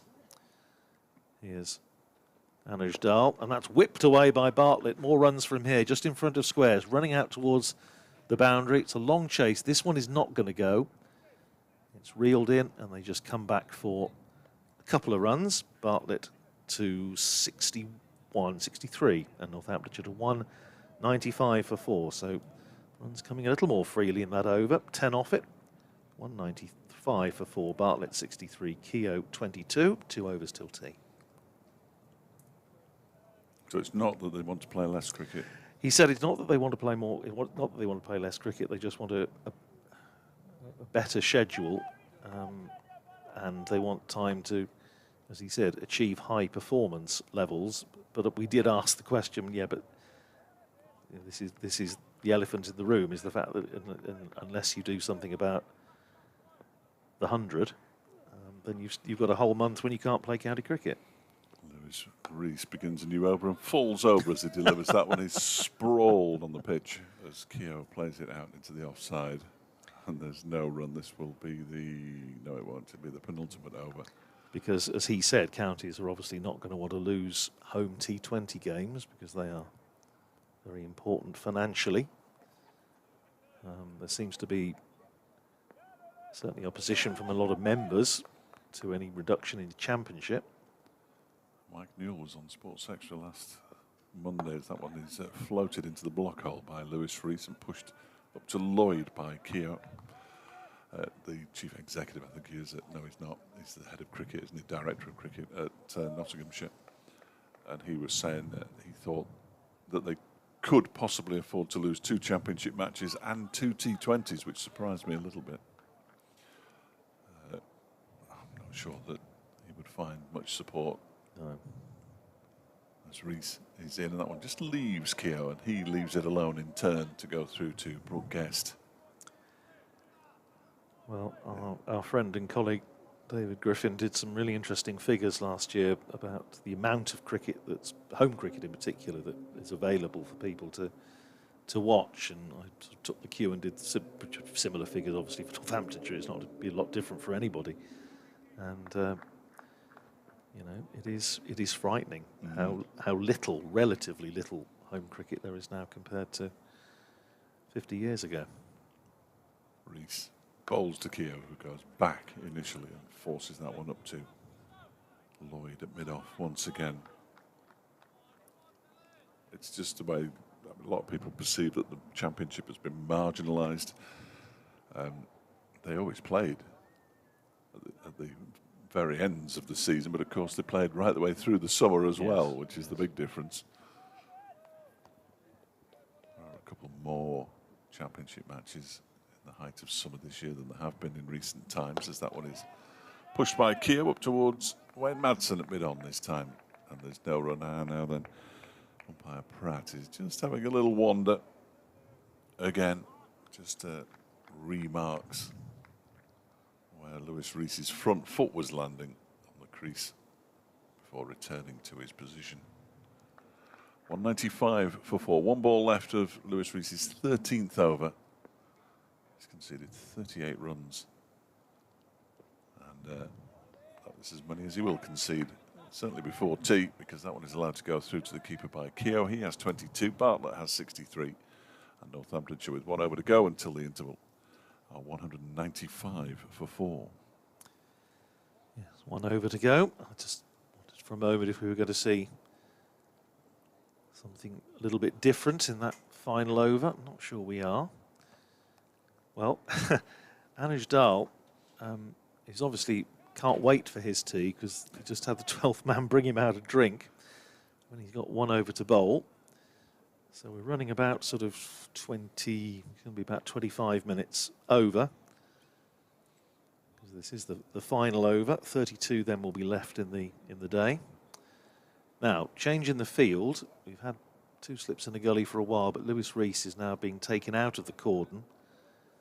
So we're down to 1 slip and a gully. They have a point sweeping on the boundary, and Rees is coming across to short mid-wicket for George Bartlett. Bartlett takes a step down the pitch and quite deliberately this time opens the face, runs it down into the gully where it's fielded by an Iron Donald, and there's no run. I've got the news in my ears, which is always a bad sign. Yes, I know. She's already started talking about boxing, so I might go. Here's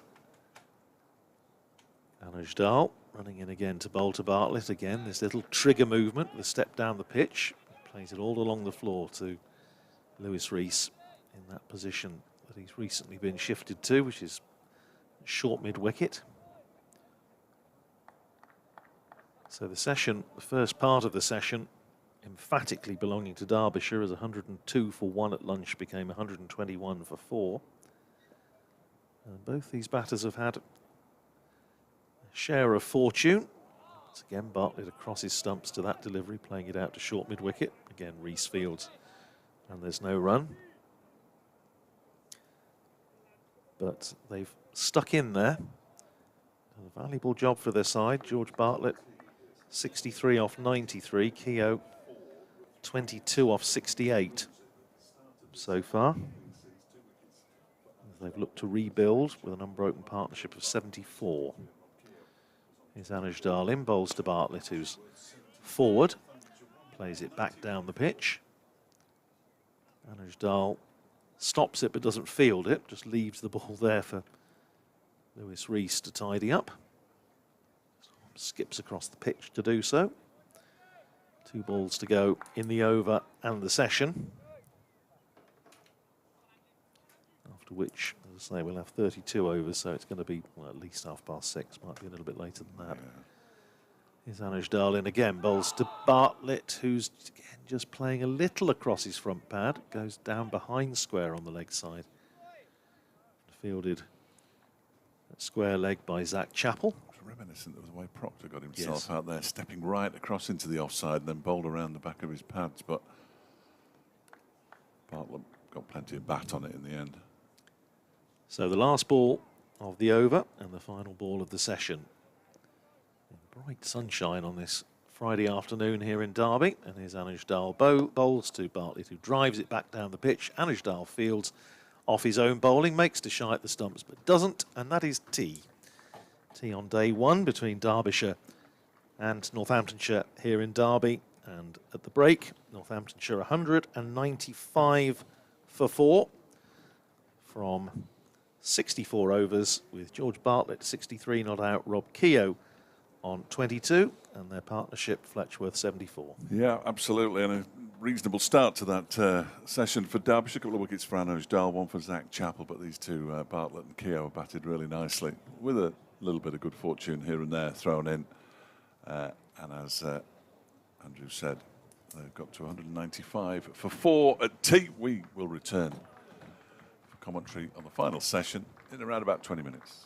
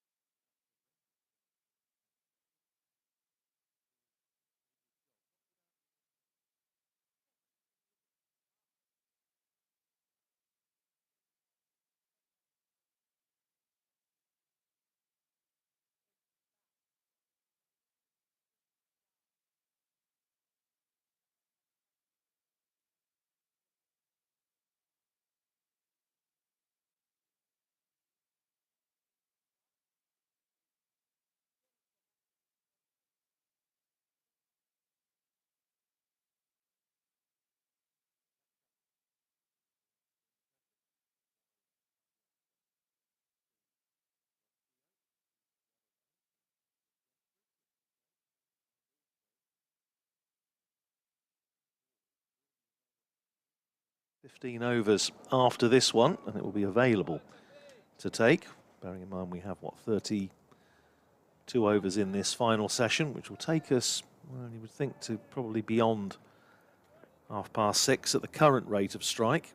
Over rate hasn't been fantastic today. Here's Chappell in, bowls, and that beats Keogh outside the off stump. That's another beauty from Chappell. Just straightens him up a little bit. Goes past the outside edge. The over rate, according to the board, is -1, which it has been for a while. But of course, with no specialist spinner in the side, it's a question of rotating the 6 seamers.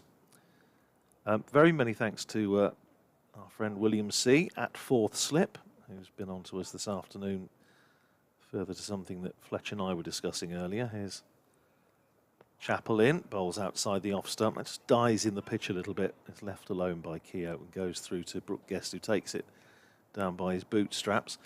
Talking about food, we were saying about one of our listeners enjoying some cheese and pork pie and all the rest of it, and I was saying that sort of cricket tea takes a huge amount of beating with a bit of decent pork pie and crusty bread and cheese and all that.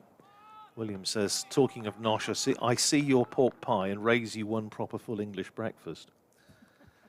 Here's Chappell in again, bowls, and that's edged, thickish outside edge and all along the ground by Keogh. It runs down to backward point. They're going to come back for 2. So first runs of this evening session, Keogh goes to 24 and Northamptonshire to 197 for 4. And William points out that Northants did, of course, win the Cricket Nosh League table on Twitter last year, largely thanks to a couple of outlets that they have at the T20, which are very, very good indeed. There's a good coffee van. I know Yes. that the man who's always there. Yeah, that's very good as well. He's good, the coffee van man. This is quality coffee there. Here's Chappell in again, and that's turned away nicely by Keogh. Runs for him here. It's going out towards the boundary. I don't think it's quite going to go. It's a long chase out there for Wayne Madsen, who pulls it in, I don't know, about 10 yards in from the rope, but they come back for 3, and that brings up the 200 for Northamptonshire. 27 to Keogh, 200 for 4 it is. So I'm wondering, William, I know, likes to listen to us in the garden with a glass of cider. I'm not sure what he's got for his other comestibles, but let us know, William. Always good to hear from you. And whatever you have with you, hope you're enjoying the commentary. Here's Chappell in down the leg side. Little flick at it by Bartlett, doesn't get anything on it, taken by Brooke Guest, and that's the end of the first over of the session. 200 for 4 it is, with George Bartlett on 63, Rob Keogh on 27. And Chappell now has gone for 50 runs off his 9 overs with the 1 wicket, but in that over we saw what's happened to him a few times, and that's the outside edge of the ball finding runs somewhere between point and slip, anywhere between in that region where when they've had a gully there, it's gone finer, and when they've had the slips in, it's gone through gully. So that's a little bit frustrated. And I thought also a bit earlier, he was one who did look like he was getting a bit frustrated with the lack of wickets. I saw him kicking the sand, the sawdust at the top of his mark, and just looking a bit frustrated.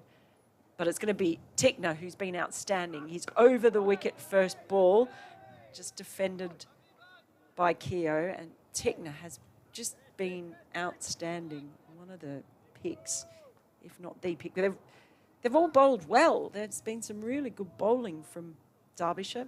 Just apart from that little flurry of wickets after lunch, perhaps not got the rewards so far for the efforts they've put in. Bartlett with the little jog on the spot as he starts his run-up. Bowls, that's in the air, and it was straight past Bartlett, who stuck out his right paw but couldn't get hold of the ball, and it's straight down the ground for 4.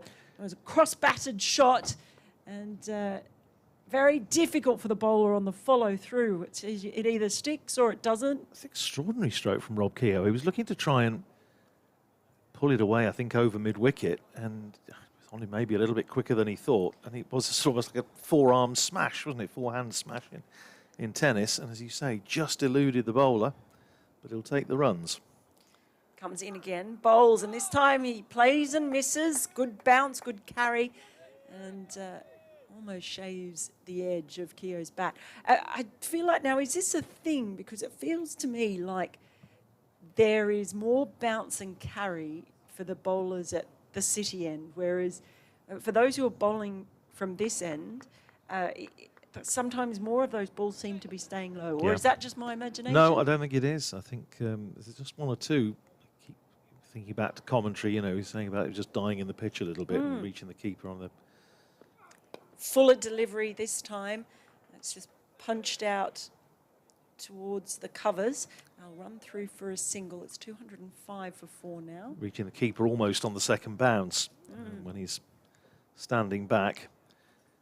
I have to say, I think it's been an absolutely absorbing day's cricket so far. It's the sort of ebb and flow that you always want to see in championship cricket. And it's been hard work for the batters, and the bowlers have needed to be patient, but it's been an interesting day so far with power to add. Tickner bowls, and again it kicks off the pitch.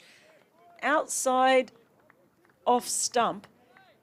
Again, that's just what and sometimes it's hard to know whether it's actually about the bowler themselves and their style of bowling, or if there is some kind of slight variation in the different ends. Well, I suppose, Mel, Derbyshire must have thought that there was something in it. If it right, what we were saying and we were hearing is that if David Lloyd had won the toss, he would have bowled. So they must have thought that there was something in it.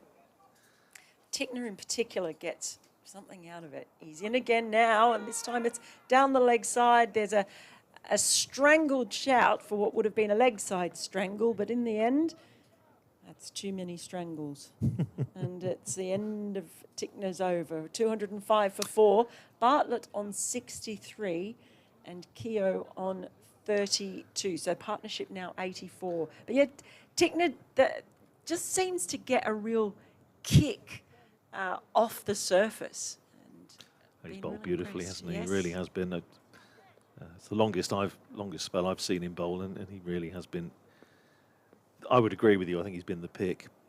Here's Chappell running in to bowl from this racecourse end and on-driven by Rob Keogh, and that's running up towards the boundary, and it's just going to gather a bit of pace, and it's going to beat Wayne Madsen into the boundary. So another boundary for Rob Keogh, 32 to him, 205 for 4.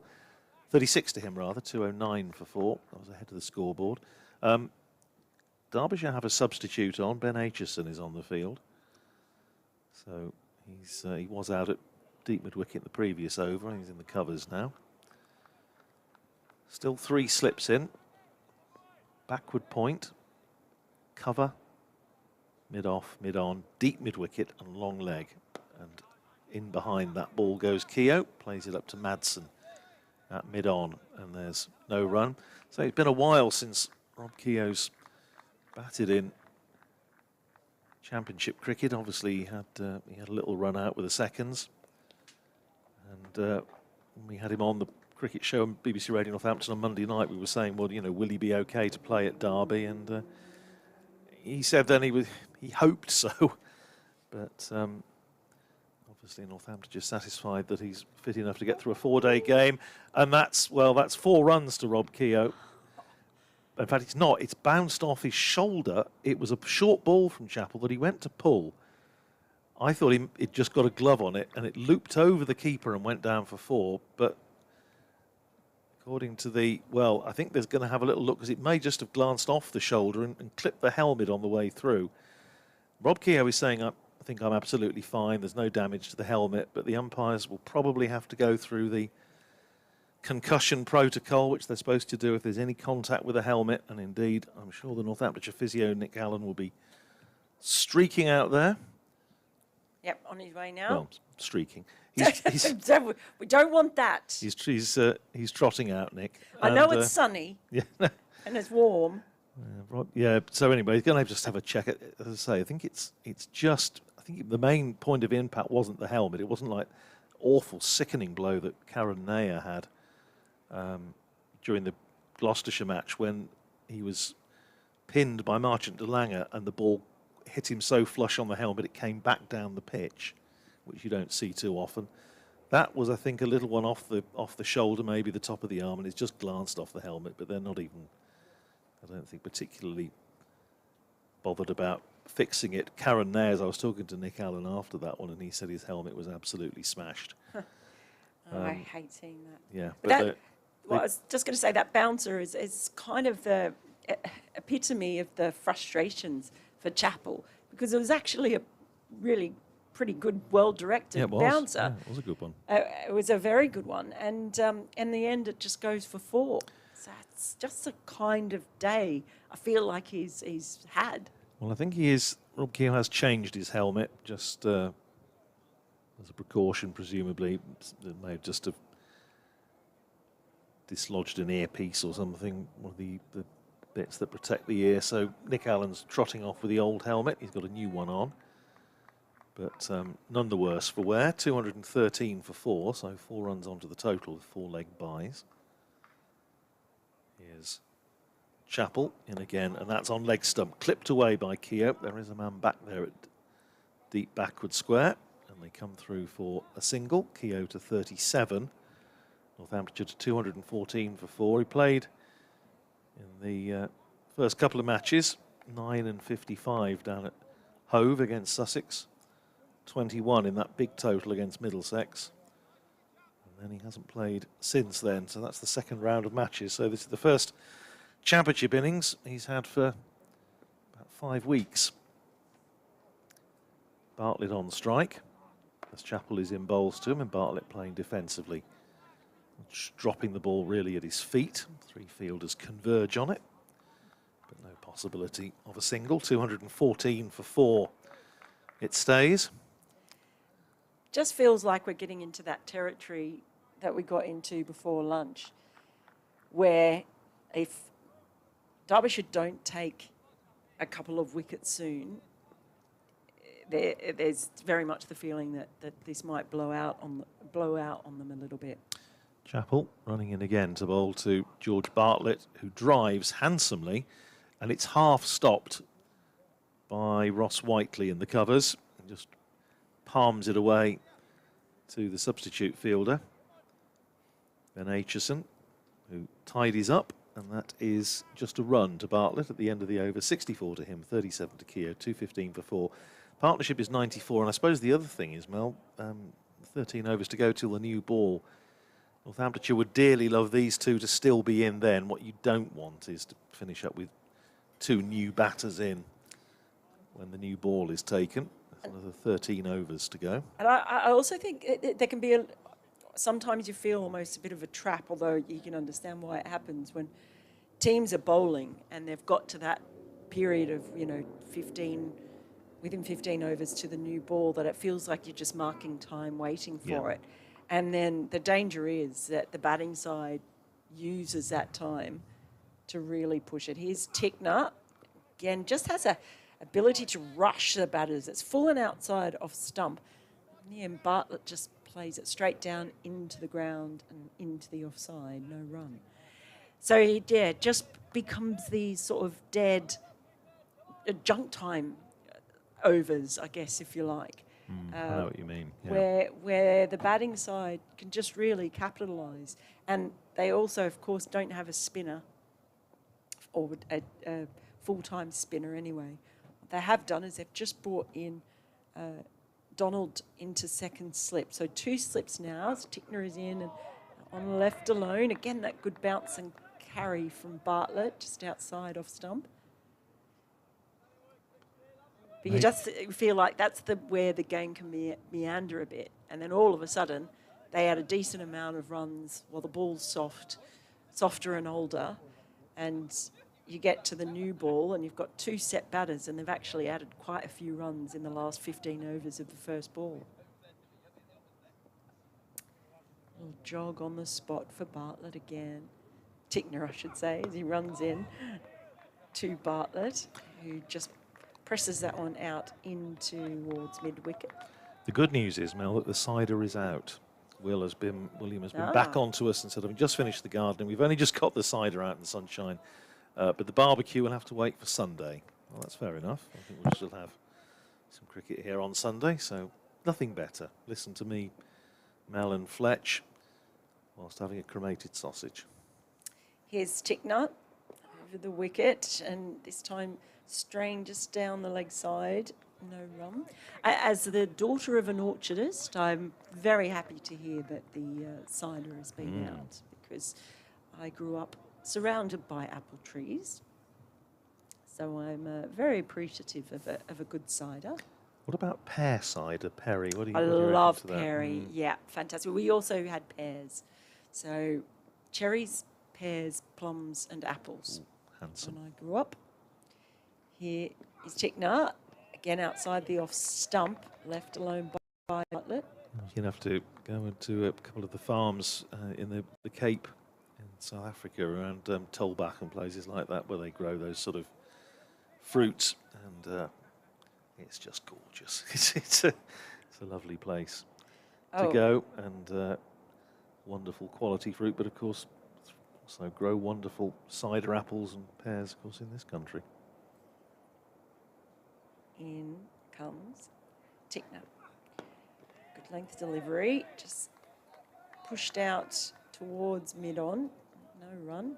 That's the end of the over from Ticknut, another good one. In fact, was that a maiden? Yes, it was.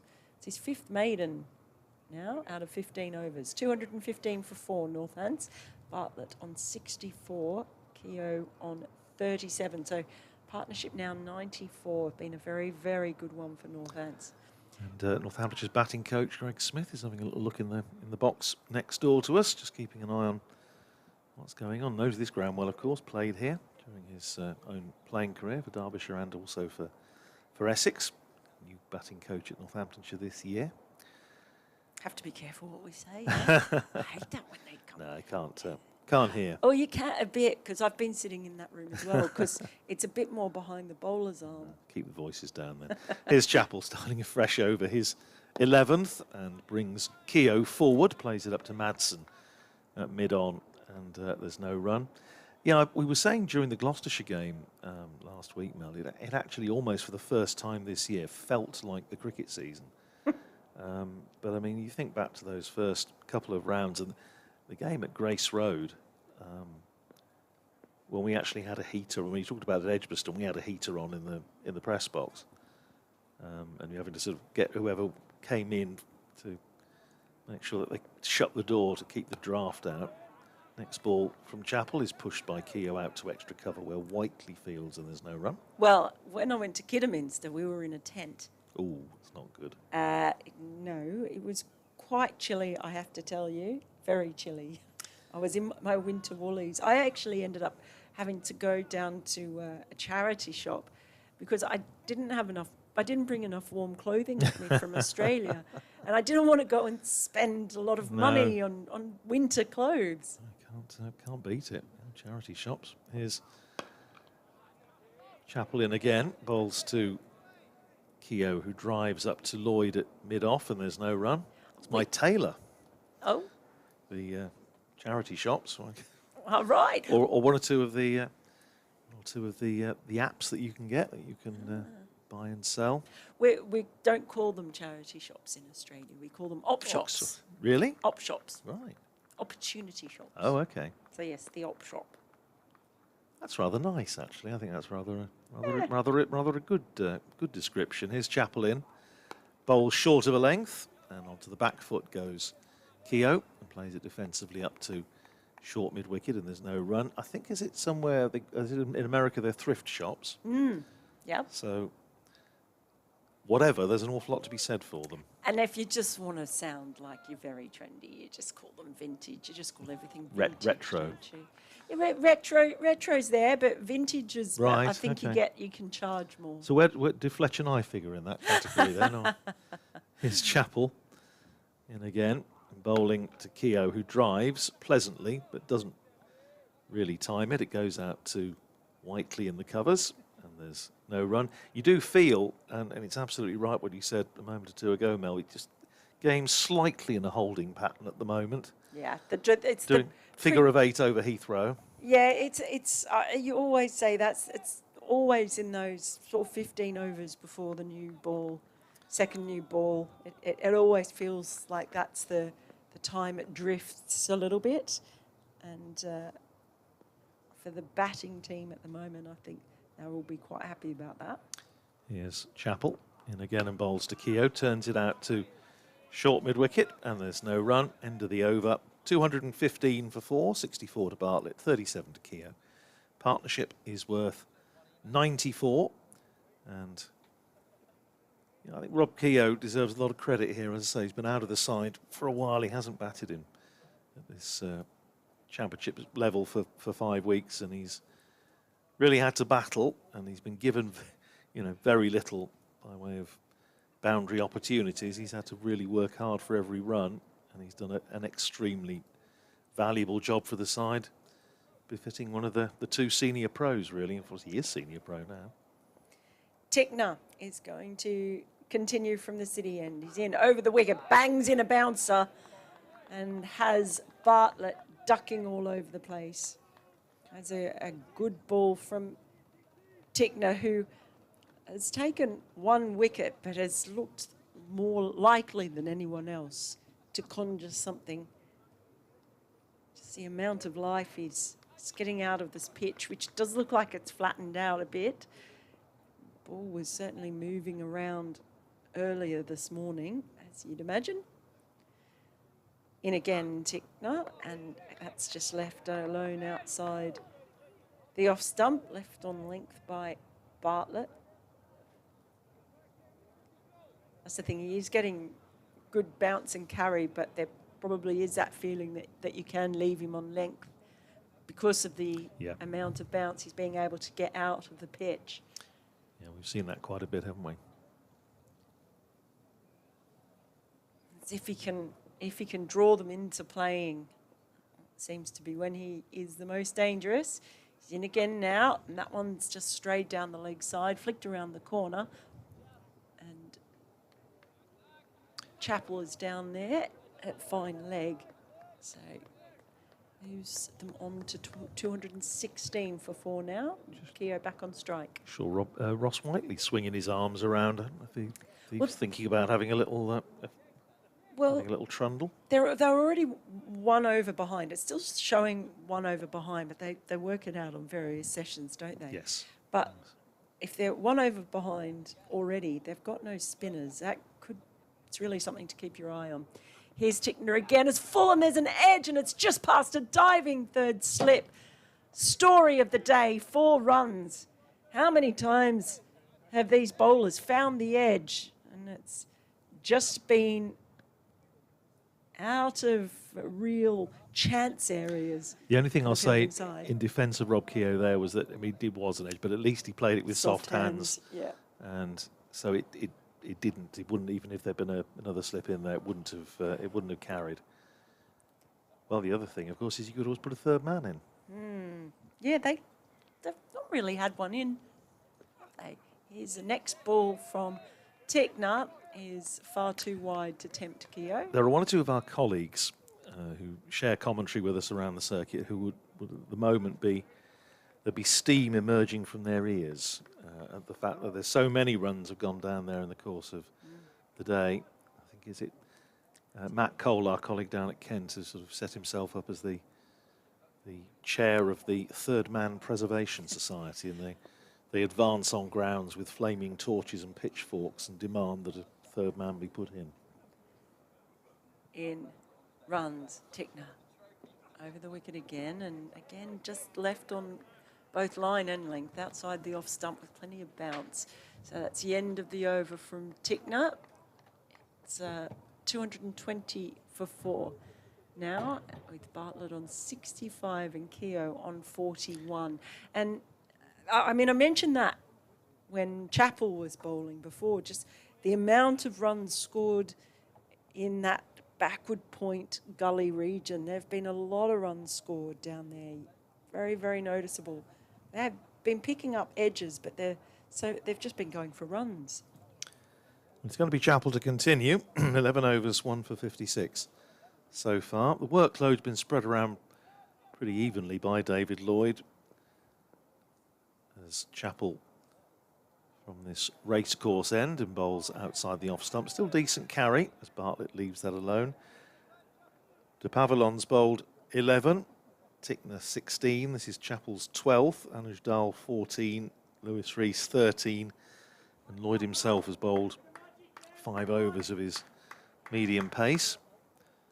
But it's a time when, in a lot of circumstances, you would look to your spinner just to give you block and end up maybe and enable you to rotate your seamers, but that option is not available to David Lloyd unless he bowls a bit of spin himself. Here's Chapel with 2 slips in outside the off stump, left alone by George Bartlett, who's been very patient.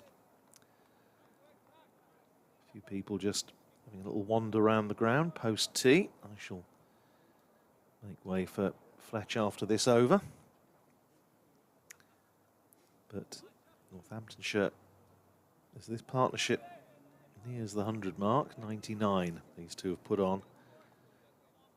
Just need a strong final session to make it their day. Equally, if Derbyshire can make inroads, it'll be their day.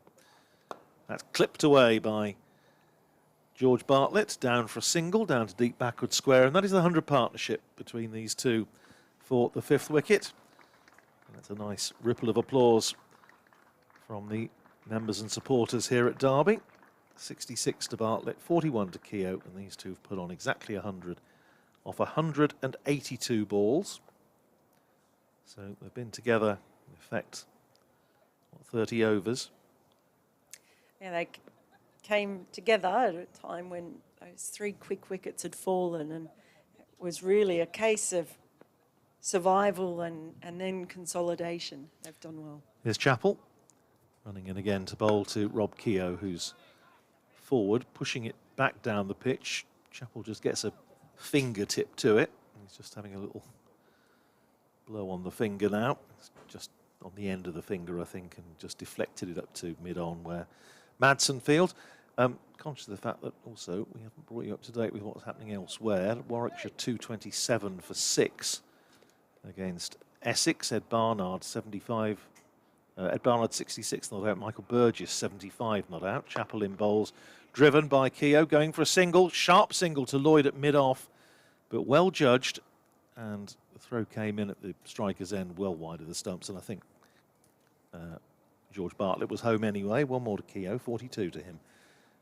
Double Nelson, 222 for 4. Lancashire 252 for 4 against Durham.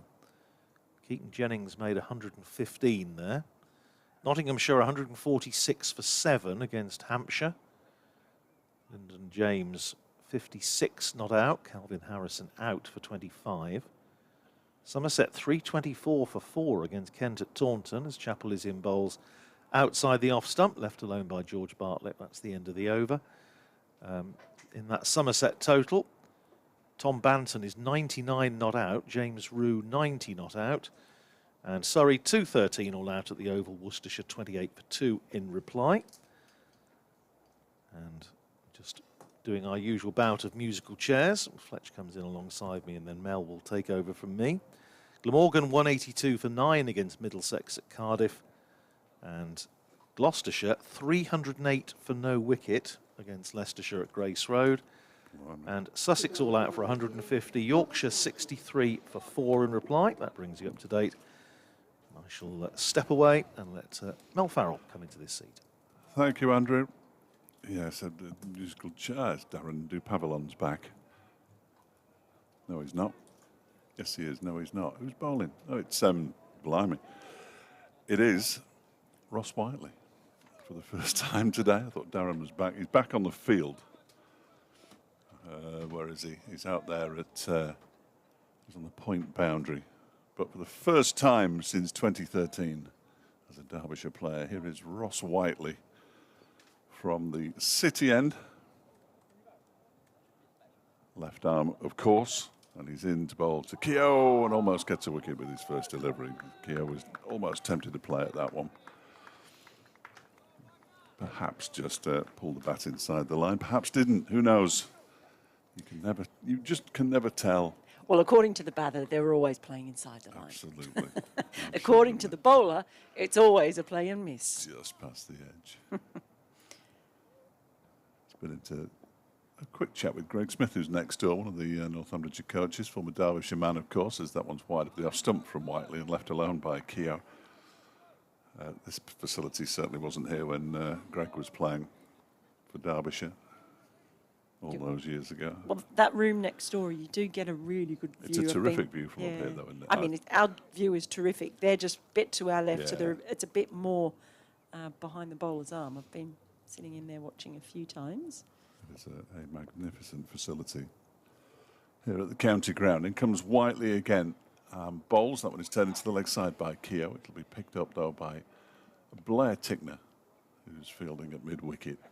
And there's no, it looks like they've got their full complement of starting 11 players out there now. Derbyshire, we have seen Sam Connors and Ben Aitchison on as 12th and 13th men over the course of the day, but it's the 11 who, having said that, Ben Aitchison is poised to come back on away to our left. As Whiteley is in, that one is pushed up towards Lloyd at mid-off. Of course, Whiteley being the left armour, he's bowling very close to the stumps, and just the way that ball's coming in, there's the angle of his arms slightly lower. The release point is just right over those stumps.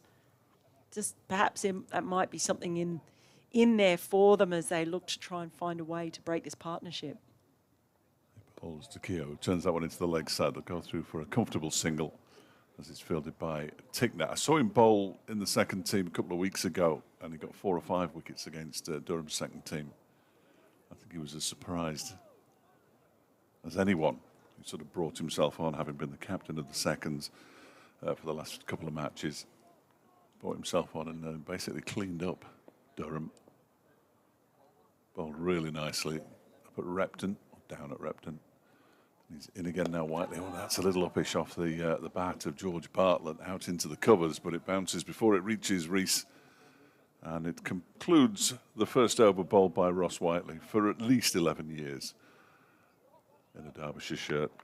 Just the one run from it. Northamptonshire 223 for 4, 102 runs the partnership is worth. And we're going to have a change in bowling by the look of it at the racecourse end, because David Lloyd, who hasn't bowled from this end, has handed his cap and glasses to the umpire. So that's the end of Zach Chappell, 4 overs for 13 in his spell post-tee.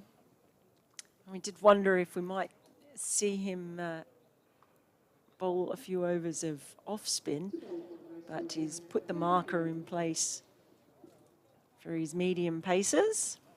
I'd like to see him bowl a couple of overs of off spin just to see if there's any turn. The man who's gone off is Blair Tickner, incidentally, been replaced by number 14, Ben Aitchison.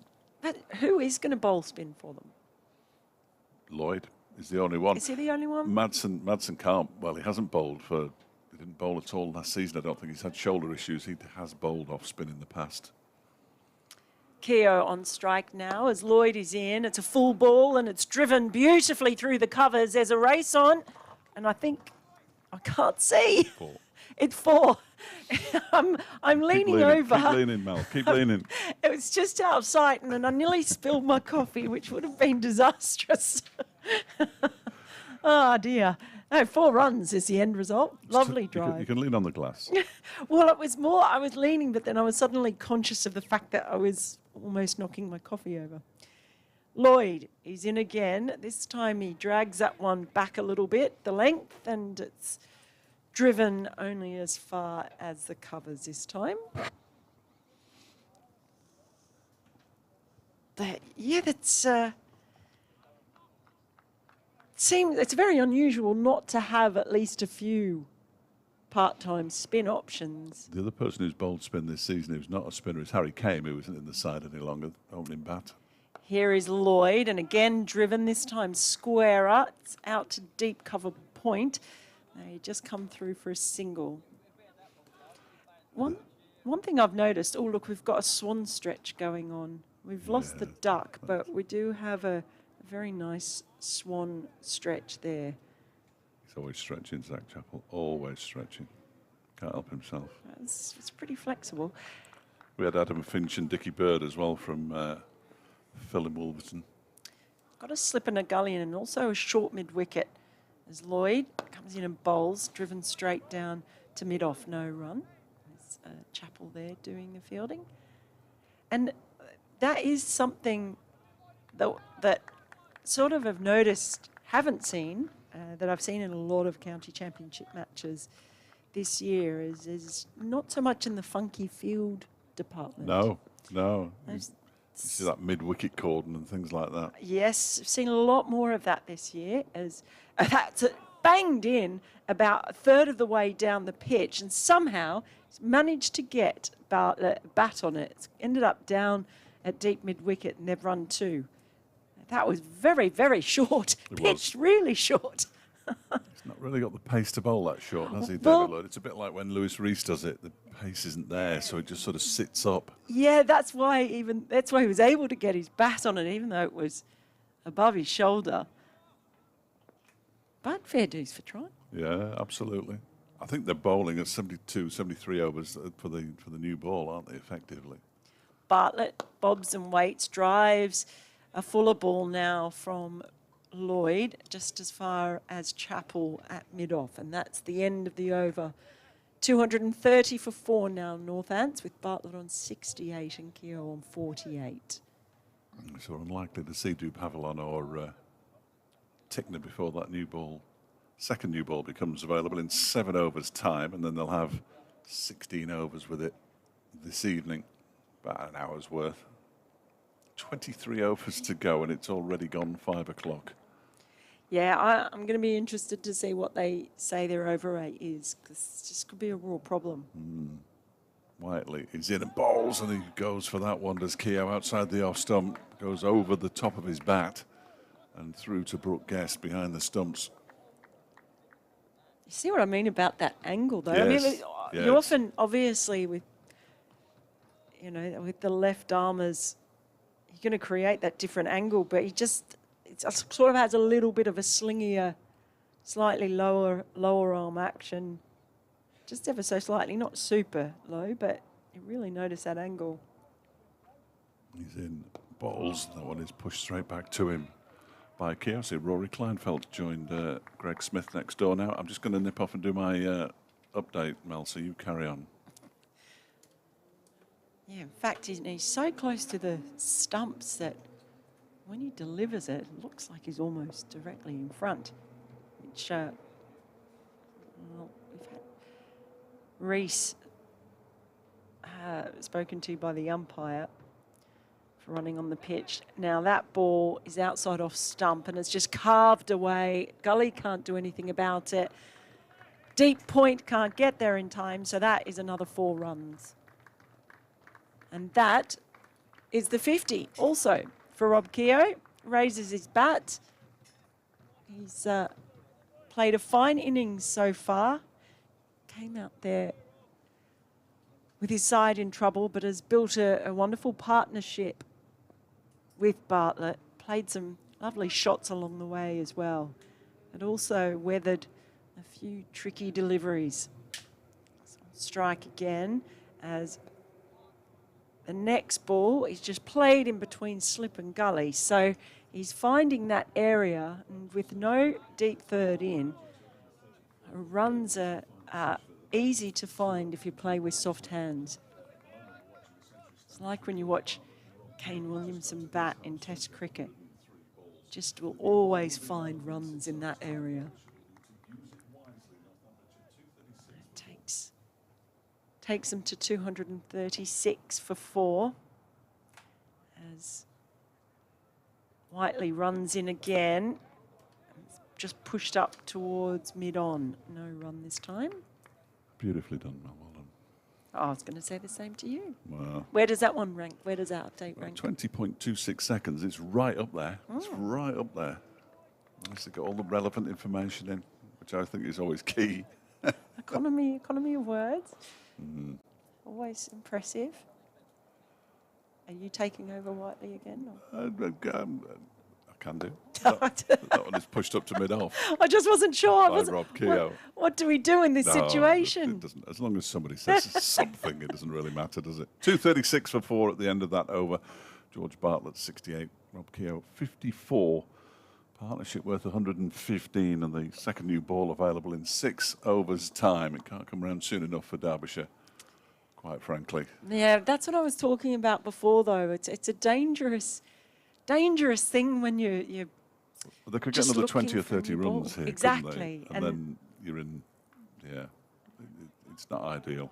And that's where I wonder if they could be tinkering with the field, just trying to engineer something. As first ball from Lloyd's over, it's played gently out into the covers, no run. We saw that a lot with the Kookaburra ball in the first couple of rounds, where a combination of that and also I think the weather that had been around meant it was such hard work for the fielding teams. Just really saw a lot of unusual positions being tried, whether it was leg slip, short mid wickets. In comes Lloyd, and that one's just chopped in between gully and slip, but gully doing the work to make sure it doesn't concede a run. And speaking to a lot of the players as well and the captains that were playing around that time, they did feel like you had to think more about fields and generating something when you weren't getting any help from the pitch. Just maybe they could be doing something like that. Here's Lloyd again, punched into the covers, no run. They're getting. I just had a quick chat with Greg Smith, and he was surprised how much the pitch had done. I didn't think it would do quite as much. It never used to at Derbyshire. Certainly not in the last 10, 12 years or so. And it has done a little bit. But outside of Dupavilon and Ticknadal, of course, has bowled really nicely for 2 wickets. In comes Lloyd, and that's chipped in the air, but out of the reach of that short mid-wicket. It's slowing up in the outfield, and it might stop altogether. Just manages to roll over the rope and beat Madsen as he hurled himself in that direction. So 4 runs goes, and frustrating too, just out of the reach of that fielder at mid-wicket. Short mid-wicket, in fact. If it'd been at regulation mid-wicket, straight into his hands. Probably would have gone, into his hands. So that's even more frustrating. I bet Wayne Madsen was delighted. He's just run all that way, and it trickled into the rope just at the time he reached it. It had almost come to a full stop. Yeah. Bartlett waits as in come Lloyd's, punched again to covers and no run. Slightly distracted by the announcement of Burton Albion's retained list. Go on. Well, it's interesting. My favourite player, Desi Oshilaji, has been released. Bobby Camwa's going, Mustafa Carriol, Jake Caprice, Toto Unsiala, Charlie Lakin. Lloyd in over the wicket and punch to Madsen. Just moving fine of mid-on and no run there. So 240 for 4 now with Bartlett on 72 and Keogh on 54. This partnership now worth 119, and it's become a real thorn in the side for Derbyshire. Yes, it has. It really has. Ross Whiteley's going to continue 5 overs until the new ball. All the lone players obviously have returned to their clubs. There'll be more on this on Sports Scene at 6, between 6 and 7 this evening, when I think I'm going to be asked to talk about it. The players who they've offered contracts to list is pretty much what you'd expect, really. As a new over from Ross Whiteley. First ball turned into the leg side by Rob Keogh. And they run through for a single. Keogh moves to 55, 241 for 4. John Brayford, the skipper, who was with us for a T20 match last season and hopefully will join us at some point during the T20 Blast campaign again, summarised a game here and was absolutely magnificent. Sam Hughes, Joe Powell and Mark Helm have all been offered new contracts. As in comes Whiteley, one is defended by Bartlett out into the offside, picked up by Lewis Rees. It's always the way that we're waiting 3 weeks for this, and they have to release it on a day when there's also a game of cricket going on, which makes my life slightly less pleasant, because I have to swap between cricket mode and football mode between 6 and 7 this evening. I thought you were talking about the taking out the trash theory of releasing news. No, I don't think it's that bad. This one is guided off the edge down to third man, the vacant third man area by George Bartlett, and it goes all the way to the boundary for 4. He moves to 76, and Northamptonshire to 245 for 4. I'd love to see a wagon wheel. I'd love There's a lot to down see there, isn't there? a wagon I think wheel. there's quite a lot down there. Yep. That will be my guess. Well, it's a huge amount of runs scored in that area. Hence why we keep mentioning it. No, the thing about, if you've got bad burying news, the bad news. yeah, burying Yeah, the bad yeah. news. No. A Friday night is always a traditional, late Friday, always a traditional time for it. I think they're approaching the deadline to announce all the clubs who haven't already announced the retained list are approaching the deadline to announce it. So I don't think they had much choice in the end. Guess what? Go on. I think they're going to put a fielder down. Yes, Go, they have a are. third man, everybody. Yep. It's Hurrah. They've given in. They've suddenly realised. Blair Tickner's going there. He'll not field a single ball. Here comes Ross Whiteley and bowls. Oh, and he's caught at slip by an Iron Donald. Bartlett goes for 76. Blair Tickner takes the plaudits for being the third man. It was a fairly straightforward catch, and then it just seemed to pop a little bit. And Ross Whiteley back in the side for the first time since 2013 in his third over, picks up a wicket, and Northamptonshire are 245 for 5. Well, in his 91st match, he's taken his 42nd first-class wicket. So it couldn't have... Not quite a frontline bowler. No! Not quite frontline. But, it's when his team has really, really needed it, because this session has been drifting, and it was hard to see where a wicket was going to be coming from. But all I want to say is I think it's because they actually put a deep third fielder at deep third. That's certainly what Blair Tickner gave the impression of agreeing with you. 76 off 127 deliveries with 13 fours for George Bartlett. A fine innings, came in at a reasonably tricky time when wickets were tumbling at a fair old rate around about just in the early stages of the afternoon session. So well batted him. He'd be disappointed not to have gone on, having got to 76. But Derbyshire will be delighted to have got a wicket with the old ball, 4 overs and 2 balls before the second new ball becomes available.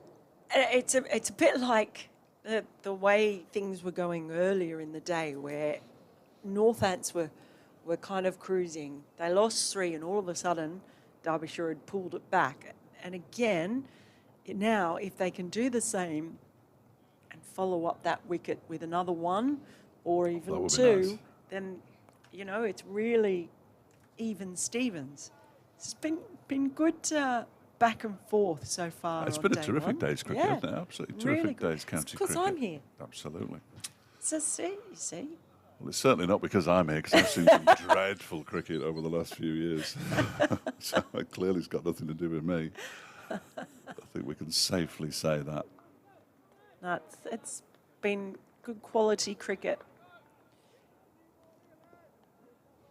Don't think we haven't seen a drop catch, have we? It was a difficult caught and bowled chance, but That is the first catch, the first slip catch that's really gone to hand, I think. Yeah. It's gone anywhere near the hand. There have been plenty flashing through. There are 2 slips and a gully now for the new batsman who's just in Broad, and he leaves the first ball that he faces from Ross Whiteley alone. But he'd probably be, and I know again it's second team cricket. Anuj Dal got a century in the second team earlier this week, so when he comes into bat, might be a bit more confident than he has been earlier this season.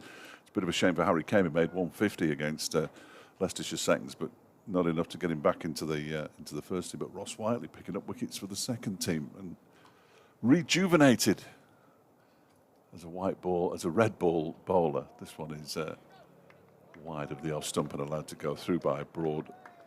And it's the end of the over. 5 runs from it, but more importantly from a Derbyshire perspective, the wicket of George Bartlett for 76 and Northamptonshire.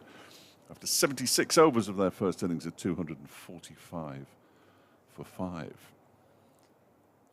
He's going to continue. Lloyd bowling from the racecourse end here, where we're commentating from.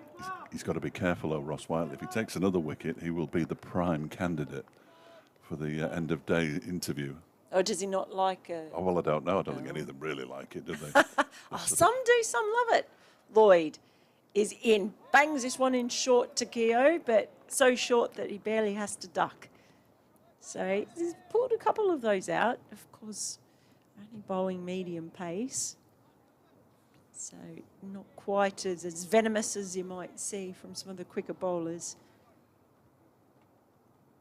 So you just really worry about this over rate, though. It might come back to bite Derbyshire. In he comes again. This time it's a ball right in the, I was about to say better line, but he's overstepped. So he's going to have to do that one again. Chappell is... Can't help himself, can he? Stretching again. It's been a full-on stretching. Well, I think it's a good thing. Yeah. It's good. It just, you end up, sometimes you just watch certain players because they're always doing something in the field. He's one of those. Here's Lloyd. It's a bit of a floaty one, that one, and almost gets the outside edge. So it was a fuller one outside the off stump, but he definitely played at that one, Keogh.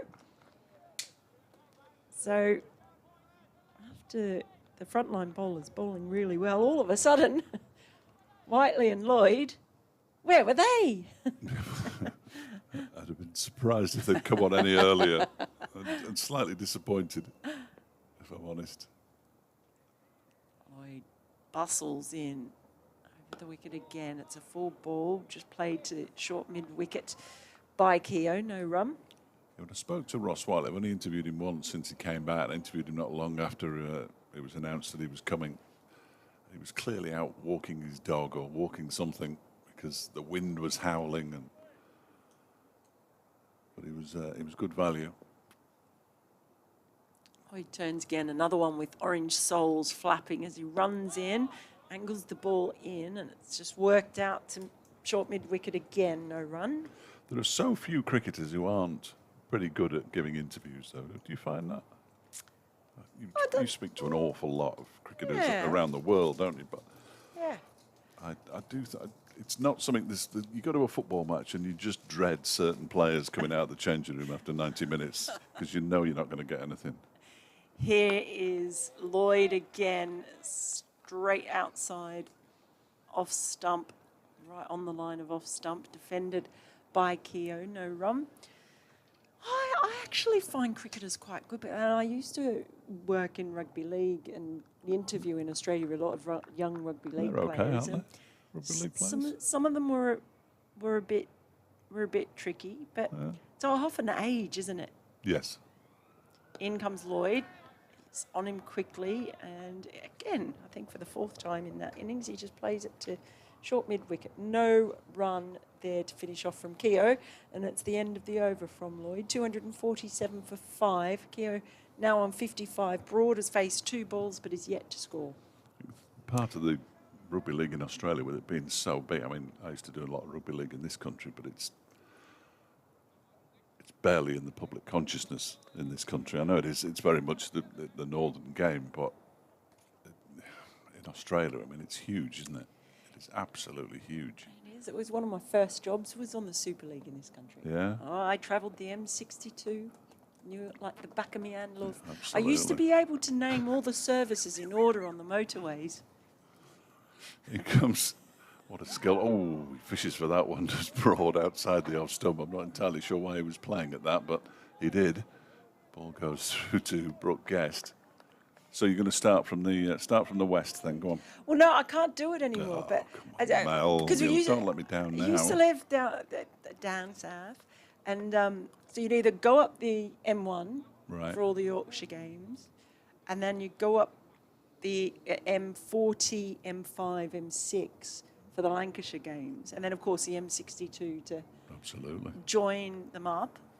As Whiteley is in, bowls to Broad, who clips this away down to What does he do? final, clips it away down to final. He's coming back for the second as well, as the ball initially isn't picked up cleanly by Zach Chappell. But So what Broad is off the mark. 249 for 5. what I did have was my favourites, and the M1. This is really sad, but I used to spend a lot of time driving up and down the motorway. I really liked Tibshelf. Oh, yeah. Never have any fuel for wagons at Tibshelf. Oh well, they just used to have they used to do a really nice baguette and a coffee. Whiteley is in, and that's left alone by Broad to go through to Guest. Pricey, though. You must have been paid well as a rugby league person to actually stop and eat and drink at service stations on the motorway. On expenses, but they used to always stop and have breakfast there on a Friday morning. So I used to like Tibshelf, and the other one I used to like was Hilton Park. Right. And the reason I liked Hilton Park was that at the one northbound and south, there was northbound Sue, who worked there, and southbound Louise. And they used to give me extra stamps on my coffee card. His next delivery is clipped away by Broad down to a very fine leg for 4 runs. Nice shot by Broad. Managed to get plenty of bat on it, really. And raced away to the boundary. The 250 is up for Northamptonshire to rapturous applause. Thank you, Andrew, at the back. So I think he's the only one who spotted it. Either that or everybody. I think everybody else has dropped off in the heat. It's the heat. It's too hot. oh, stop it! But yeah, so they used to give me northbound Sue and southbound Louise used to give me extra stamps so that I would get my free coffee faster. I used to like if I ever had to come back from London and drive past Hilton services as Whiteley is in, and that's left alone by Broad to go through to Guest, because it was pretty much halfway. I knew I had about an hour and a half left on my journey back up to the northwest. Well, I also used to like Tibshelf because they'd always call me Duck. I feel like a bit like our lucky duck. Yeah, here. no, well, They it's always call me Duck. the one service station that Radio Derby covers on its travel news. Tibshelf services. That's why I know it's never got any fuel. When we start the sports programme, it's always on. There's no fuel at Tibshelf. In comes Whiteley around the wicket and bowls to Broad, who pushes this one up to Madsen at mid-on. Completes another over. 78 gone now. I've already seen Blair Tickner warming up. That might be, he might have one more over, Ross Whiteley. 1 for 18 from his 4 overs so far. 253 for 5, Northamptonshire. Broad has 6. Keogh has 55. Yes, I did Castleford and Featherstone for years at the local paper. Oh, Castleford, the mighty Cas Vegas and Ponte Carlo, right? Absolutely, yeah. Lived in Featherstone. Castleford that's where, and Fev with a V. Fev with a V. Castleford, Weldon Road had the name. It was my favourite pub name on Weldon Road, right near the ground. As Lloyd begins his over, he bangs another one in short, and it's pulled gently by Keogh down towards deep backwards square leg. It's fielded. They take a single, 254 for 5. I know the pub you mean, on the other side of the road to, and I can't for the life, I've got to work there for years, I can't for the life, because it was down Sandy Lane, wasn't it? But, go on.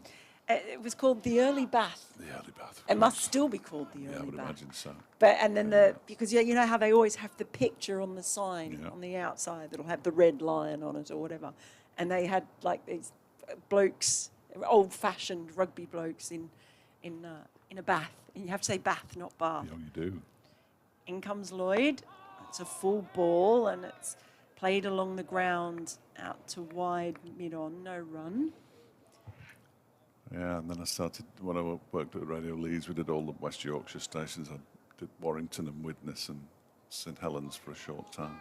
The first time I went to Widnes, I kid you not, I took a wrong turn trying to find the ground and ended up in some chemical plant. Nice. Very bad smell.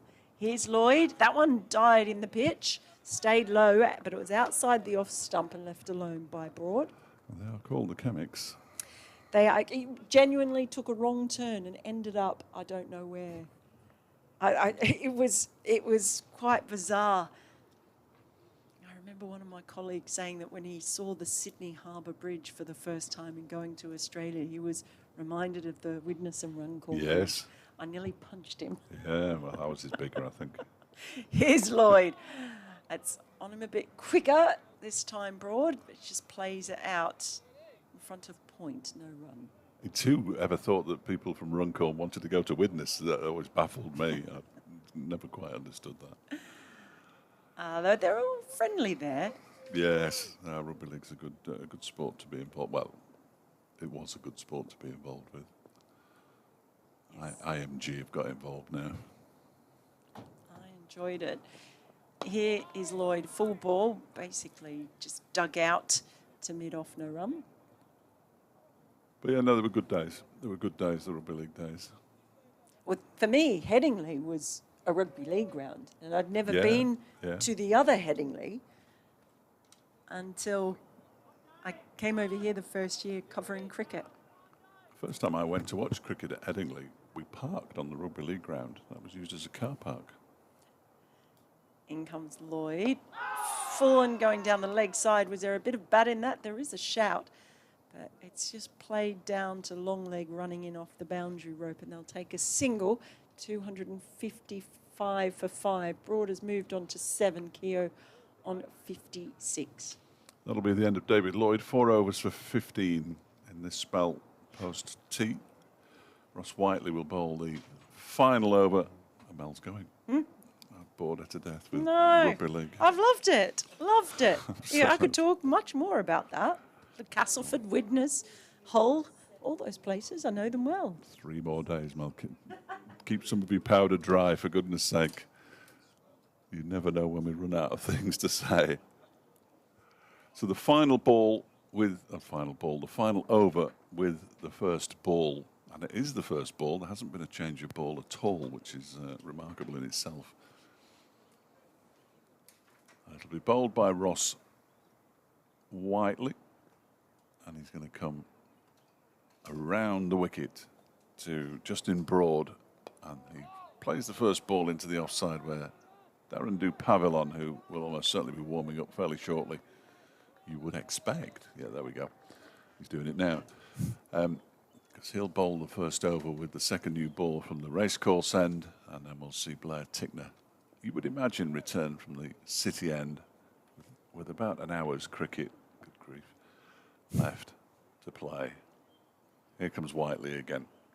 Second ball of his 5th over, and it's defended by Broad. Now it's into the offside. For the benefit of Northampton listeners, rugby league is a form of the game with 13 players, and is played in the north of England. Just in case anybody's wondering. Yeah.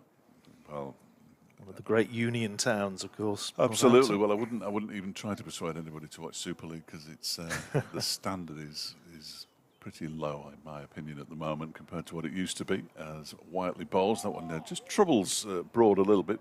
Whips his bottom hand off the bat as he turns it down to fine leg, where it's fielded by Chappell. Broad moves to 8, 256 for 5. I used to be vehemently anti-rugby union, but it has become an eminently more watchable game in the last 10 years.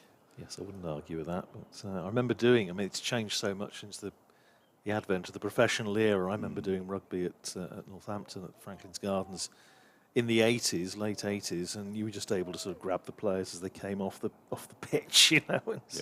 It was still an amateur game, and it was all much less regulated, of course, than it is now. But good fun, and it's turning into a pretty good season for the Saints. Still in with a chance, of course, of winning the Premiership. Here we go, third man's back.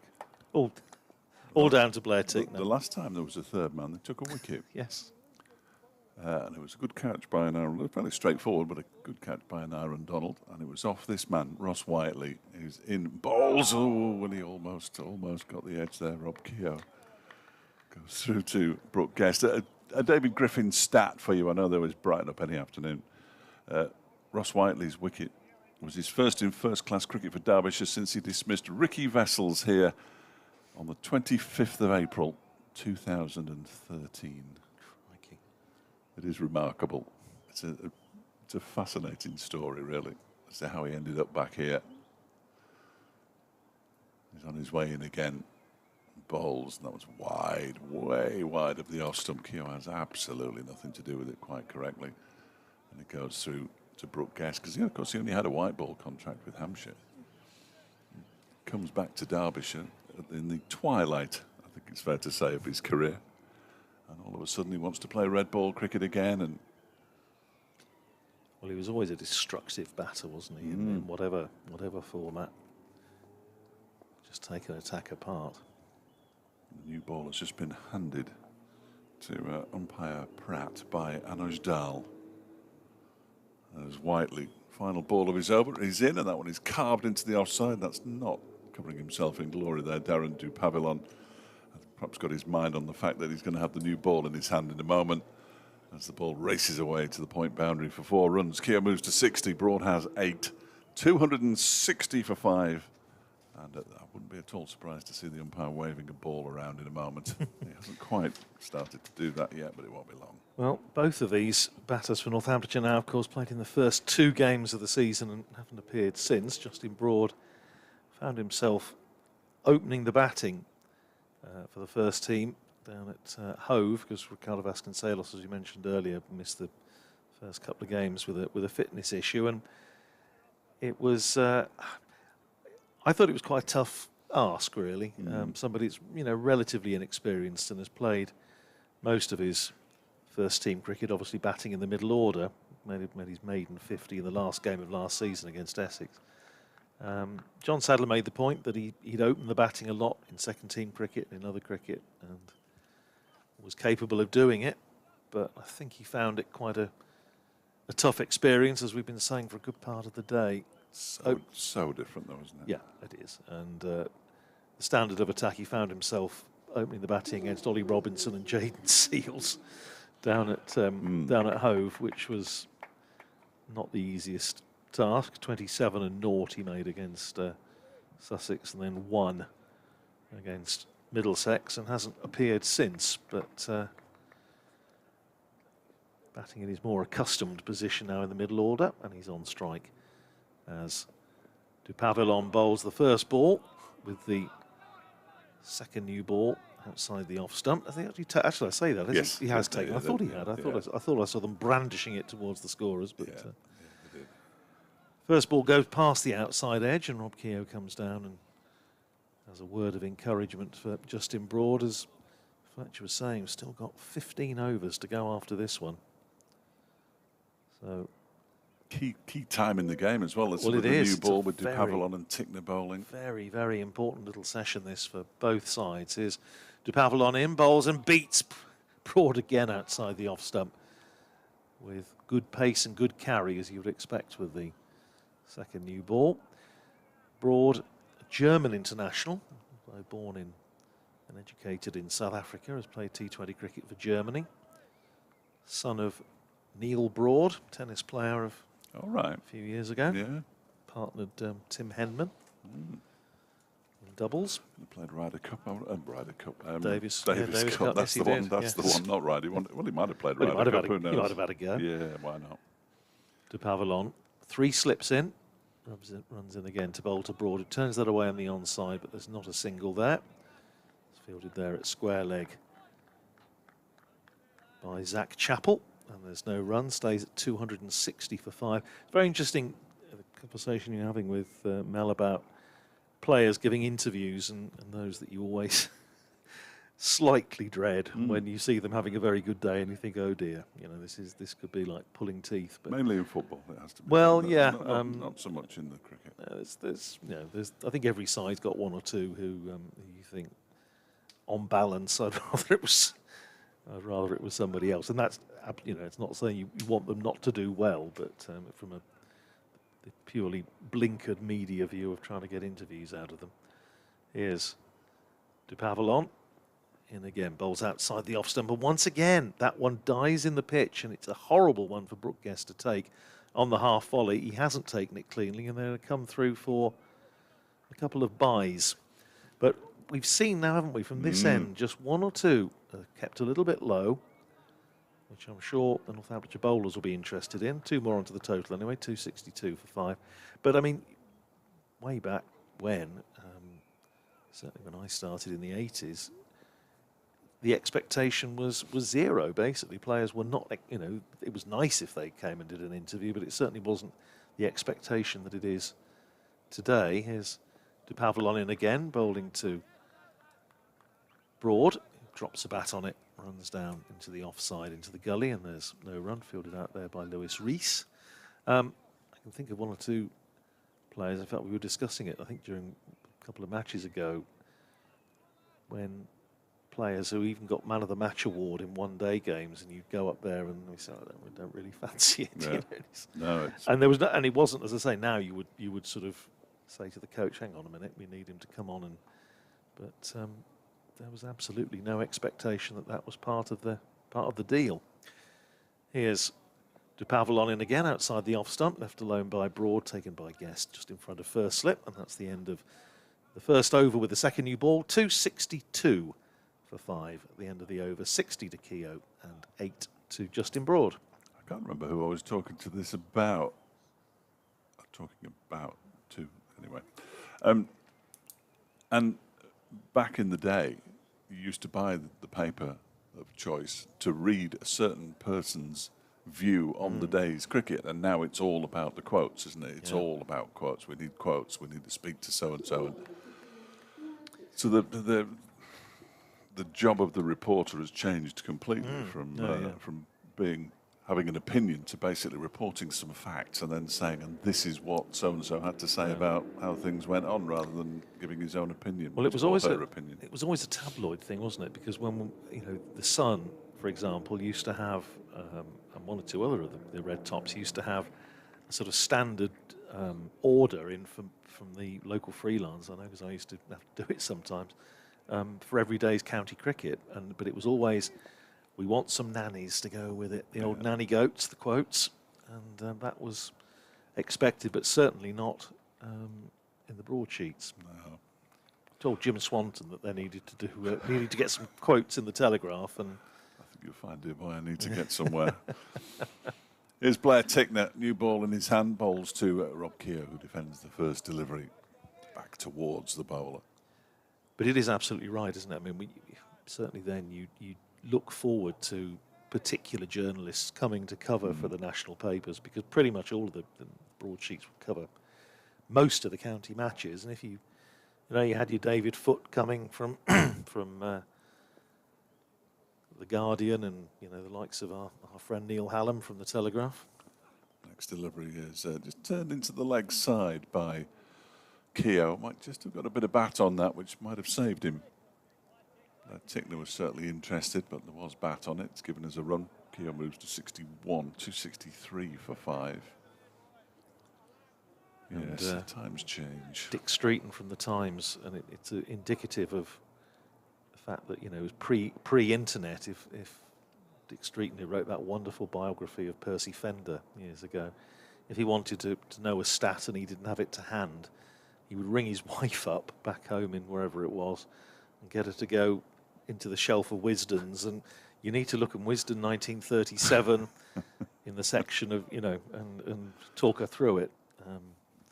Nowadays, you just click the mouse and it's on the screen. It's certainly a lot simpler in that regard. As this next delivery from Tickner goes past the edge of Broad's bat through to Brooke Guest. Ball has gone past the edge of bats on a regular basis throughout the day, really. There's that big stand between Keogh and Bartlett of 124, I think. Yeah, 124 in 35 overs for the fifth wicket. It was a very good stand, and just got Northamptonshire out of a moderately sticky situation. As Tickner's in again, and that one is turned into the leg side by Broad. He's going to pick up 1, he's going to pick up 2 as Dupavillon gets around to do the fielding. Broad will move into double figures. He's on 10, 265 for 5. 1 or 2 leaving the ground now. It's that time of day, isn't it, really? buses home and Friday night out. I know. Well, he was saying, and you're absolutely right, that we know the reasons why the rules are as they are and the regulations are as they were to try and make sure we get all the cricket in. But Was Tickner bowls, and that's turned again into the leg side by Broad, this time closer to Chapel, and there is no run. when, as last year down at Canterbury, play finishes at 7:25. It's no good to anybody. And really, is there's it? the only people left in the ground are the players, the umpires, the scorers, and us. Yeah. There's nobody else. No, it's no good at all. And against Lancashire the year before, when they were fiddling around with the hours because of the heat, if you remember, we finished at 20-8. Nice. But Derbyshire played through that. Played against Nottinghamshire, who made 400 and plenty on the day. That's Tickner bowls. That's turned into the leg side by Broad. He'll pick up a single. He'll think about a second, but it's not really there as Chapel reaches the ball now. Tickner with his hands on his knees at the end of his follow-through. Broad moves up to 11 and pinches the strike. 266 for 5. Keogh has 61. I'd still like to know why we don't start at 10:30.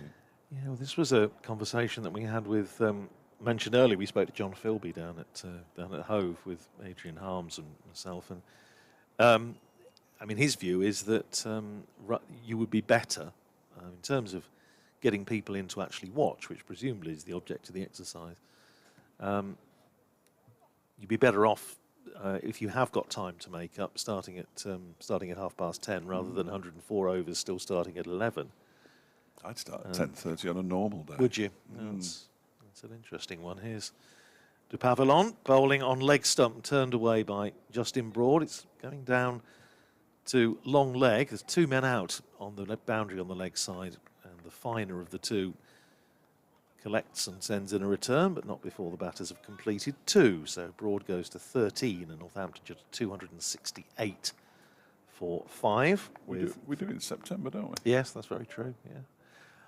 Personally, I have absolutely no problem with it at all. For those of us who are at the ground at 8:30, 9 o'clock, Yeah. we might as well start at half 10. The players are usually here by then. It would absolutely suit me from a purely selfish point of view. Here's de Pavillon in again outside the off stump, left alone by Justin Broad into the gloves of I thought it was all Guest. about us. Well, yeah, I mean, but no, he was saying. I mean, the idea is that it gives the spectators the full whack of overs. But if there's nobody here to watch it at the end of the day because everybody's gone home because it's so late, then it just does seem rather self-defeating. But as ever, Fletch, greater minds than ours. Oh, goodness me, yes. De Pavillon running in from down below us at this racecourse end. Again outside the off stump, left alone by Justin Broad. Been a few wickets tumbling in many of the Division 1 games today, although Warwickshire have staged a very strong recovery against Essex at Chelmsford, because Warwickshire were 64 for 5, 104 for 6. They're now 278 for 6. Ed Barnard, 101 not out. Michael Burgess, 91 not out. And those two have put on, 174 for the 7th wicket so far. Here's de Pavillon in again, bowls outside the off stump. Good carry, but taken by Guest in front of Lamb at first slip and left alone by Justin Broad. Lancashire 288 for 7 against Durham. Century there for Keaton Jennings. Ben Stokes getting through 17 overs, 2 maidens, 2 for 70 so far. Nottinghamshire 171 for 7 in 84 overs. So that'll be exciting stuff. It'll never replace entertainment. Lyndon James 70 not out off 186 balls. Here's de Pavillon in again, very full, on driven by Broad, but straight to Madsen at mid-on, and there's no run. Ollie Stone, 21 not out off 93 balls. The pitch must be somewhere near the middle. That sounds a bit like it. Which is unusual. I don't think I've ever seen a pitch near the middle live. Somerset 400 for 5 against Kent.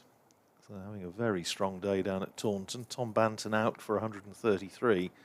But James Rue took so many plaudits last year, and rightly so. 114 not out. De Pavillon. Running in again to bowl to Justin Broad. Pushed by Broad up past the bowler. He's going to get a couple of runs as it's chased back from mid-off by David Lloyd.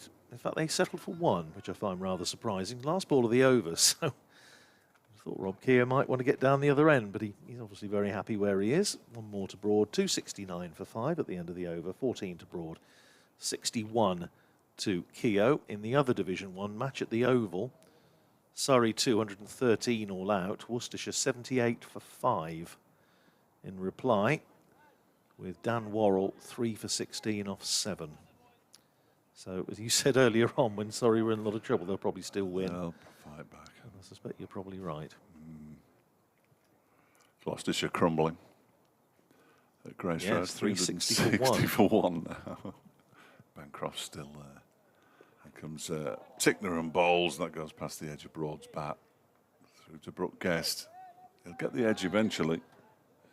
Might not be today, but he'll get it eventually. Glamorgan all out for 183, Middlesex 35 without loss. And in the 3-day game at Hove, Sussex bowled out for 150, Yorkshire 111 for 5. Joe Root 39 not out. He's still playing. Fair play to him. I don't know how much T20 he'll play. A lot, you would have thought. Tickner in bowls to Broad, who leaves this one alone outside the off stump to go through to the keeper. Well, Northamptonshire play Yorkshire early doors in the T20 third game, second home game, I think, 2nd of June, which is also a double header, Sunrisers against the Northern Diamonds. So that's going to be a busy day. Yeah. Derbyshire blast off at Northampton, then they blast off again at Edgbaston, and the following day they're at Old Trafford for a midday start. And a double header. Here is Tickner. It's his 18th over when he goes past the edge of the bat again. Broad will tell me that he was playing inside the line. I will mount a case for the prosecution. Either way, ball goes through to the keeper, Brooke Guest, and there's no run. So 126 for Ben Charlesworth, 160 for Cameron Bancroft, and Ollie Price comes in, which is probably not what the Leicestershire bowlers wanted to see. Talking of pad rash, as we were a little while ago, about when you've got an opening partnership like that, there's always some poor devil who's got to go in and try and carry it on. Tickner's in. That one's turned to the leg side by Broad, fielded by Whiteley. I had a lovely chat last weekend, which we ran in the cricket show, with Rob White and Mark Powell. Rob White, of course, now first-class umpire. And they still hold Northamptonshire's record opening partnership in first-class cricket, 375 against Gloucestershire back in 2002. And Mark, who lives and works down in Bath now, so he doesn't get up to the ground very much, but he was there last weekend staying with Rob White. So I got the two of them together just to have a reminisce about that partnership. Nice. As Tickner bowls to Broad, who defends it.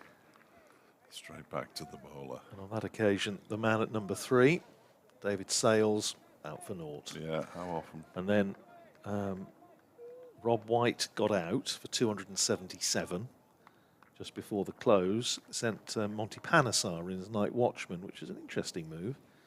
And he was out first ball. Tickner bowls wide of the off stump. Broad leaves alone. Ball goes through to Brooke Guest, and it's the end of the over. 12 to go. 269 for 5, Northamptonshire. 14 to Broad. 61 to Keogh. But what pleased so many people, I think, about that particular partnership was the fact that it was two local players that had come up through the age groups. They both played in the Northamptonshire side that won both the under-17 and under-19 titles in '97. Mark's born in Northampton. Rob was actually born in Chelmsford, but he'd been involved with the Northamptonshire setup for many years, and now lives very close to the county ground. De Pavillon starting another over, in and bowls to Keogh, who digs that one out very full, fielded off his own bowling by De Pavillon, who's into his 14th over. His name's too big, isn't it? It is. I was looking at it's a 3.1. I'm sure he's bowled more than that. 13.1. 2 maidens, no wicket for 33. Would you like to hazard a guess, Fletcher, the last time Northamptonshire fielded an all Northamptonshire-born team Blimey. in first-class cricket? Give you a moment. Here's De Pavilon in again, bowls and brings Keogh forward, runs it down to backward point where Anish Dal fields. And there's no run. Still 3 slips in. We do have a third man and a fine leg. Or a long leg, really, a little bit wider. And a point, extra cover. And a mid-on. And a man down at deep backward square, down by the main scoreboard, just in the shadow, in fact, of the main scoreboard. You see, because you've asked me the question, it's going to be a surprise answer, I think. It's going back a long way. Well, yes, I was going to go back that long, but There's De Pavilon in short and cut away by Keogh, and that's going to be 4. It was a short ball. I say it's going to be 4. It's not, in fact, it's just held up. The outfield not the quickest, understandably, given the rain we had yesterday. It's a super chase by Anish Dal back towards the players' pavilion. In fact, they only ran 2, so... Dal is the quickest. Yeah, well, he's very quick over the ground. Rapid. Keogh to 63 and Northamptonshire to 271 for 5. If memory serves... Is it between the wars? No, before that. If Really? memory Wow. serves, I think it was against Derbyshire, actually. Wow. Unless I'm much mistaken. I shall check that later, but I'm pretty sure it was against Derbyshire. Here's Pavilon in. Appeal for LBW. Looked to me to be sliding down, and that was the umpire's view as well. De Pavilon can't believe it. He's frustrated, isn't he? Bless him. He's yet to pick up a wicket today. I'm not entirely sure how. Well, it's not that he's bowled badly by any stretch of the No. imagination, although I'd say this morning he just seemed to take a little while to get the radar sorted out. But he's run in and he's plugged away and he's done a very good job for his side. But as you say, at the moment, he's one of, well, 4 bowlers have got something in the W column. But he hasn't, Lewis Rees hasn't, and David Lloyd hasn't so far. He knocked Vasconcelos off his feet Yes, first ball he of the did. match, and he's never quite recovered. There's De Pavilon in again, edged by Keogh, but all along the ground, wide of third slip rather, where they have 3 slips in. And down to third man, but because there is a third man there, Zach Chappell, they only come through for a single, so Keogh to 64 and Northamptonshire to 272 for 5. It was in 1908. Good grief. So, and the following season, Northamptonshire had their first overseas born player who played regularly, and from then on they always had somebody at least who was not born in the county. But 1908 they did have an all Northamptonshire born team. De Pavilon in and bowls to Broad, who pushes that out into the offside. Anish Dal at point fields, and that's the end of De Pavilon's over. 14 overs, 2 maidens, no wicket for 36. It's 272 for 5 on this lovely Friday evening here in Derby. Broad is 14, Keogh is 64, and we have 11 overs to go. Have you got to talk about Burton Albion's retained list at some point? At some Fletcher? point, I think, yeah, but I'm not sure when. I've not been given those particular instructions.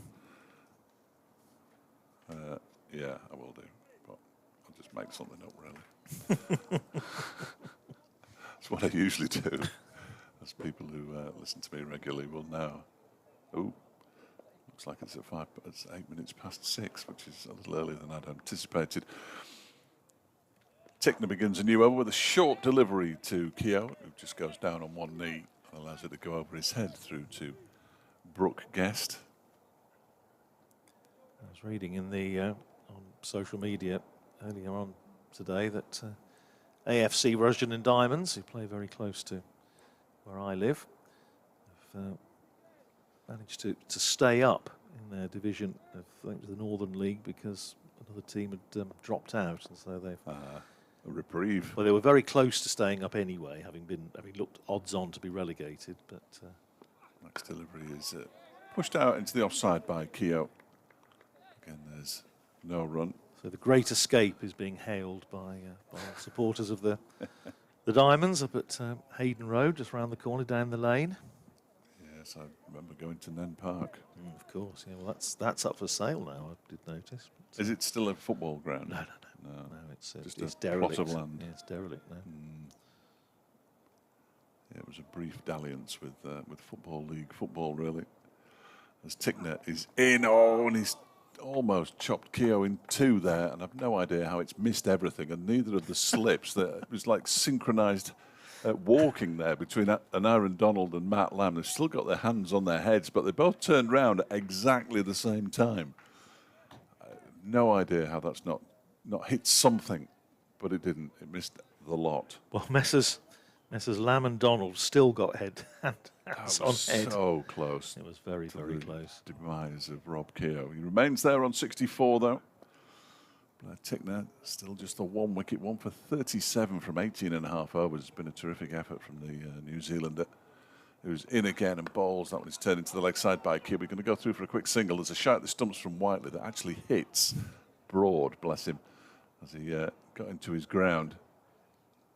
273 for 5. Keogh moves on to 65. He cleverly judged single that because he knew that Ross Whiteley had to run around the ball being left-handed. Yeah, well, Rob Keogh obviously has been around the circuit for a long time, Yes. so I'm sure we'll know these things. Yeah, the sad thing about Nen Park is that it's the whole ground. It's not just the football pitch that's derelict. They've just all the stadium's been demolished now. Comes Tickner and bowls a short delivery past the nose of Justin Broad through to the keeper, Brooke Guest. Yeah. Lots of proposals to do something with it. I'm not sure what they will, but I did see, I think it's up for sale again. One of my finest moments of commentary at Nen Park, I was commentating with a lad called Matt Doughty when I was covering Halifax Town. We were doing an FA Cup replay, I think it was. And something happened, and I sent him out. I said, "What did you make of it, Matt?" He says, "I don't know, Fletch. I wasn't watching." It's pretty much killed it stone dead. 273 for 5 as another one goes past the edge of the bat. What Does he have to do? Yes, I've no idea. 273 for 5 at the end of the over. 10 to go. Broad has 14. Keogh has 65. Derbyshire would dearly love another couple before the end of the day. Minimum, really. I'm not sure at this stage whether they're going to get the good fortune to get them. Yeah, so AFC Rushden and Diamonds, sort of the Phoenix club, and they'll be competing again in the Northern Premier League Midland Division next year at Hayden Road. So they were supposed to be going to move to the Dog and Duck in Wellingborough, and do a ground share with them, but for whatever reason that hasn't happened. So they will still be at Hayden Road, next to the cricket ground where Northamptonshire used to play years ago.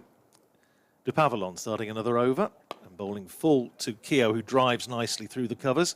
He's going to get one. They're going to come back for 2 despite the speed over the ground of Anuj Dal. He has to throw in off balance, and so it's an easy 2. Takes Keogh to 67 and Northamptonshire to 275 for 5. Yes, there used to be an old corrugated iron fence at the bottom of separating the cricket ground and the football ground in Rushden. It's now, there is a fence there, but it's now like big tall trees, sort of Leylandii. But Northamptonshire played their first match in 1924 against Dublin University, and last game in 1963. Here's De Pavilon in again, bowls and again beats Keogh outside the off stump.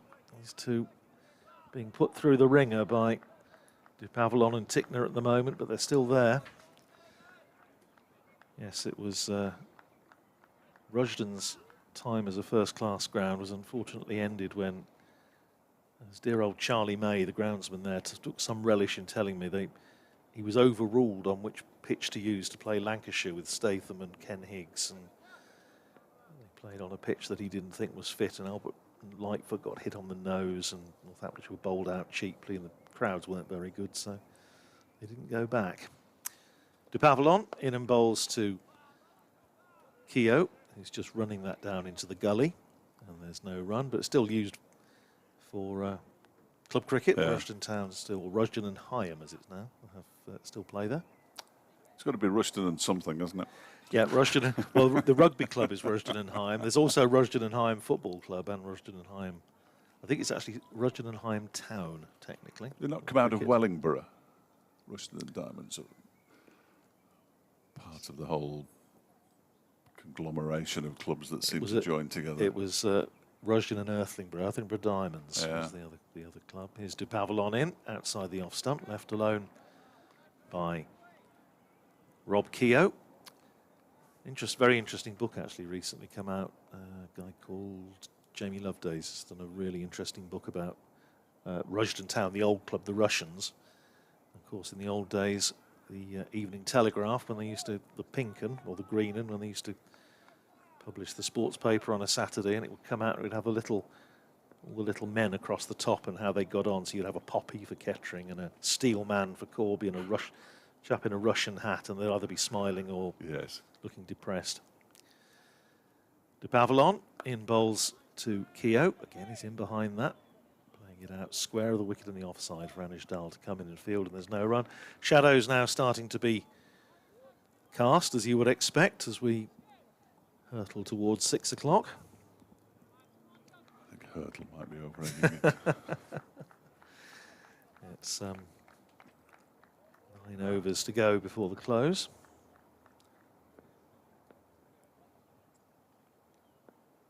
De Pavillon, the end of his mark, down below us, down to our left, as he runs in and bowls again and brings Keogh onto the front foot. Again, he plays it down to Anish Dal at backward point, and that's the end of the over. 275 for 5. Keogh 67, Broad is 14. And we have 9 overs to go. Only 9. Only the 9. Only 9. Probably closer to 40 minutes than 30, certainly. So let's see how this goes. I've got an update at some point. Actually, no, I'm in the intro to the sports programme. That's where I am, which is very exciting. I was going to say, you ready for this sort of exposure, Fletch? On the actual radio. It's all very exciting. I'd love to know what's happening with the BBC system at the moment. In comes Blair Tickner, bowls to Broad, who gets up on his toes and pushes it up towards mid-on.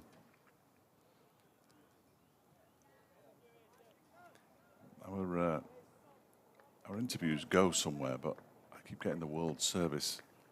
That's no good to man the beast, really. I'm not sure I can do anything about it, but I shall try my best to sort that out before the end of play today. As in comes Tickner again, left alone by Broad outside the off stump to go through to Brooke Guest. I can trouble you to continue. Oh, of course, yes, it would be my pleasure.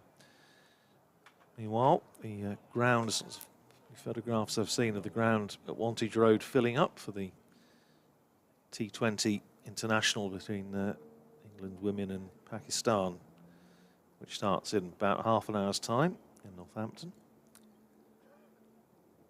Here, it's Tickner running in again outside the off stump, left on length by Broad, who is in common with Keogh and earlier George Bartlett, has really had to struggle against some excellent bowling, but is showing a bit of resilience, a bit of ticker.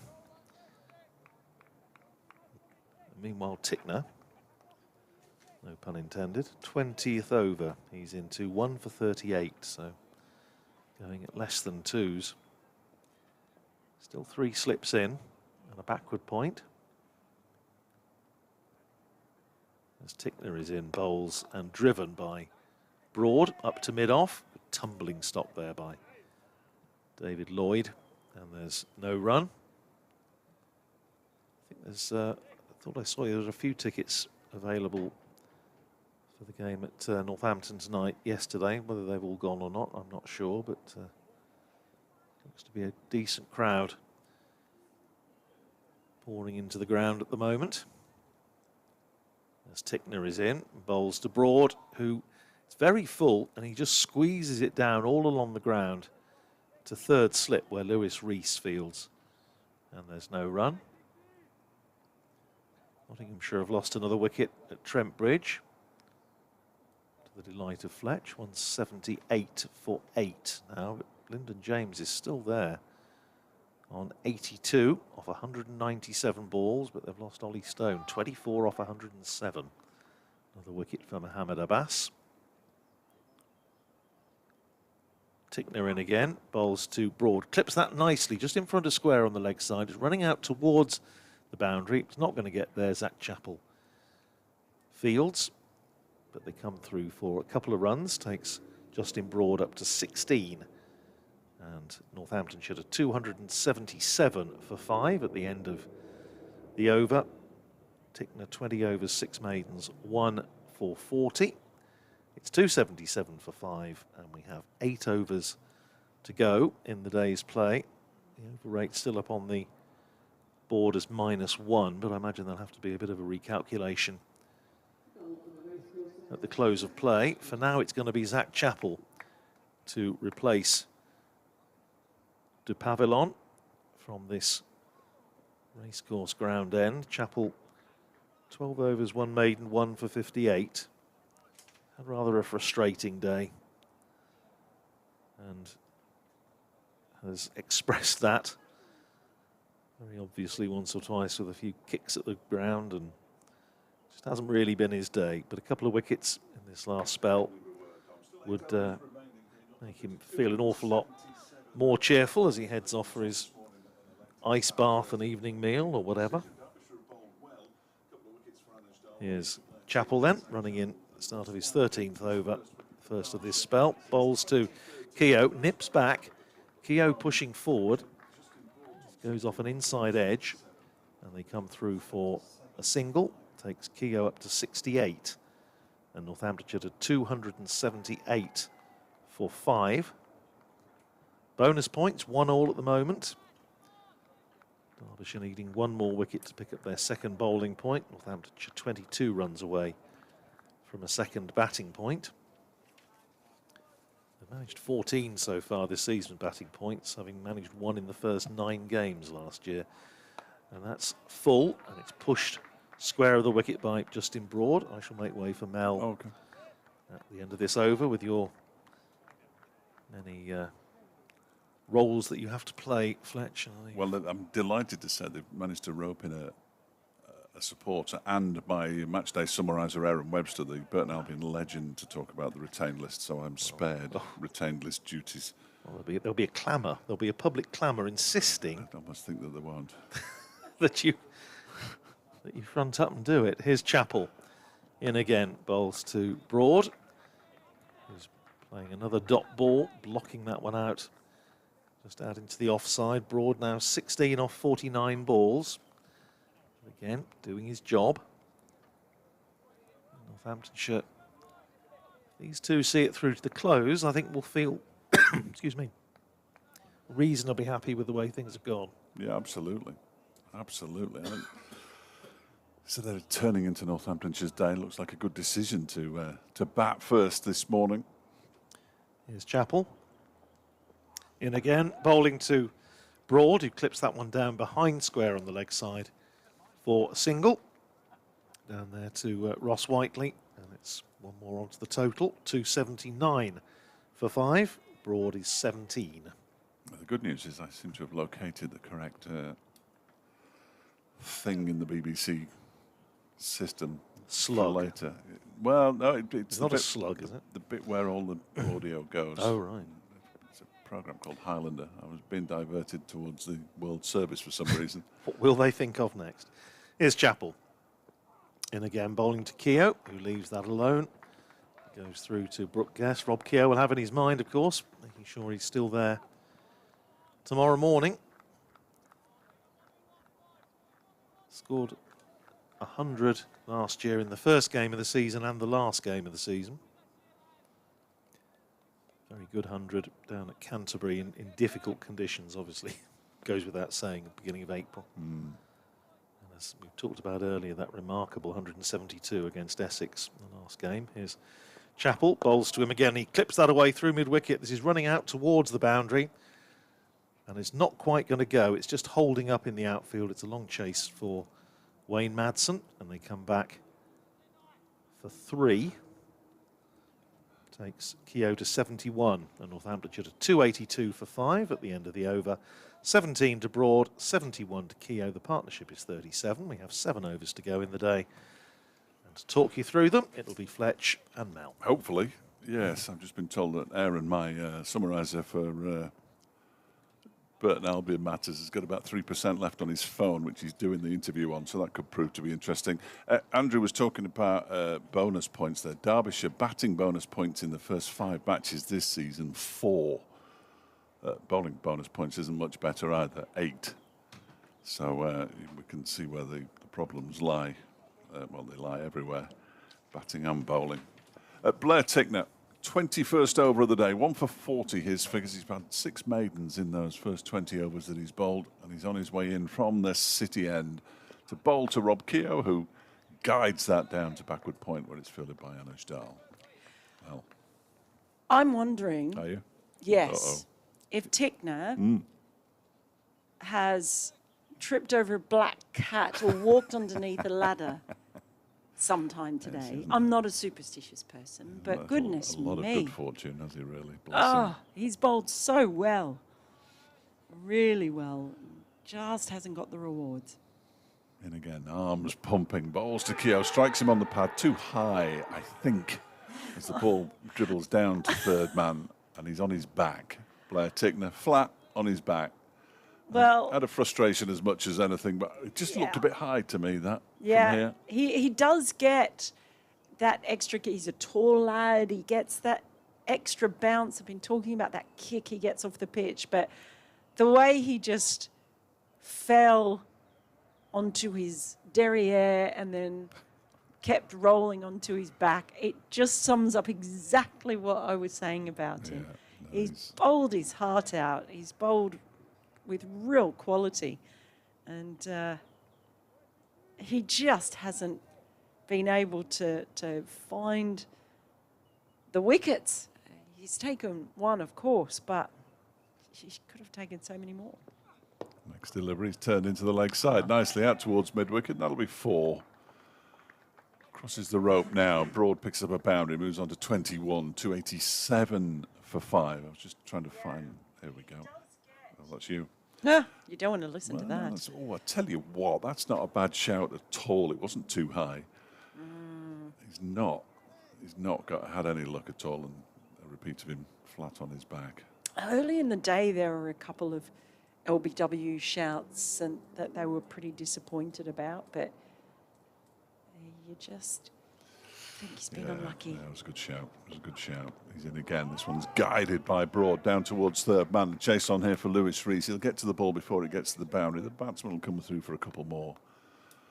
Broad will move on to 23. And you actually heard a sort of strangled scream of frustration there from Tickner. There was an I mentioned that ball going down towards the deep third area, and so many runs have been scored there. If you saw a wagon wheel, there would be a very thick stripe. There's several of them in that region. Yes, we can find that out. Off Tickner as well. Either way. So that's a short delivery. Bowls himself off his feet, Blair Tickner. Broad has nothing to do with it. Tickner's left leg is now covered in dust. He gets back to his feet. This is the first. Off he goes. You know, this is the first over where you can really see his frustration. And actually, the umpire's just having a little word with him now, and with the captain, Madsen. Yes. So maybe just a bit harsh. maybe telling him to just calm down a little bit. I don't know, but this is the first over where you've seen it from him, and it's not just about this over. It's a full day of doing a mountain of work and doing it well and not getting the rewards. Next delivery, defended by Broad. No more than a couple of yards into the onside. It's the end of the Tickner over. 21 over 6 maidens, 1 for 47. He collects his cap of umpire Mark Newell. And several of his teammates just ran up to him there, gave him a pat on the back. Still there now. The keeper Guest having a chat with him. Donald's just running up again now to give him a pat on the shoulder. So his teammates recognising that the frustration's just getting to him. I can see Anuj Dahl warming up out there, so we might see a couple of overs from him before the end of play. The applause you can hear in the background is for Blair Tickner as he goes down to long leg. Yeah, and that's nice to see, and just recognising that. Just talking to a couple of the Northants backroom staff as well, and they were recognising too just how well he'd bowled. Just one of those days. But at this end, it's Zach Chappell from the racecourse end. He's in over the wicket. That's just clipped into the mid-wicket area by Keogh. So get the single, 290 for 5. 64 runs have come down in the sort of third man kind of area. 1, 2, 3, 4, 5, 6, 7, 8, 9, 10 boundaries by the look of it, something along those lines. Been a few straight, but it's the second most productive area after mid-wicket. It felt like a lot. Here's Chappell. It's left alone outside the off stump. A very wristy leave there from Broad. He's playing just his third game for the first team this season. He played against Sussex down in Hove, scored 27 and a duck, and just won against Middlesex the following week. Hasn't taken a wicket yet, but only 23 years old, highly regarded Justin Broad. In comes Chappell, and that is just smashed through the covers. What a lovely shot, nice timing, rocketed off the bat, and that is 4 runs. Yeah, nice shot, wasn't it? Partnership moves up to 49. Just looking at George Bartlett's wagon wheel, 31 of his 76 runs came from that area. There you go. Now we're talking. Now we're talking. Yeah. Yeah. There were so many, particularly when he started off. He edged so He did edge a lot, many. didn't he? He did edge a lot. They weren't all boundaries, but they were just always runs. Now, Broad, after scoring a boundary, on strike. It's a short ball, but he didn't have to sway too far because it was outside the off-stump line. Yeah, so we'll see. Well, I imagine we will see Anuj Dahl before the end of the day, whether Blair Tickner gets another go. He's leaning on the advertising boards at the far end of the ground at the moment. It's Ben Smith, I'm fairly sure, who's alongside him inside the boundary, inside the advertising boards. 21 overs he's bowled today, and bowled them with some intent as well. Chappell in, and that's a tighter leave, that time by Broad. It was not too far off the money of off stump. Dahl doing some high kicks and now stretching out his groin. I think that's what he's doing. I have no real idea. Yeah, kids, I don't know. I think it's maybe a bit of groin, maybe a bit of hammy. Yeah. Maybe a bit of hammy in there. No idea about parts of the body. It really has been quite something, a feature watching them all stretch today. As Chappell is in over the wicket again, and it's just punched to short mid-wicket. They won't get a run there. So the end of the over, 294 for 5 Northants with Broad on 27. Keogh travelling nicely on 73. Has taken up the mantle out there in the middle. Going to be Dahl, as predicted. Zach Chappell looks like he's absolutely shattered out there. He's sort of at square leg, and he looks, well, he's leaning on his hands on his knees. He's a big man. It's quite a large body to haul around a cricket outfield for an entire day. Even with all that stretching, I think they're going to all enjoy those ice baths. At the Have end you of ever the had day. one of those? No, and I never want to. No, I haven't, no. For the same reason, I have never been swimming in the ocean in this country. No, that's probably a good idea not to. One of the many reasons. 294 for 5. 5 overs to go in the day. As Dahl comes in and bowls to Keogh and beats him outside the off stump. Yeah, he just had a real prod at that one. And look, Dahl has come in, came in after lunch and took those couple of wickets. So another one who has been able to come in and threaten the outside edge of the bat in particular. Yeah, he's bowled well, hasn't he, Dahl? 14 overs and 1 ball, 2 for 40. 4 maidens for him. He's on his way in again now to bowl to Keogh, who gets bat on ball. This time pushes it up towards Wayne Madsen at mid-on. Ball barely has the energy to reach the veteran Madsen. Picks it up and passes it, just hands it to Anuj Dahl on his way back to his mark. If they could nip out one more wicket before the close of play, I think they'd probably be relatively pleased. Well, you'd sort of maybe call it honours even, wouldn't you? Yeah. One's left alone outside the off stump by Keogh. It certainly hasn't been the kind of day that bad light at Leicester.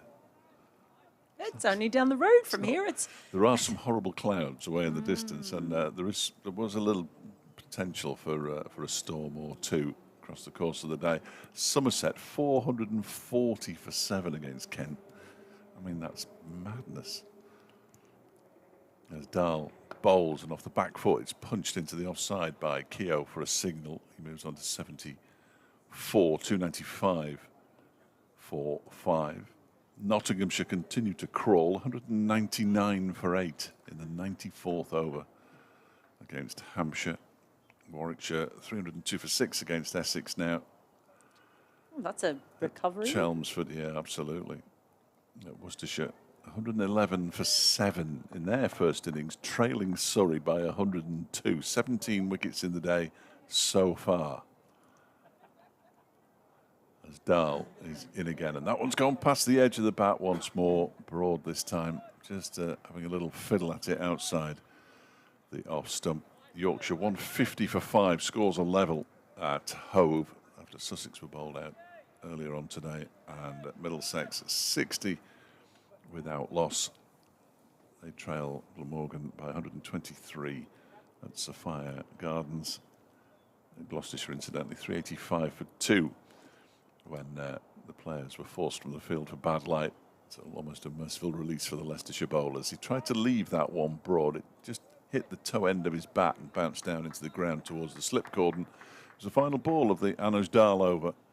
He's now bowled 15 of them, 2 for 41. 295 for 5. Broad has 27. Keogh has 74. And that partnership missed that. It's gone up to 50 off 99 deliveries now. Well, he might have looked shattered, but Zach Chappell is going to keep on bowling. He's a trooper. He's an absolute trooper. He's going to give it the old college try. Maybe, I haven't seen anyone else warming up. No, he'll bowl 2 more overs, won't he? Yeah, he's going to keep on. Here he is. First ball, it's full.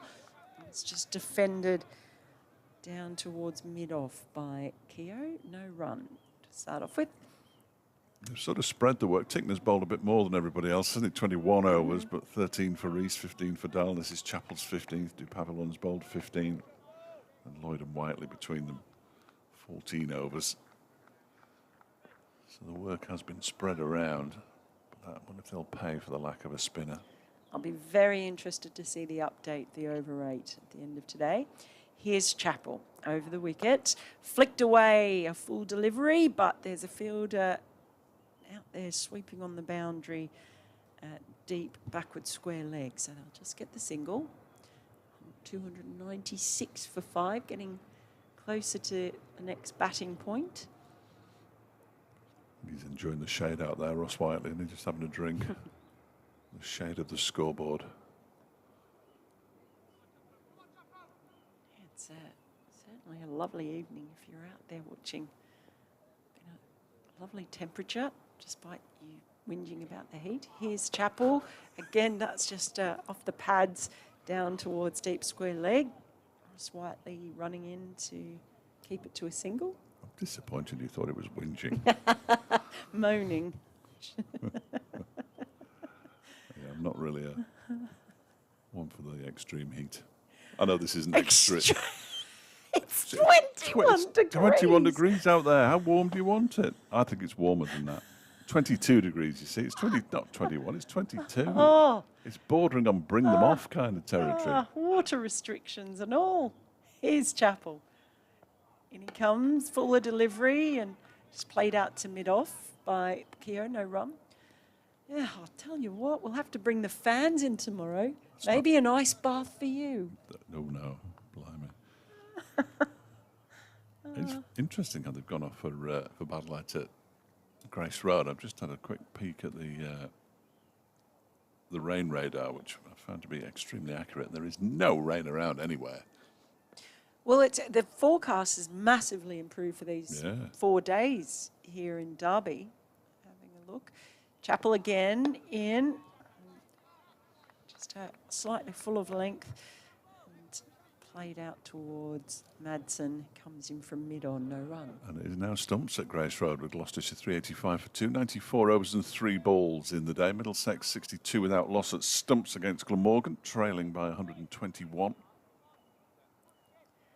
Chappell just on his walk back, you can see he's weary, isn't he? He's weary, yeah. Just it suddenly became a lumbering walk, but he's back into his stride now, in over the wicket, full, and very full. It was almost a full toss, and in the end, it was well wide of off stump, and Broad might have been lucky that he didn't actually get a nick on that as he tried to jam his bat on it. End of the over, 297 for 5, with Broad on 28, Keogh on 75. Getting more requests to appear on the radio now, as you might expect. He's so popular. So popular. What's 3 overs? Is about 9 minutes in there. I'd say 10. Just to be on the safe side. First ball of a new over from Manoj Dal is defended into the onside by Justin Broad. There is no run. Tell you what I have noticed. Gee, that Northants. Is that the Northants flag? No, is that the Yeah, the Northants flag is huge, isn't it? It's massive. Yeah, it's huge. It's too big, really. It's dwarfed. They're just being flash. The Derbyshire one looks like a tea towel in comparison. Look at the size of our flag. Dal bowls, and that one is defended by Broad into the ground. We've got a bigger flag than you. I'm not impressed. It is, as Andrew says, it's very much duvet-sized. Got to be warm under that. Anyway, 297 for 5. I'm not going there. Blimey. And it's a proper king-size duvet. Yes. Yeah. I've learned to say duvet instead of doona. Doona? Oh, no. That one is off an inside edge, thick inside edge of Broad's bat out into the mid-wicket region where it's fielded by Zach Chappell. That's a doona in Australia. Why is it called a doona? Why is it called a duvet? Well, because that's what it's called. Oh, no, it's called a doona because that's what it's called. Oh, okay. I'm bilingual, see. I speak both English and Australian. Yeah, no, it's very impressive. Well, you did advanced English, didn't you? Which we learned earlier. Whatever that is. Is Dal again bowls and defended into the onside by Broad. There is no run, no doubt. These two both want to still be here. At 11 o'clock tomorrow morning, when we will be back, I've signed a contract. Can't get out of it. I'll be back. I've got to get the train back to Birmingham and then get the train back tomorrow morning. So how long does that take? Half an hour? It depends. All it right. took me nearly an hour this morning. Got the scenic route. Well, no, just some trains seem to be quicker than others. Dal bowls, and beats Broad again. Through to Brooke Guest. This time, instead of putting his hands on his head, and Aaron Donald just pulls his shirt over his face. I don't think he can quite believe what's going on out there. No, it's just a nice bit of seam movement Gonna away. leave you with it. Okay. Yeah, just a nice little bit of movement off the seam, just enough. So there's still something in it. It's definitely got easier to bat with the sunshine that's emerged this afternoon. But still something in it. Here is Dal again. It's a fuller ball, just defended straight back to the bowler by Broad. So dot ball finished the over, and it's 297 for 5 with Broad on 28 and Keogh on 75. And we now have just 2 overs remaining in the day. A hard day in the field. Zach Chappell is making his way back to his mark. He's another one who has tried everything today, been the most expensive of the bowlers. He's 1 for 70 off 15 overs, but within that, it doesn't tell the whole story about a number of times even he has found the edge as well. He's in now over the wicket. Short ball, tempted pull by Keogh, but he misses it completely. Straight through to Guest behind the stumps. Hello again. Hello again. You're back.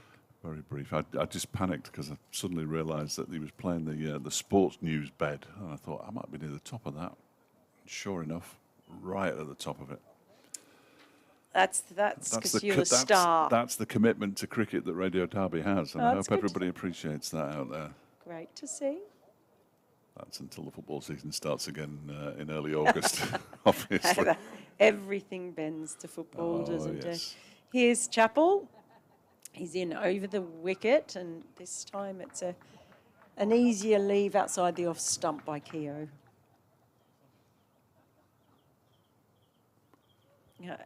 Despite the frustration, I think Derbyshire can walk off and be encouraged about how well they have bowled and how well they've fielded. I think it's been very disciplined. Yeah, absolutely. I can't recall. I might have missed one at a certain point. I can't actually recall a misfield, like a genuine misfield, an error in the field. Chappell in. That's it.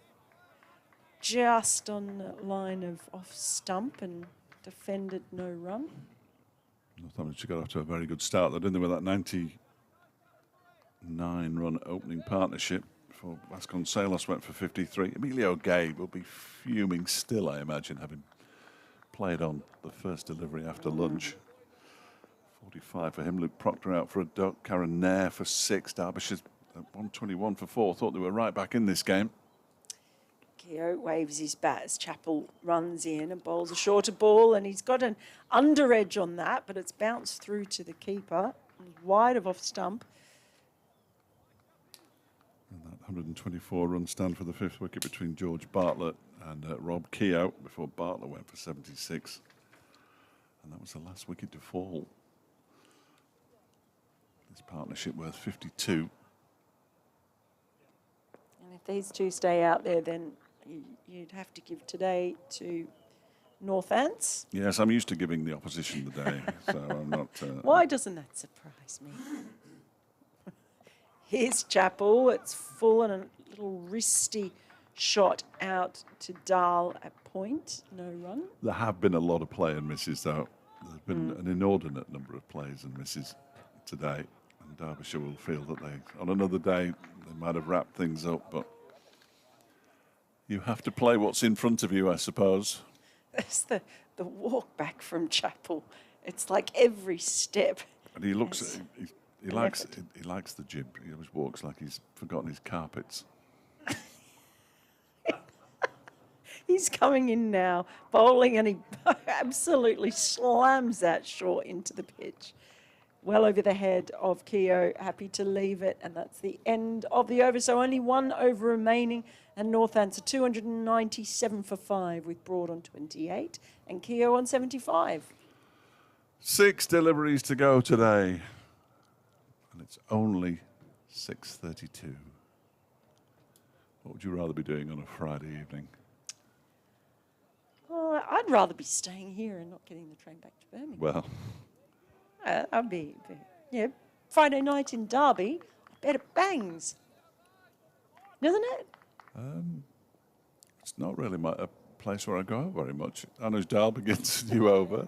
First delivery's pushed into the offside by Justin Broad. And there's no run. We might find out tomorrow morning because Andrew is staying in Derby, so we'll find out whether Friday night in Derby bangs. Yeah, I reckon. He's definitely our correspondent for that, I would imagine. He's a dark horse, isn't he? He looks so innocent, but Get him on the siders on a Friday night. Here comes Dahl again and bowls us left alone outside the off stump by Broad. Everywhere else, looks like pretty much everywhere else they've finished now. They're still playing at Blackpool. Lancashire 350 for 9 against Durham. 308 for 6. Warwickshire finished against Essex down at Chelmsford. Nottinghamshire actually made it to 212 for 9 before the end of the day's play. Came with 95 overs and 5 balls bowled. That can't be right. No, it can be because the wicket will have fallen, of course. Somerset 440 for 7 at stumps against Kent as Dahl bowls outside the off stump. Broad leaves alone. Worcestershire 112 for 7, trailing Surrey by 101 at the Oval at stumps. I told you that Gloucestershire had finished and that Middlesex had finished. And they're actually still playing down on the south coast at Hove, where Yorkshire are 166 for 6 now. So they lead Sussex by 16 runs. That's never going to go 4 days, is it? You wouldn't have thought. Ben Stokes has bowled 17 overs today, for 2 plenty, for 70. For plenty, yeah. Well, it's the way they play. Here's Dahl in and bowls to Broad. That one's on target and pushed out into the offside. Fielded by Blair Tickner. I think the most important thing is just the fact that he's bowled 17 overs. The fact that he's playing, yes. And building himself back up, of course, after having that knee surgery. It's good news for England if he's able to bowl with the freedom that he used to be able to. I always used to get so instantly worried every time he'd sort of stop and start worrying that knee. Yeah, it can't be very pleasant, can it, playing with an obvious injury. 2 balls to go. Dahl bowls, and that one's left alone by Broad. Brooke Guest standing up for the final couple of deliveries. We've got 2 slips and a gully who's quite close, actually, Lewis Rees. If the ball flashes to him there, he might have to react very quickly. Blair Tickner looks like he's going to come into the gully, which pushes Lewis Rees round to 3rd slip. Zach Chappell moves across to cover. Wayne Madsen moves slightly wider at mid-on, covering acres out there. And here comes Anuj Dahl. Final ball of the day. It's left alone outside the off stump, of course it is. And that concludes the entertainment for today. And it has been an entertaining day's play. Northamptonshire close on 297 for 5. They won the toss this morning. They will think it's been their day. 75 to Rob Keogh, 76 to George Bartlett, a half century as well for Ricardo Vasconcelos. Emilio Gay missing out on his, making 45. A couple of wickets for Anuj Dahl, and 1 each for Blair Tickner, Zach Chappell, and Ross Whiteley on his return to Derbyshire colours. My thanks to Mel, my thanks to Andrew. We will be back at 11 o'clock tomorrow morning for day 2, when hopefully the sun will be shining once again. Good night.